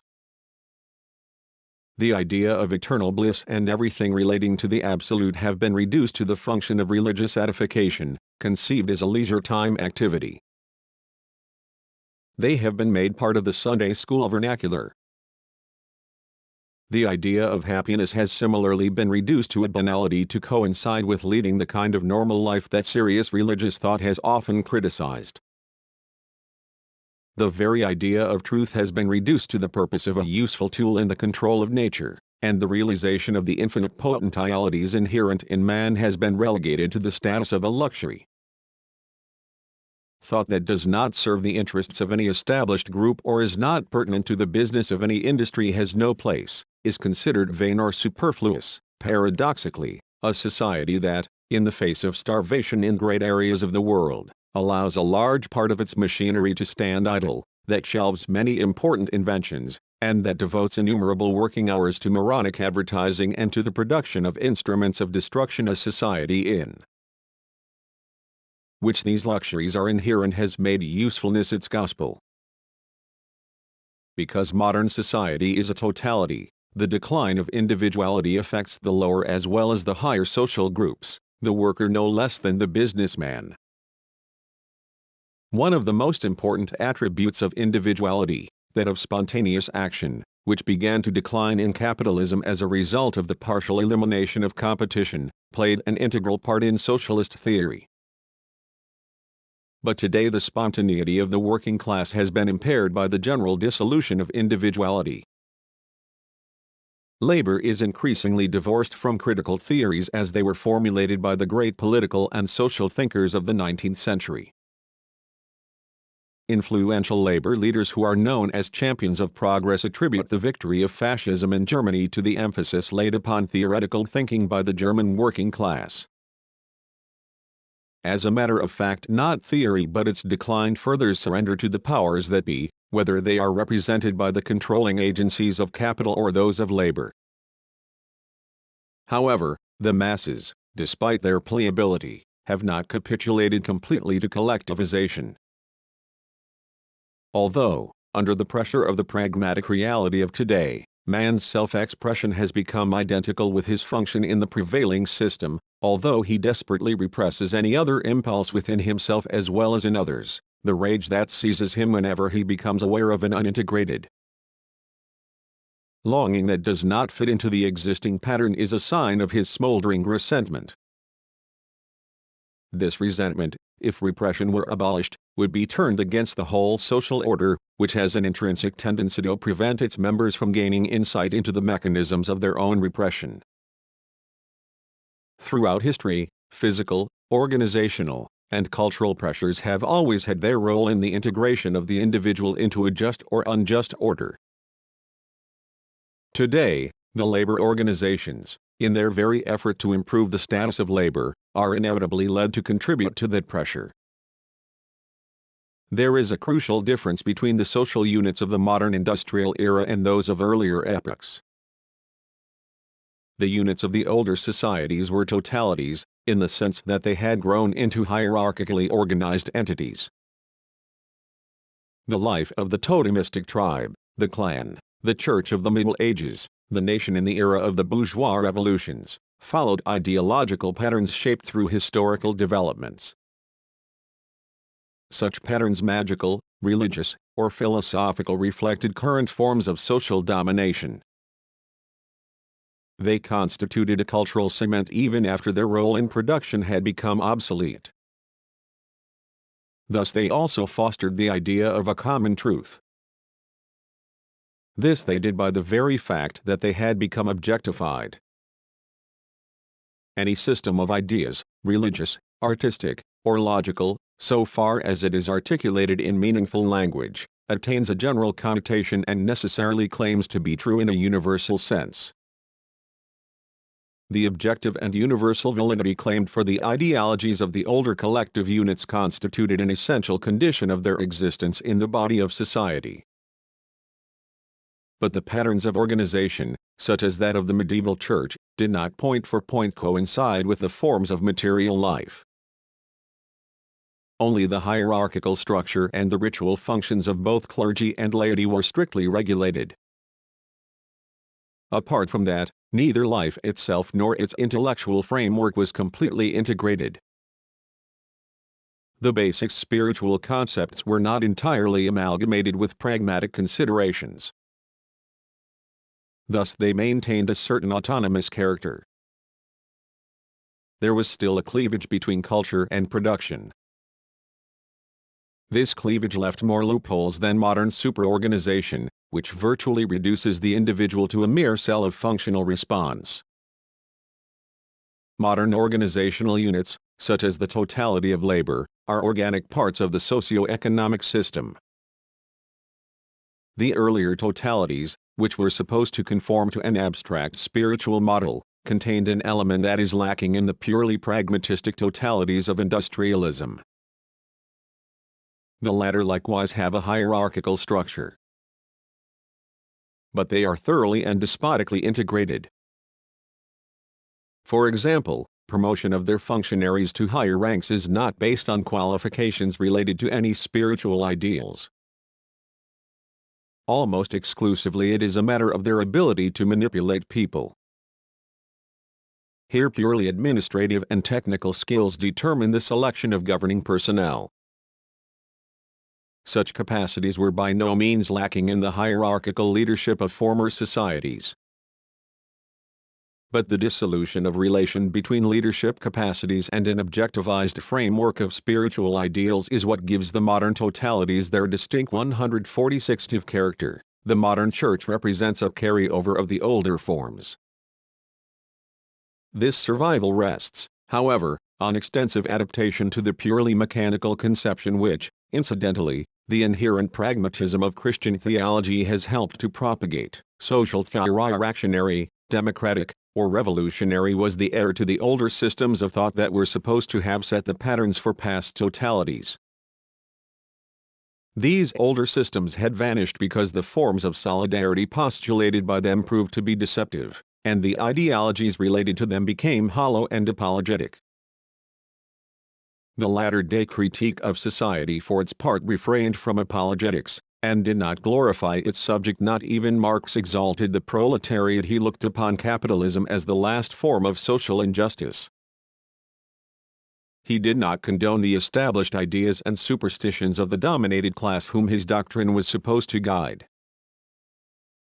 In contrast to the tendencies of mass culture, none of those doctrines undertook to sell the people the way of life in which they are fixed and which they unconsciously abhor but overtly acclaim.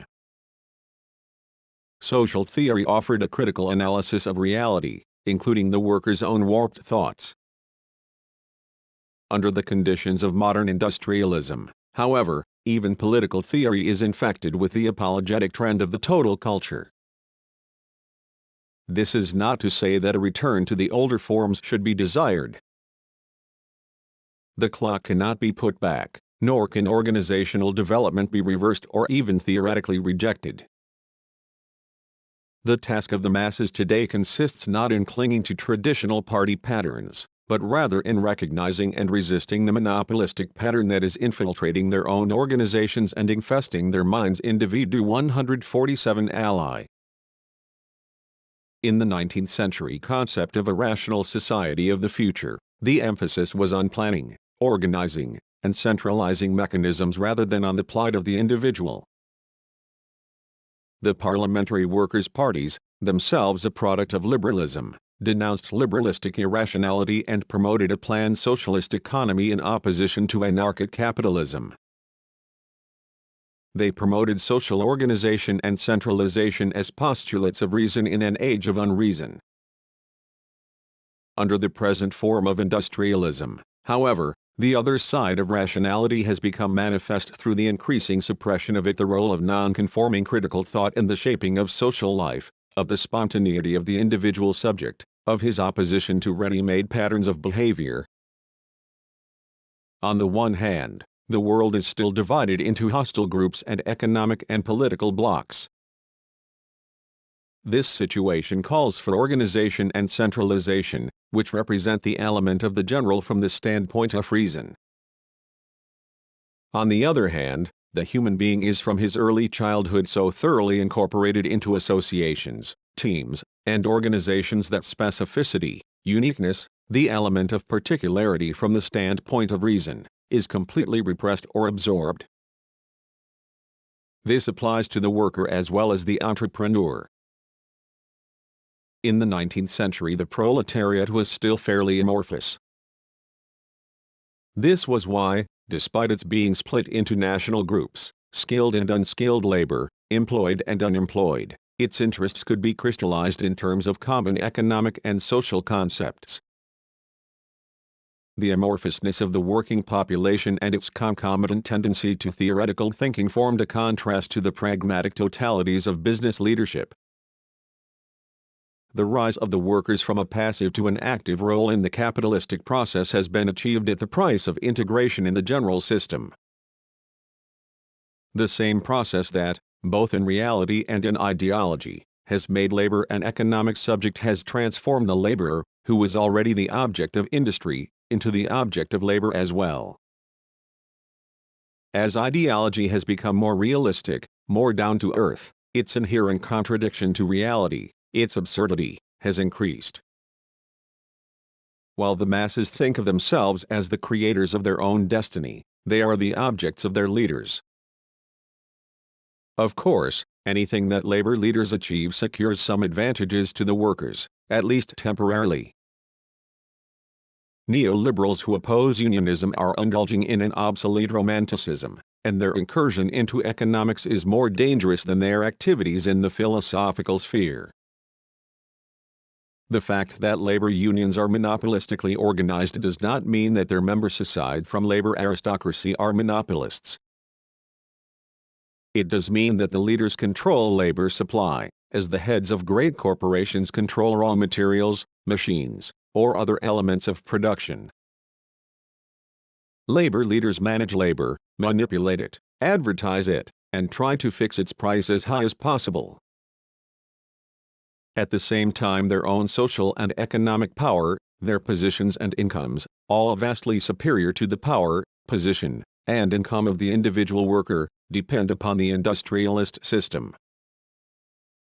The fact that organizing labor is recognized as a business, like that of any other corporate enterprise, completes the process of the reification of man. A worker's productive power today is not only bought by the factory and subordinated to the requirements of technology, but is apportioned and managed by the leadership of the labor unions.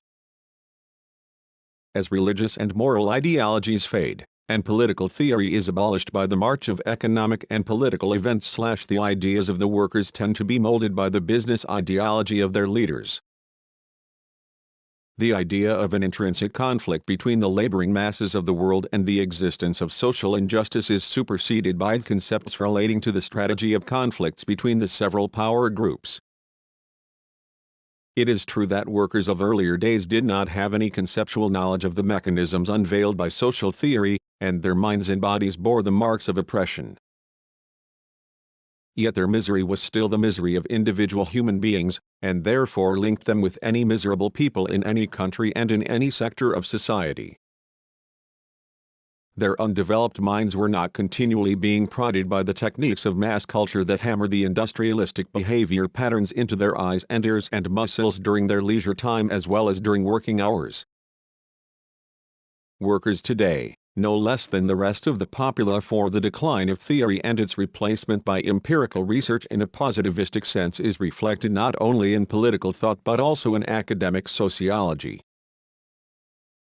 The concept of class in its universal aspect played an essential role in American sociology when it was young. Later, emphasis was laid upon investigations in the light of which such a concept appears increasingly metaphysical. Theoretical concepts, which could link sociological theory with philosophical thinking, have been replaced by signs for groups of conventionally conceived facts. The basis of this development is to be sought in the social process here described rather than in the progress of sociological science. The period in which sociology believed in its larger task of constructing theoretical systems of social structure and social change / the era before the First World War, was marked by the general belief that theoretical sociology would somehow play a major constructive role in the progressive development of our society. Sociology had the grandiose ambitions of Youth 1. Its current ambitions are certainly less grandiose, are intellectually better trained, better informed, and much less naive. They know the details of national affairs and the chicanery of political movements, particularly of those that live by propaganda against corruption. The workers, at least those who have not gone through the hell of fascism, will join in any persecution of a capitalist or politician who has been singled out because he has violated the rules of the game.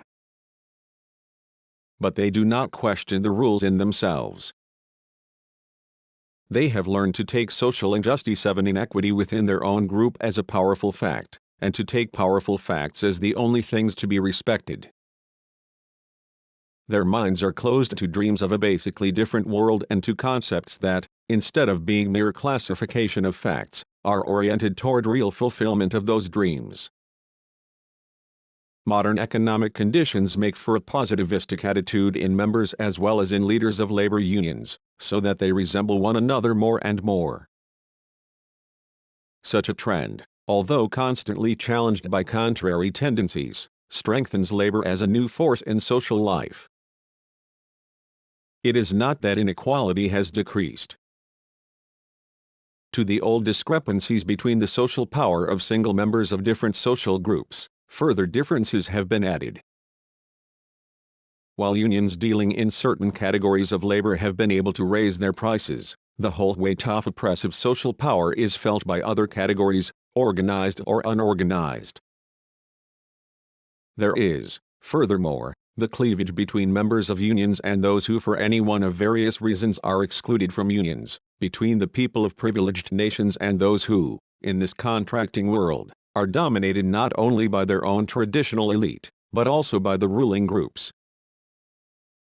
of the industrially more developed countries. The principle has not changed. At the present time, labor and capital are equally concerned with holding and extending their control.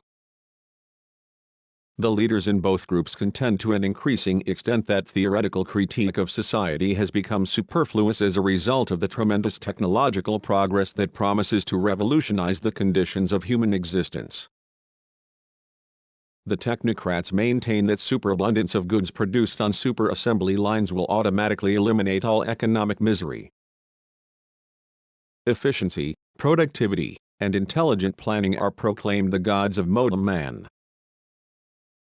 So-called unproductive groups and predatory capital are branded as the enemies of society. It is true that the engineer, perhaps the symbol of this age, is not so exclusively bent on profit-making as the industrialist or the merchant because his function is more directly connected with the requirements of the production job itself. His commands bear the mark of greater objectivity.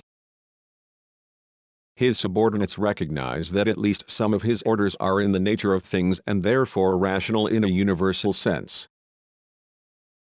But at bottom this rationality too pertains to domination, not reason. The engineer is not interested in understanding things for their own sake or for the sake of insight, but in accordance with their being fitted into a scheme, no matter how alien to their own inner structure. This holds for living beings as well as for inanimate things. The engineer's mind is that of industrialism in its streamlined form. His purposeful rule would make men an agglomeration of instruments without a purpose of their own. The deification of industrial activity knows no limits. Relaxation comes to be regarded as a kind of vice so far as it is not necessary to assure fitness for further activity. American philosophy says Moses F. Aronson postulates the reality of an open and dynamic universe. A fluid universe is not a place to rest in, nor does it encourage the aesthetic delight of passive contemplation.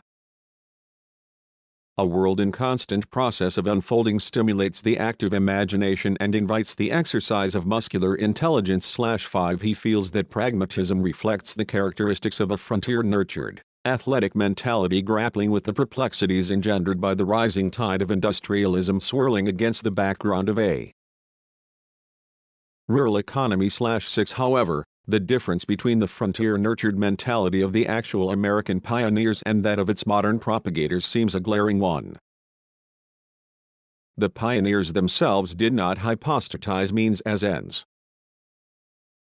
They embraced hard toil in their immediate struggle for survival.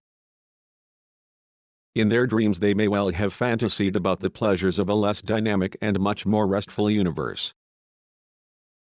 They probably made a value of the aesthetic delight of passive contemplation in their concepts of beatitude or in their ideal of a culture to be achieved. Their latest epigony, when they adopt an intellectual profession in the modern division of labor, extol the obverse values. By speaking of theoretical endeavors as muscular and athletic and as in the sense of spontaneous native growth they are trying, as though with a twinge of bad conscience, to hold on to their heritage of the strenuous C.F. Charles Beard, The American Spirit. Pages 666.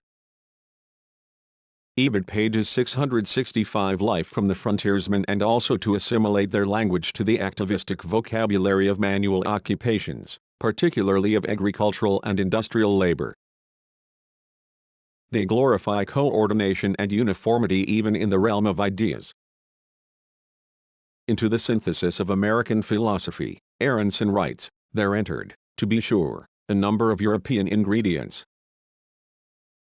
These foreign components, however, were taken up and fused into an autochthonous unity. 7 The nearer these coordinators come to attaining the potentialities through which the earth could become a place of contemplation and delight, the more they persist, as conscious or unconscious followers of Johann Gottlieb Fichte, in exalting the idea of the nation and the worship of eternal activity.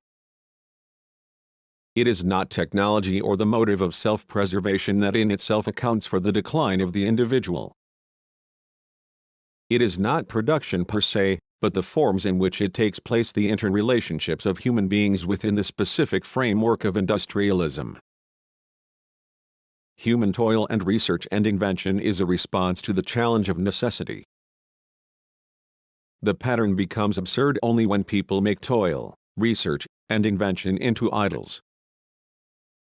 Such an ideology tends to supplant the humanistic foundation of the very civilization it seeks to glorify.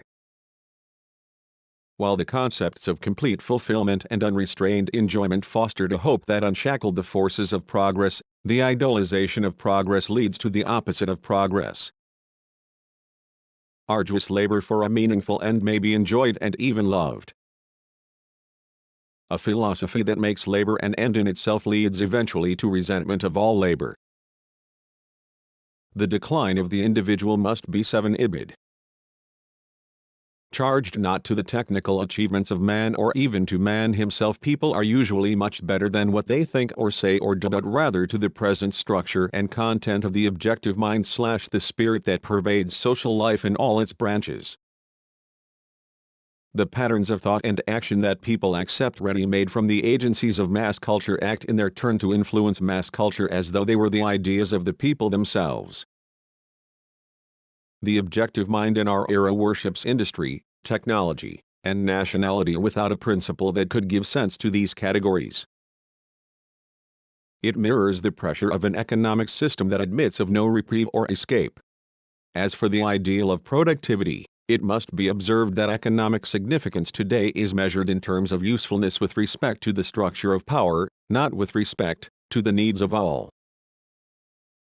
The individual must prove his value to one or other of the groups engaged in the struggle for a greater share of control over the national and the international economy.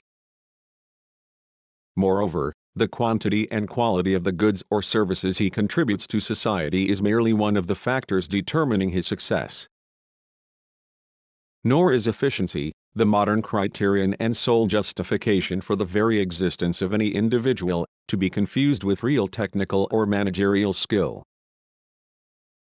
It inheres in the ability to be one of the boys/to hold one's own, to impress others, to sell oneself, to cultivate the right connections talents that seem to be transmitted through the germ cells of so many persons today. The fallacy of technocratic thinking from Saint Simon to Veblen and his followers has lain in underestimating the similarity of the traits that make for success in the various branches of production and business, and in confusing rational use of the means of production with irrational proclivities of certain of its agents. If modern society tends to negate all the attributes of individuality, are its members not compensated, it may be asked, by the rationality of its organization? The technocrats often maintain that when their theories are put into practice, depressions will become a thing of the past and basic economic disproportions will disappear. The whole productive mechanism will work smoothly according to blueprints. Actually, modern society is not so far from having realized the technocratic dream. The needs of the consumers as well as of the producers, which under the liberal market system made themselves felt in distorted and irrational forms, in a process culminating in depressions, can now to a great extent be forecast and satisfied or negated in accordance with the policies of economic and political leaders. The expression of human needs is no longer distorted by the dubious economic indicators of the market. Instead, these needs are determined by statistics, and all kinds of engineers' industrial, technical, political struggle to keep them under control. But if this new rationality is in one way closer to the idea of reason than the market system, it is in another way farther from it. Dealings between the members of different social groups under the older system were really determined not by the market but by the unequal distribution of economic power. Yet the transformation of human relations into objective economic mechanisms gave the individual, at least in principle, a certain independence. When unsuccessful competitors went to the wall or backward groups were reduced to misery under the liberalistic economy, they could preserve a sense of human dignity even though they were economically cast down, because responsibility for their plight could be thrown upon anonymous economic processes. Today individuals or entire groups may still suffer ruin through blind economic forces. But these are represented by better organized, more powerful elites. Although the interrelations of these dominant groups are subject to vicissitudes, they understand each other well in many respects. When concentration and centralization of industrial forces extinguish political liberalism in its turn, the victims are doomed in their entirety. Under totalitarianism, when an individual or group is singled out by the elite for discrimination, it is not only deprived of the means of livelihood, but its very human essence is attacked. American society may take a different course. However, the dwindling away of individual thinking and resistance, as it is brought about by the economic and cultural mechanisms of modern industrialism, will render evolution toward the humane increasingly difficult by making the watchword of production a kind of religious creed, by professing technocratic ideas and branding as unproductive such. Groups as do not have access to the big industrial bastions. Industry causes itself and society to forget that production has become to an ever greater extent a means in the struggle for power. The policies of economic leaders, on which society in its present stage more and more directly depends, are dogged and particularistic, and therefore perhaps even blinder with respect to the real needs of society than were the automatic trends that once determined the market. Irrationality still molds the fate of men.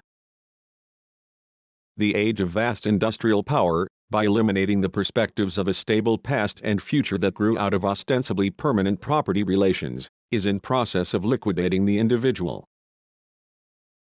The deterioration of his situation is perhaps best measured in terms of his utter insecurity as regards his personal savings.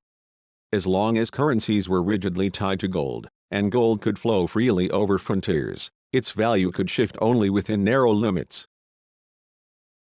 Under present-day conditions, the dangers of inflation, of a substantial reduction or complete loss of the purchasing power of his savings, lurk around the next corner. Private possession of gold was the symbol of bourgeois rule. Gold made the burgher somehow the successor of the aristocrat. With it he could establish security for himself and be reasonably sure that even after his death his dependents would not be completely sucked up by the economic system. His more or less independent position, based on his right to exchange goods and money for gold, and therefore on relatively stable property values, expressed itself in the interest he took in the cultivation of his own personality, not, as today, in order to achieve a better career or for any professional reason, but for the sake of his own individual existence. The effort was meaningful because the material basis of individuality was not wholly unstable. Although the masses could not aspire to the position of the burgher, the presence of a relatively numerous class of individuals who were genuinely interested in humanistic values formed the background for the kind of theoretical thought as well as for the type of manifestations in the arts that by virtue of their inherent truth express the needs of society as a whole. The state's restriction of the right to possess gold is the symbol of a complete change. Even the members of the 158 middle class must resign themselves to insecurity.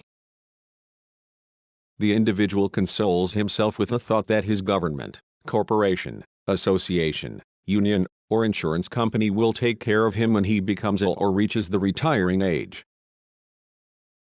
The various laws prohibiting private possession of gold symbolize the verdict against the independent economic individual. Under liberalism, the beggar was always an eyesore to the rentier. In the age of big business, both beggar and rentier are vanishing. There are no safety zones on society's thoroughfares. Everyone must keep moving. The entrepreneur has become a functionary, the scholar a professional expert. The philosopher's maxim, bene qui latunt, bene vixit, is incompatible with modern business cycles. Everyone is under the whip of a superior agency. Those who occupy the commanding positions have little more autonomy than their subordinates. They are bound down by the power they wield. Every instrumentality of mass culture serves to reinforce the social pressures upon individuality, precluding all possibility that the individual will somehow preserve himself in the face of all the atomizing machinery of modern society. The accent on individual heroism and on the self-made man in popular biographies and pseudo-romantic novels and films does not invalidate this observation. 8. These machine-made incentives to self-preservation actually accelerate the dissolution of individuality. Just as the slogans of rugged individualism are politically useful to large trusts in seeking exemption from social control, so in mass culture the rhetoric of individualism, by imposing patterns for cull-8. Cf. Leo Lowenthal, Biographies in Popular Maga 7 in S/in Radio Research, 1942-43, New York, 1944, pages 507-48. 59. Lective imitation disavows the very principle to which it gives lip service. If, in the words of Huey Long, every man can be a king, why cannot every girl be a movie queen, whose uniqueness consists in being typical? The individual no longer has a personal history. Though everything changes, nothing moves. He needs neither a Zeno nor a Cocteau, neither an Eleatic dialectician nor a Parisian surrealist, to tell what the Queen in Through the Luhng Glass means when she says, "It takes all the running you can do to stay in the same place" or what Lombroso's Midman expressed in his beautiful poem, Nine noi confidi el nostro orgoglio cum ruot in fere perni, si stanchiamo ingeria turni, sempre inanti e sempre qui. The objection that the individual, despite everything, does not entirely disappear in new impersonal institutions, that individualism is as rugged and rampant in modern society as ever before, seems to miss the point. The objection contains a grain of truth, namely, the consideration that man is still better than the world he lives in. Yet his life seems to follow a sequence that will fit any questionnaire he is asked to fill out. His intellectual existence is exhausted in the public opinion polls. Especially the so-called great individuals of today, the idols of the masses, are not genuine individuals, they are simply creatures of their own publicity, enlargements of their own photographs, functions of social processes. The consummate Superman, against whom no one has warned more anxiously than Nietzsche. 9 The Man of Genius, London, 1891, p. 366 himself, is a projection of the oppressed masses, King Kong rather than Caesar Borgia. 10 The hypnotic spell that such counterfeit supermen as Hitler have exercised derives not so much from what they think or say or do as from their antics, which set a style of behavior for men who, stripped of their spontaneity by the industrial processing, need to be told how to make friends and influence people. The tendencies described have already led to the greatest catastrophe in European history. Some of the causes were specifically European. Others are traceable to profound changes in man's character under the influence of international trends. Nobody can predict with certainty that these destructive tendencies will be checked in the near future. However, there is increasing awareness that the unbearable pressure upon the individual is not inevitable. It is to be hoped that men will come to see that it springs not directly from the purely technical requirements of the production, but from the social structure. Indeed, the intensification of repression in many parts of the world in itself testifies to fear in face of the imminent possibility of change on the basis of the present development of productive forces. Industrial discipline, technological progress, and scientific enlightenment, the very economic and cultural processes that are bringing about the obliteration of individuality, promise, though the augury is faint enough at present, to usher in a new era in which individuality may return. Edgar Allan Poe said about greatness, that individuals have so soared above the plane of their race, is scarcely to be questioned. But, in looking back through history for traces of their existence, we should pass over all biographies of the good and the great, while we search carefully the slight records of wretches who died in prison, in Bedlam, or upon the gallows emerge as an element in a less ideological and more humane form of existence. Fascism used terroristic methods in the effort to reduce conscious human beings to social atoms, because it feared that ever-increasing disillusionment as regards all ideologies might pave the way for men to realize their own and society's deepest potentialities. And indeed, in some cases, social pressure and political terror have tempered the profoundly human resistance to irrationality, a resistance that is always the core of true individuality. The real individuals of our time are the martyrs who have gone through infernos of suffering and degradation in their resistance to conquest and oppression, not the inflated personalities of popular culture, the conventional dignitaries. These unsung heroes consciously exposed their existence as individuals to the terroristic annihilation that others undergo unconsciously through the social process.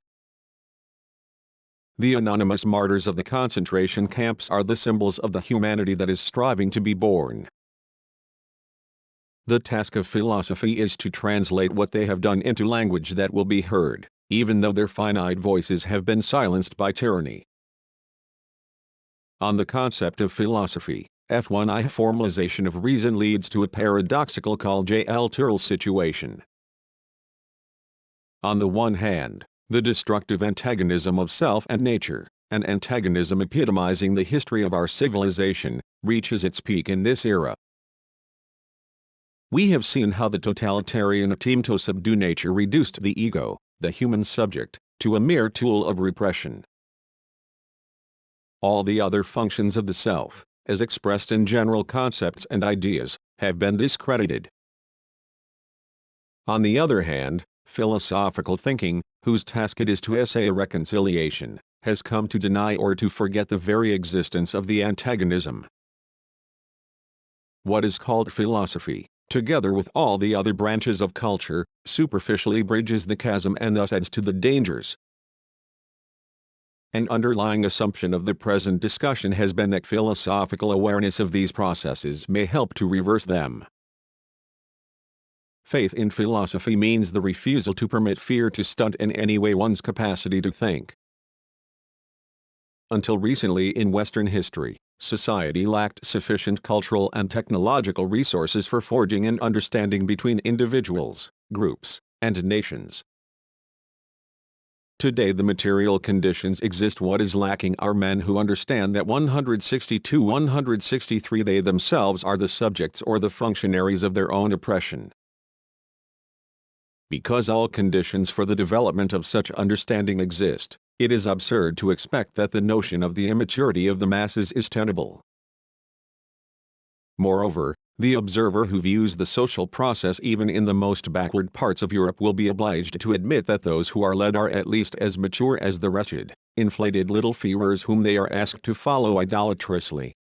The realization that at this very moment everything depends upon the right use of man's autonomy should rally those who have not been silenced to defend culture against threatened debasement at the hands of its conformist fair-weather friends or annihilation at the hands of the barbarians within the gates. The process is irreversible. Metaphysical therapies that propose to turn back the wheel of history are, as has been said above in the discussion of Neo-Thomism, vitiated by the very pragmatism they profess to abhor. The struggle is too late, and every means taken merely makes the disease worse. For the disease has seized the very marrow of spiritual life, viz., consciousness in its ultimate principle, Begriff, or its pure inmost nature itself. There is therefore no power left in conscious life to surmount the disease. It is then the memory alone that still preserves the dead form of the spirit's previous state, as a vanished history, vanished men know not how. And the new serpent of wisdom, raised on high before bending worshippers, has in this manner painlessly sloughed merely a shriveled skin. One ontological revivals are among the means that aggravate 1 Graham W. F. Hegel, The Phenomenology of Mind, Transl by J. B. Baffley, New York, 1931, pages 564-5. 164 The disease. Conservative thinkers who have described the negative aspects of enlightenment, mechanization, and mass culture have often tried to mitigate the consequences of civilization either by re-emphasizing old ideals or by pointing out new aims that could be pursued without the risk of revolution. The philosophy of the French counter-revolution and that of German prefacism are examples of the first-named attitude. Their critique of modern man is romanticist and anti-intellectualist. Other enemies of collectivism advance more progressive ideas, for example the idea of the Confederation of Europe or that of political unity for the whole of the civilized world, as advocated by Gabriel Tarde at the end of the 19th century and Ortega y Gasset III in our own time. Althought-here analyses of the objective mind of our era are most pertinent. Their own educational conservatism is certainly one of its elements. Ortega y Gasset likens the masses to spoiled children. The comparison appeals to just those sections of the masses that are most completely deprived of individuality. His reproach that they are ungrateful to the past is one of the elements of mass propaganda and mass ideology. The very fact that his philosophy is slanted for popular availability, that is, its pedagogical character, nullifies it as philosophy. Theories embodying critical insight into historical processes, when used for panaceas, have often turned into repressive doctrines. As recent history teaches, this holds true for radical as well as for conservative doctrines. Philosophy is neither to cf. Leslow's De Imitation, Engel. Trans L. The Laws of Imitation, New York, 1903, particularly pages 184-8 and pages 388-93. 8 cf. La Revelación de los Masas, Engel. Transl. The Revolt of the Masses, New York, 1932, particularly pages 196-200. 4 Ibid pages 63-4. 165 A tool nor a blueprint. It can only foreshadow the path of progress as it is marked out by logical and factual necessities. In doing so it can anticipate the reaction of horror and resistance that will be evoked by the triumphal march of modern man. There is no definition of philosophy. Definition of it is identical with the explicit account of what it has to say.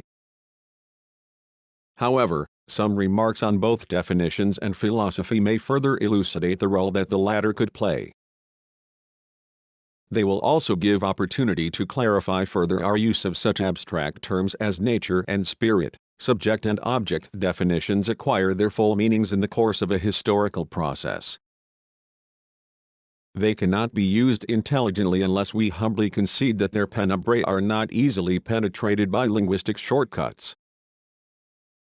If, through gear of possible misunderstandings, we agree to eliminate the historical elements and to offer supposedly atemporal sentences as definitions, we deny ourselves the intellectual heritage bequeathed to philosophy from the beginning of thought and experience. The impossibility of such a complete disavowal is evidenced in the procedure of the most anti-historical physicalist philosophy of our times, logical empiricism. Even its protagonists admit some undefinable terms of everyday usage into their dictionary of strictly formalized science, thus paying tribute to the historical nature of language. Philosophy must become more sensitive to the muted testimonies of language and plumb the layers of experience preserved in it. Each language carries a meaning embodying the thought forms and belief patterns rooted in the evolution of the people who speak it. It is the repository of the variegated perspectives of prince and pauper, poet and peasant. Its forms and content are enriched or impoverished by the naive usage of every man. Yet it would be a mistake to assume that we can discover the essential meaning of a word by simply asking the people who use it. Public opinion polls are of little avail in this search.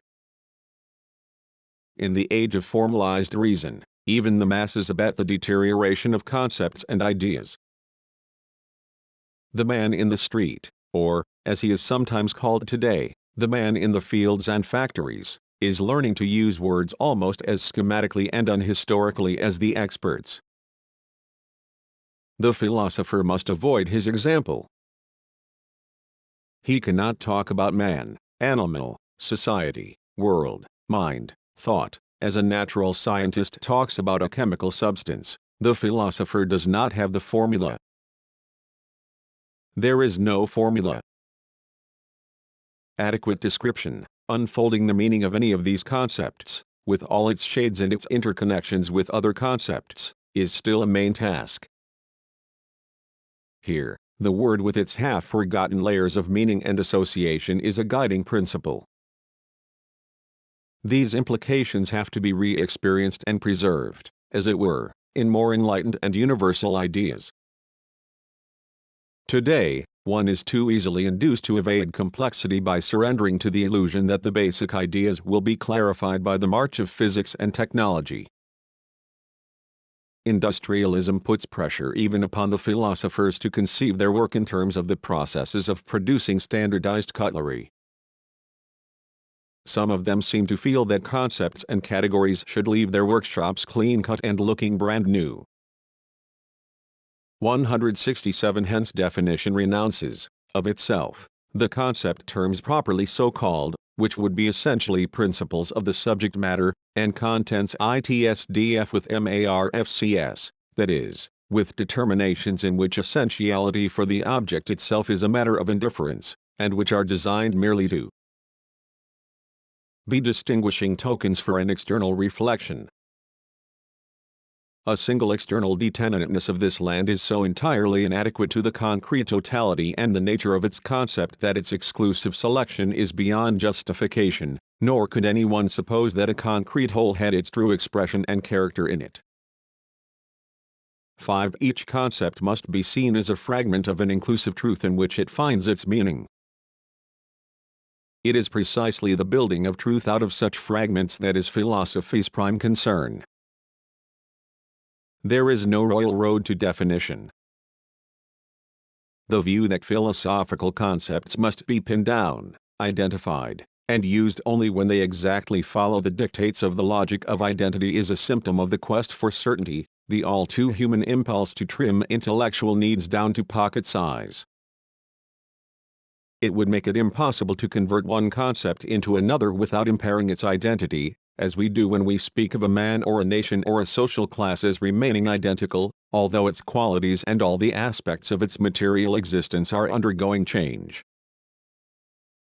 The study of history may prove that the attributes of the idea of freedom have been constantly in process of transformation.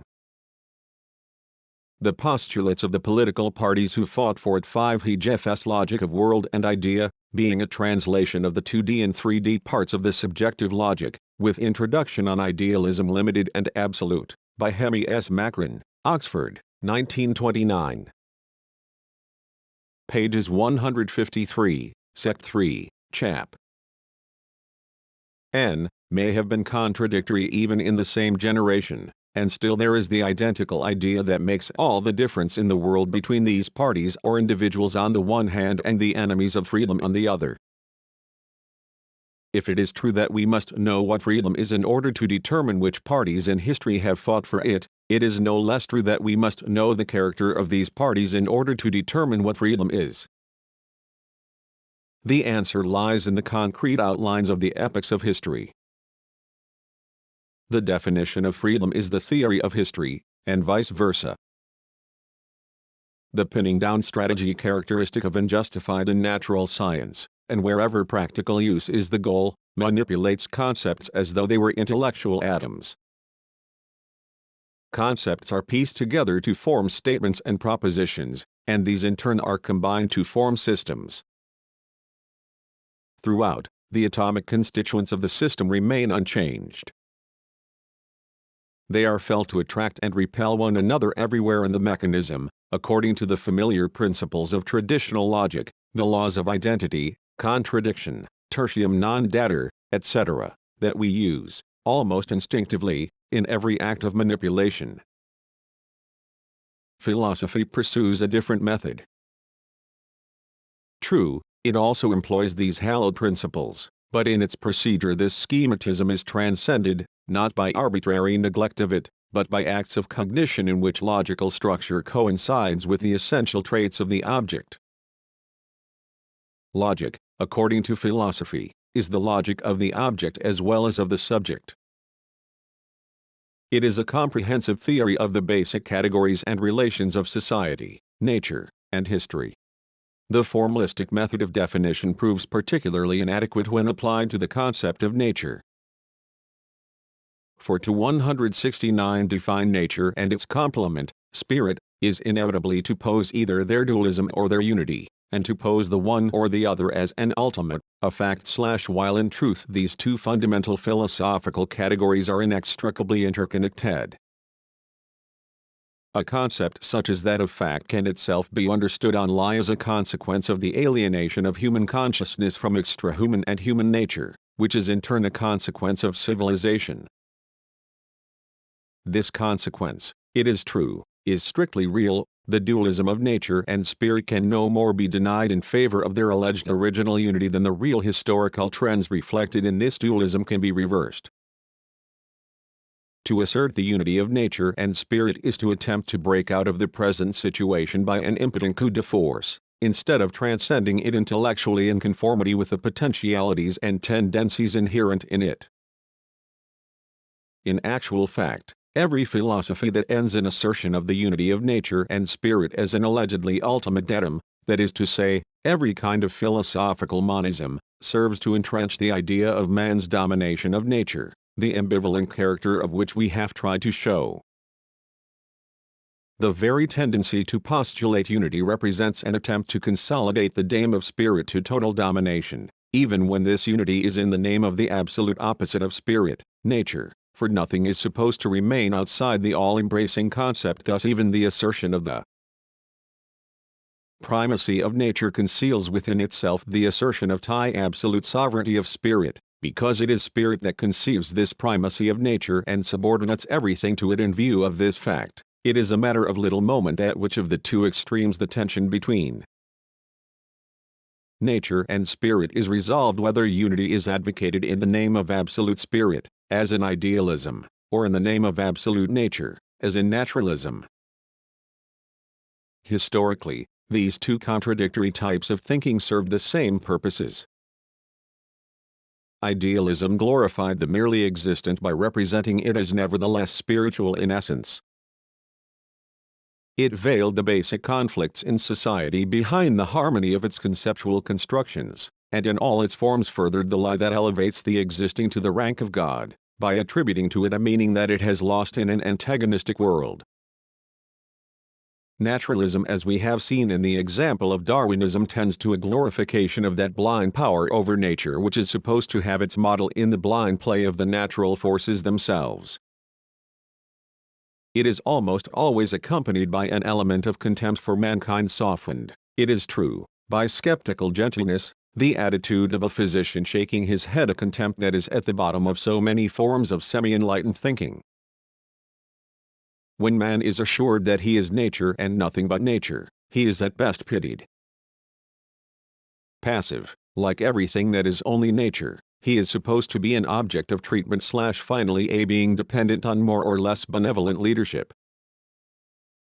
Theories that fail to differentiate spirit from objective nature, and define it quasi-scientifically as nature, forget that spirit has also become non-nature, that, even if it were nothing but a reflection of nature, it still, by virtue of its having this character of reflection, transcends the highest nunc.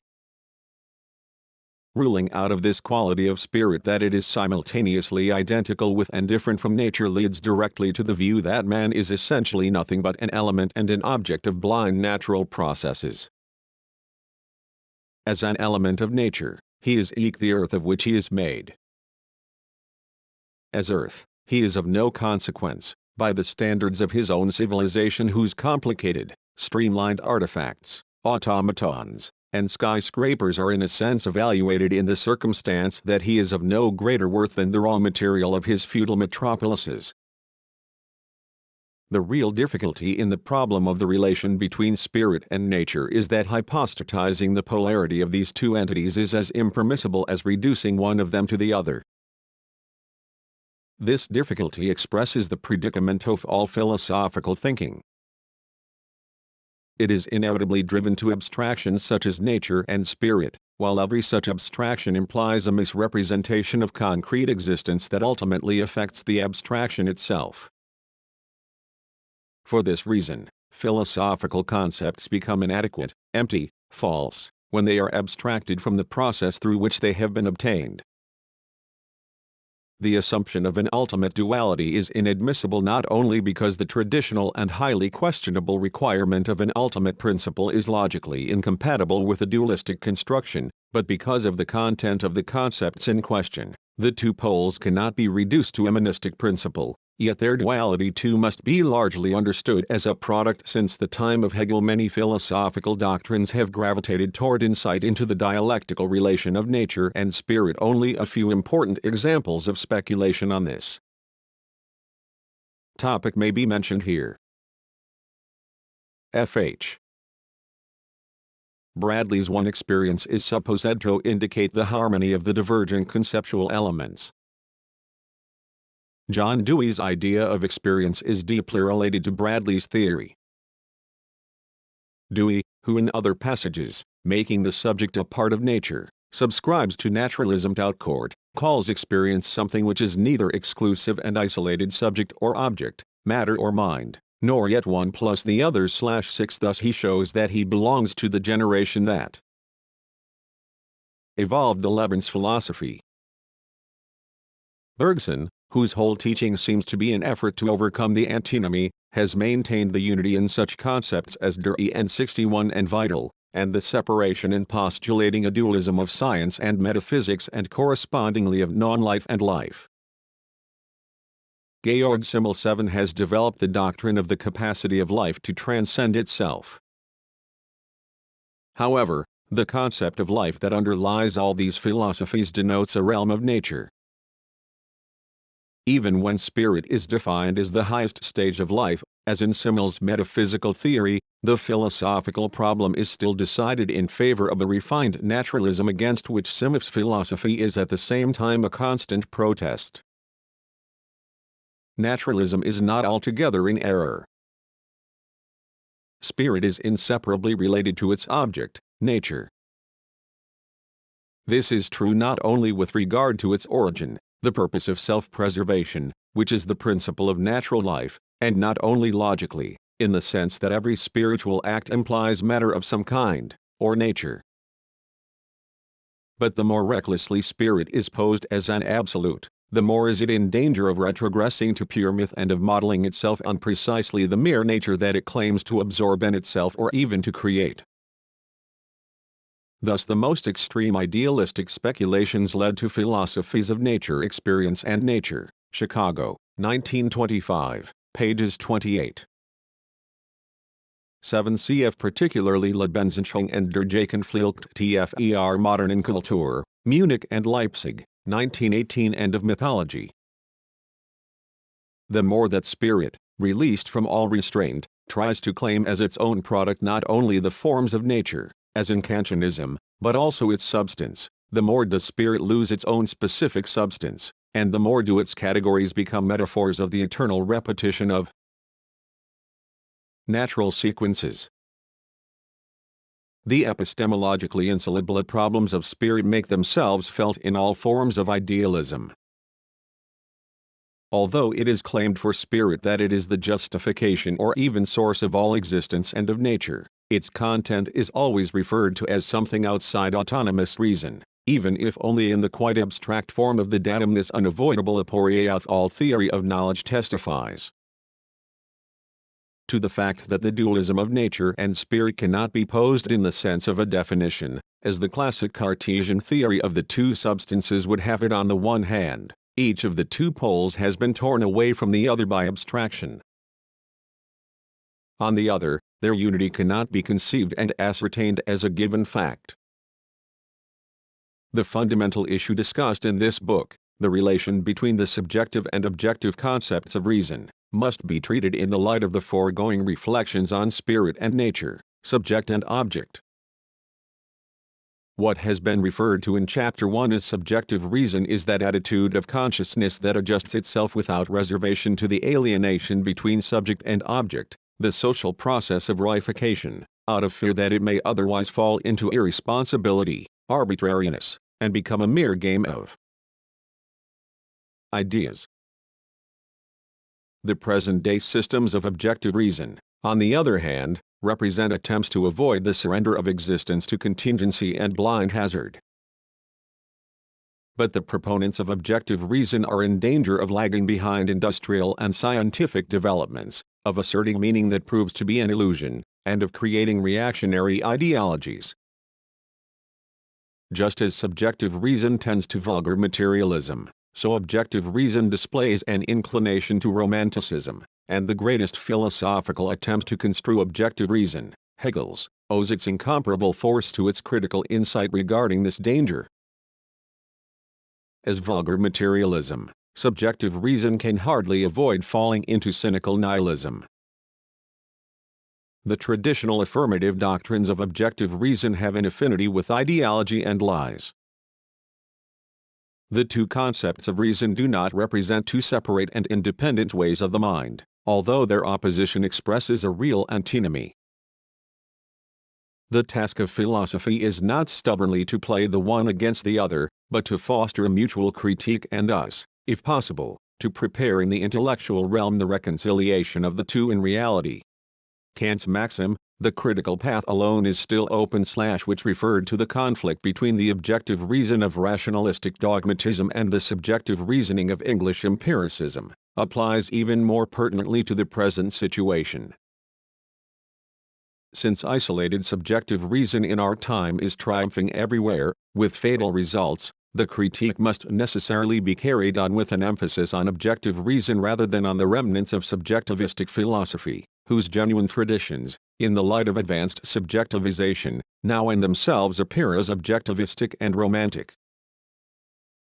However, this emphasis on objective reason does not mean what would be called, in the phraseology of the warmed-over theologies of today, a philosophical decision. For just like the absolute dualism of spirit and nature, that 175 of subjective and objective reason is merely an appearance, although a necessary appearance. The two concepts are interlaced, in the sense that the consequence of each not only dissolves the other but also leads back to it. The dement of untruth lies not simply in the essence of each of the two concepts, but in the hypostatization of either one as against the other. Such hypostatization results from the basic contradiction in the human condition. On the one hand, the social need of controlling nature has always conditioned the structure and forms of man's thinking and thus given primacy to subjective reason. On the other hand, society could not completely repress the idea of something transcending the subjectivity of self-interest, to which the self could not help aspiring. Even the divorcing and formal reconstruction of the two principles as separate rests on an element of necessity and historical truth. By its self-critique, reason must recognize the limitations of the two opposite concepts of reason. It must analyze the development of the cleavage between the two, perpetuated as it is by all the doctrines that tend to triumph ideologically over the philosophical antinomy in an antinomic world. Both the separateness and the interrelatedness of the two concepts must be understood. The idea of self-preservation, the principle that is driving subjective reason to madness, is the very idea that can save objective reason from the same fate. Applied to concrete reality, this means that only a definition of the objective goals of society that includes the purpose of self-preservation of the subject, the respect for individual life, deserves to be called objective. The conscious or unconscious motive that inspired the formulation of the systems of objective reason was the realization of the E6 impotence of subjective reason with regard to its own goal of self-preservation. These metaphysical systems express in partly mythological form the insight that self-preservation can be achieved only in a supra-individual order, that is to say, through social solidarity. If one were to speak of a disease affecting reason, this disease should be understood not as having stricken reason at some historical moment, but as being inseparable from the nature of reason in civilization as we have known it so far. The disease of reason is that reason was born from man's urge to dominate nature, and the recovery depends on insight into the nature of the original disease, not on a cure of the latest symptoms. The true critique of reason will necessarily uncover the deepest layers of civilization and explore its earliest history. From the time when reason became the instrument for domination of human and extrahuman nature by man, that is to say, from its very beginnings it has been frustrated in its own intention of discovering the truth. This is due to the very fact that it made nature a mere object, and that it failed to discover the trace of itself in such objectivization, in the concepts of matter and things not less than in those of gods and spirit. One might say that the collective madness that ranges today, from the concentration camps to the seemingly most harmless mass culture reactions, was already present in German primitive objectivization, in the first man's calculating contemplation of the world as a prey. Paranoia, The madness that builds logically constructed theories of persecution is not merely a parody of reason, but is somehow present in any form of reason that consists in the mere pursuit of aims. Thus the derangement of reason goes far beyond the obvious malformations that characterize it at the present time. Reason can realize its reasonableness only through reflecting on the disease of the world as produced and reproduced by man. In such self-critique, reason will at the same time remain faithful to itself, by preserving and applying for no ulterior motive the principle of truth that we owe to reason alone. The subjugation of nature will revert to subjugation of man, and vice versa, as long as man does not understand his own reason and the basic process by which he has created and is maintaining the antagonism that is about to destroy him. Reason can be more than nature only through concretely realizing its naturalness, which consists in its trend to domination, the very trend that paradoxically alienates it from nature. Thus also, by being the instrument of reconciliation, it will be more than an instrument. The changes of direction, the advances and retrogressions of this effort, reflect the development of the definition of philosophy. The possibility of a self-critique of reason presupposes, first, that the antagonism of reason and nature is in an acute and catastrophic phase, and, second, that at this stage of complete alienation the idea of truth is still accessible. The shackling of man's thoughts and actions by the forms of extremely developed industrialism, the decline of the idea of the individual under the impact of the all-embracing machinery of mass culture, create the prerequisites of the emancipation of reason. At all times, the good has shown the traces of the oppression in which it originated. Thus the idea of the dignity of man is born from the experience of barbarian forms of domination. During the most ruthless phases of feudalism, dignity was an attribute of might. Emperors and kings wore halos. They demanded and received 178 veneration. Anyone who was negligent in obeisance was punished, anyone who committed lèse majesté was put to death. Today, freed from its bloody origin, the notion of the dignity of the individual is one of the ideas defining a humane organization of society. The concepts of law, order, justice, and individuality have had a similar evolution. Medieval man took refuge from justice by appealing to mercy. Today we fight for justice, a justice universalized and transvaluated, embracing equity and mercy. From the Asiatic despots, the pharaohs, the Greek oligarchs, down to the merchant princes and condottieri of the Renaissance and the fascist leaders of our own era, the value of the individual has been extolled by those who had an opportunity of developing their individualities at the expense of others.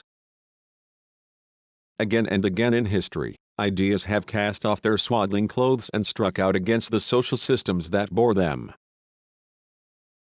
The cause, in large degree, is that spirit, language, and all the realms of the mind necessarily stake universal claims. Even ruling groups, intent above all upon defending their particular interests, must stress universal motifs in religion, morality, and science. Thus originates the contradiction between the existent and ideology, a contradiction that spurs all historical progress. While conformism presupposes the basic harmony of the two and includes the minor discrepancies in the ideology itself, philosophy makes man conscious of the contradiction between them. On the one hand, it appraises society by the light of the very ideas that it recognizes as its highest values. On the other, it is aware that these ideas reflect the taints of reality. These values and ideas are inseparable from the words that express them, and philosophy's approach to language is indeed, as has been indicated above, one of its most crucial aspects. The changing contents and stresses of words record the history of our civilization. Language reflects the longings of the oppressed and the plight of nature. It releases the mimetic impulse, cf. pages 114 and The transformation of this impulse into the universal medium of language rather than into destructive action means that potentially nihilistic energies work for reconciliation. This makes the fundamental and intrinsic antagonism between philosophy and fascism.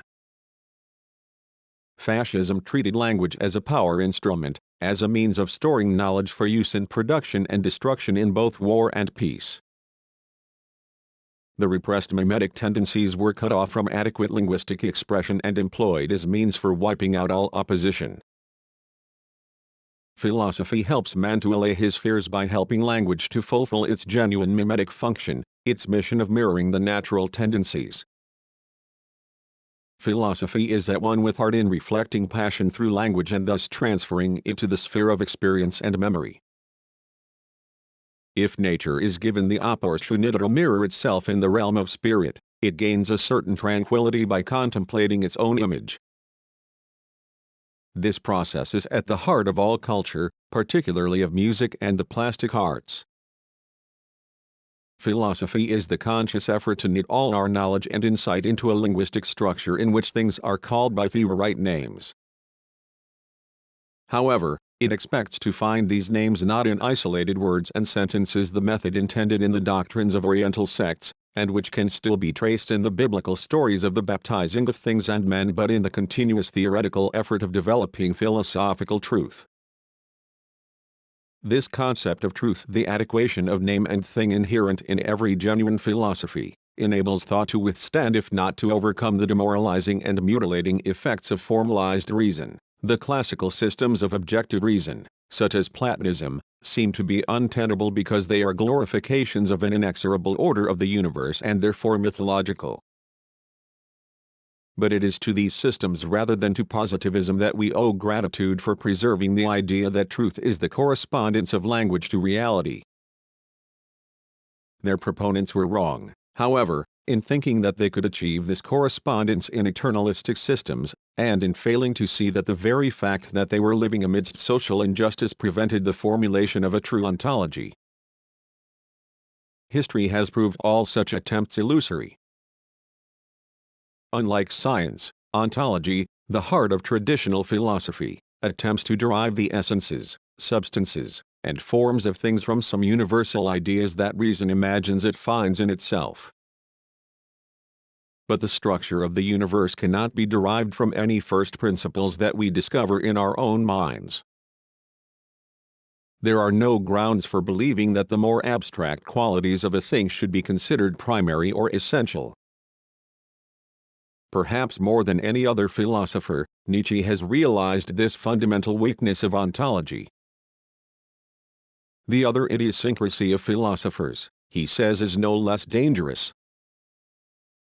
It consists in confusing the last and the first things. They place that which makes its appearance last.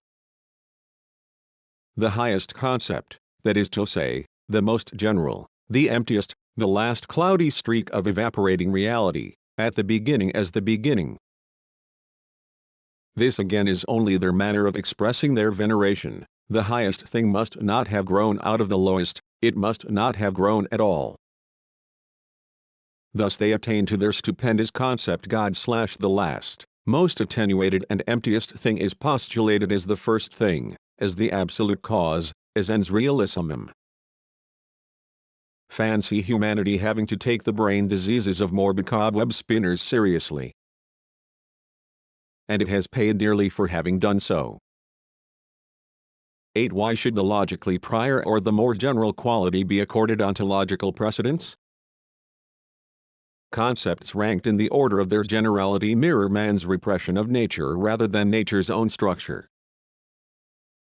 When Plato or Aristotle arranged concepts according to their logical priority, they did not so much derive them from the secret affinities of things as unwittingly from power relations.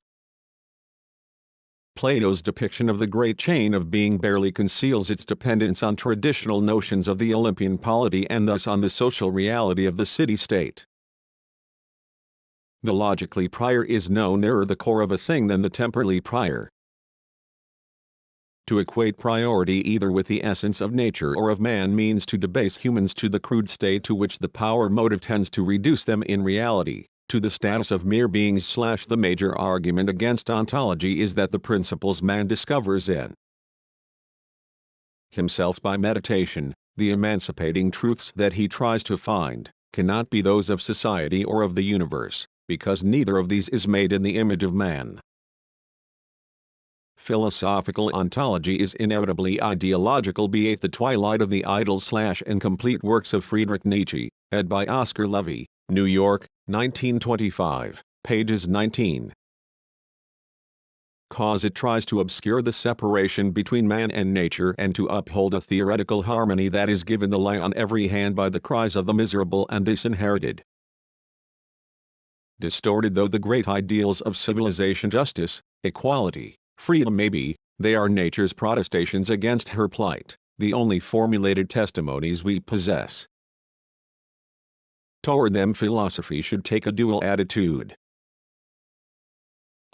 It should deny their claims to being regarded as ultimate and infinite truth. Whenever a metaphysical system presents these testimonies as absolute or eternal principles, it exposes their historical relativity.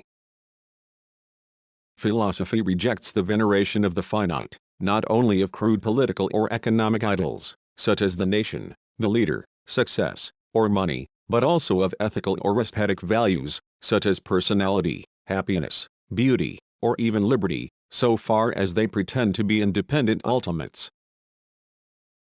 2. It should be admitted that the basic cultural ideas have truth values, and philosophy should measure them against the social background from which they emanate. It opposes the breach between ideas and reality. Philosophy confronts the existent, in its historical context, with the claim of its conceptual principles, in order to criticize the relation between the two and thus transcend them.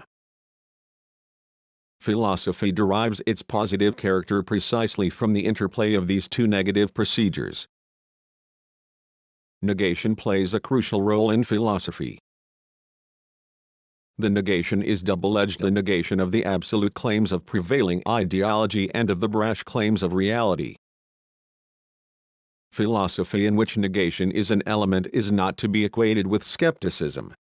The latter uses negation in a formalistic 183 and abstract way.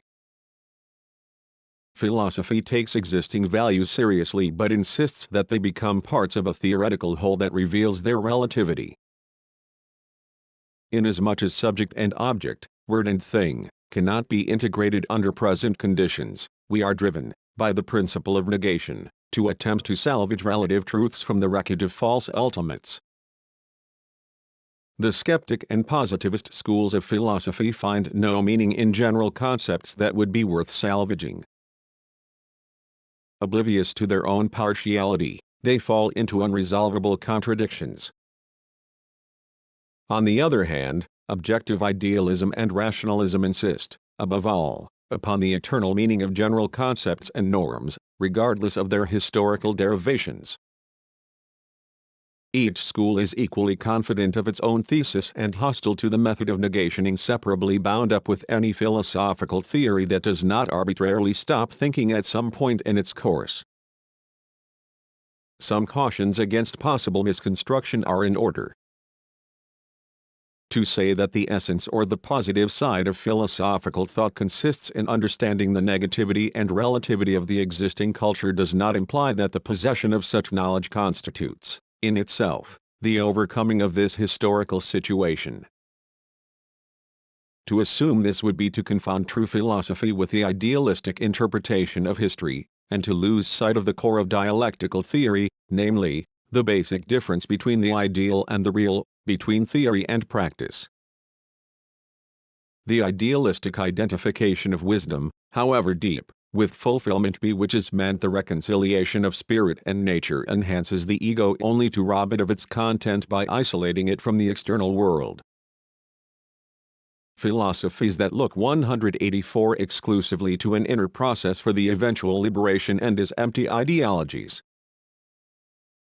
As has been remarked earlier, Hellenistic concentration on pure inwardness allowed society to become a jungle of power interests destructive of all the material conditions prerequisite for the security of the inner principle. Is activism, then, especially political activism, the sole means of fulfillment, as just defined? I hesitate to say so. This age needs no added stimulus to action. Philosophy must not be turned into propaganda, even for the best possible purpose. The world has more than enough propaganda. Language is assumed to suggest and intend nothing beyond propaganda. Some readers of this book may think that it represents propaganda against propaganda, and conceive each word as a suggestion, slogan, or prescription. Philosophy is not interested in issuing commands. The intellectual situation is so confused that this statement itself may in turn be interpreted as offering foolish advice against obeying any command, even one that might save our lives. Indeed, it may even be construed as a command directed against commands. If philosophy is to be put to work, its first task should be to correct this situation. The concentrated energies necessary for reflection must not be prematurely drained into the channels of activistic or non-activistic programs. Today even outstanding scholars confuse thinking with planning. Shocked by social injustice and by hypocrisy in its traditional religious garb, they propose to wed ideology to reality, or, as they prefer to say, to bring reality closer to our heart's desire, by applying the wisdom of engineering to religion. In the spirit of Auguste Comte, they wish to establish 185 a new social catechism. American culture writes Robert Lind, if it is to be creative in the personality of those who live it, needs to discover and to build prominently into its structure a core of richly evocative common purposes which have meaning in terms of the deep personality needs of the great mass of the people.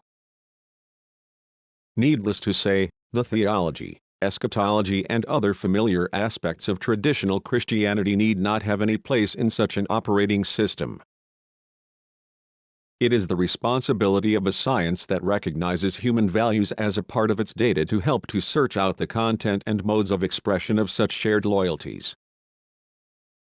In withholding its hand, science becomes a partner to those people who maintain outworn religious forms because there is nothing else in sight. Lind seems to look at religion in somewhat the manner in which he looks at social science itself, which, in his view, will stand or fall on the basis of its serviceability to men as they struggle to live/10 religion becomes pragmatistic. Despite the genuine progressive spirit of such thinkers, they miss the core of the problem.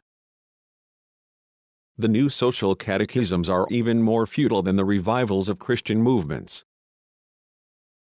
Religion, in its traditional form or as a progressive social cult, is regarded, if not by the great masses, at least by its authorized spokesman, as an instrument.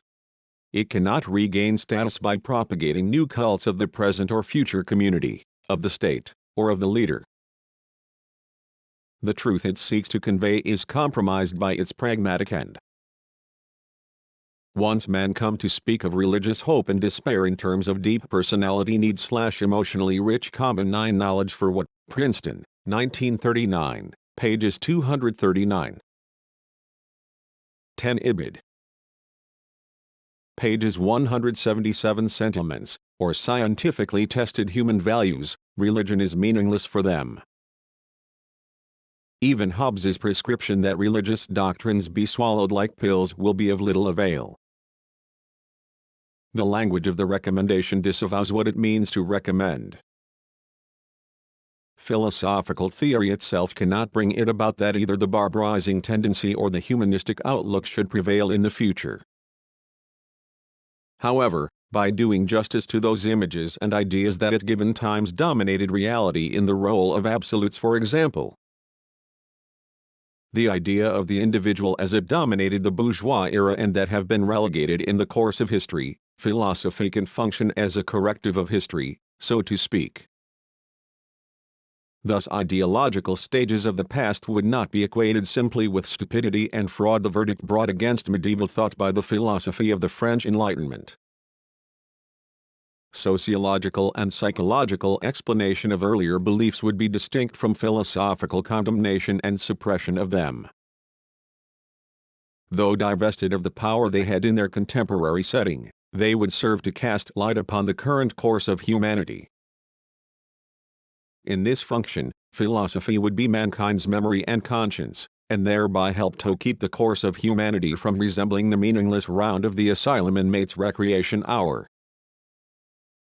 Today, progress toward utopia is blocked primarily by the complete disproportion between the weight of the overwhelming machinery of social power and that of the atomized masses.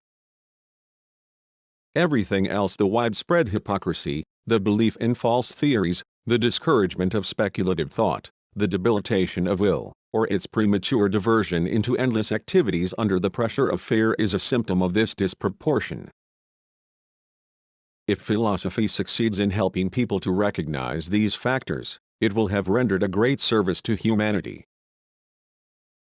The method of negation, the denunciation of everything that mutilates mankind and impedes its free development, rests on confidence in man. The so-called constructive philosophies may be shown truly to lack this conviction and thus to be unable to face the cultural debacle. In their view, action seems to represent the fulfillment of our eternal destiny. Now that science has helped us to overcome the awe of the unknown in nature, we are the slaves of social pressures of our own making. When called upon to act independently, we cry for patterns, systems, and authorities. If by enlightenment and intellectual progress we mean the freeing of man from superstitious belief in evil forces, in demons and fairies, in blind faith, in short, the emancipation from fear, then denunciation of what is currently called reason is the greatest service reason can render.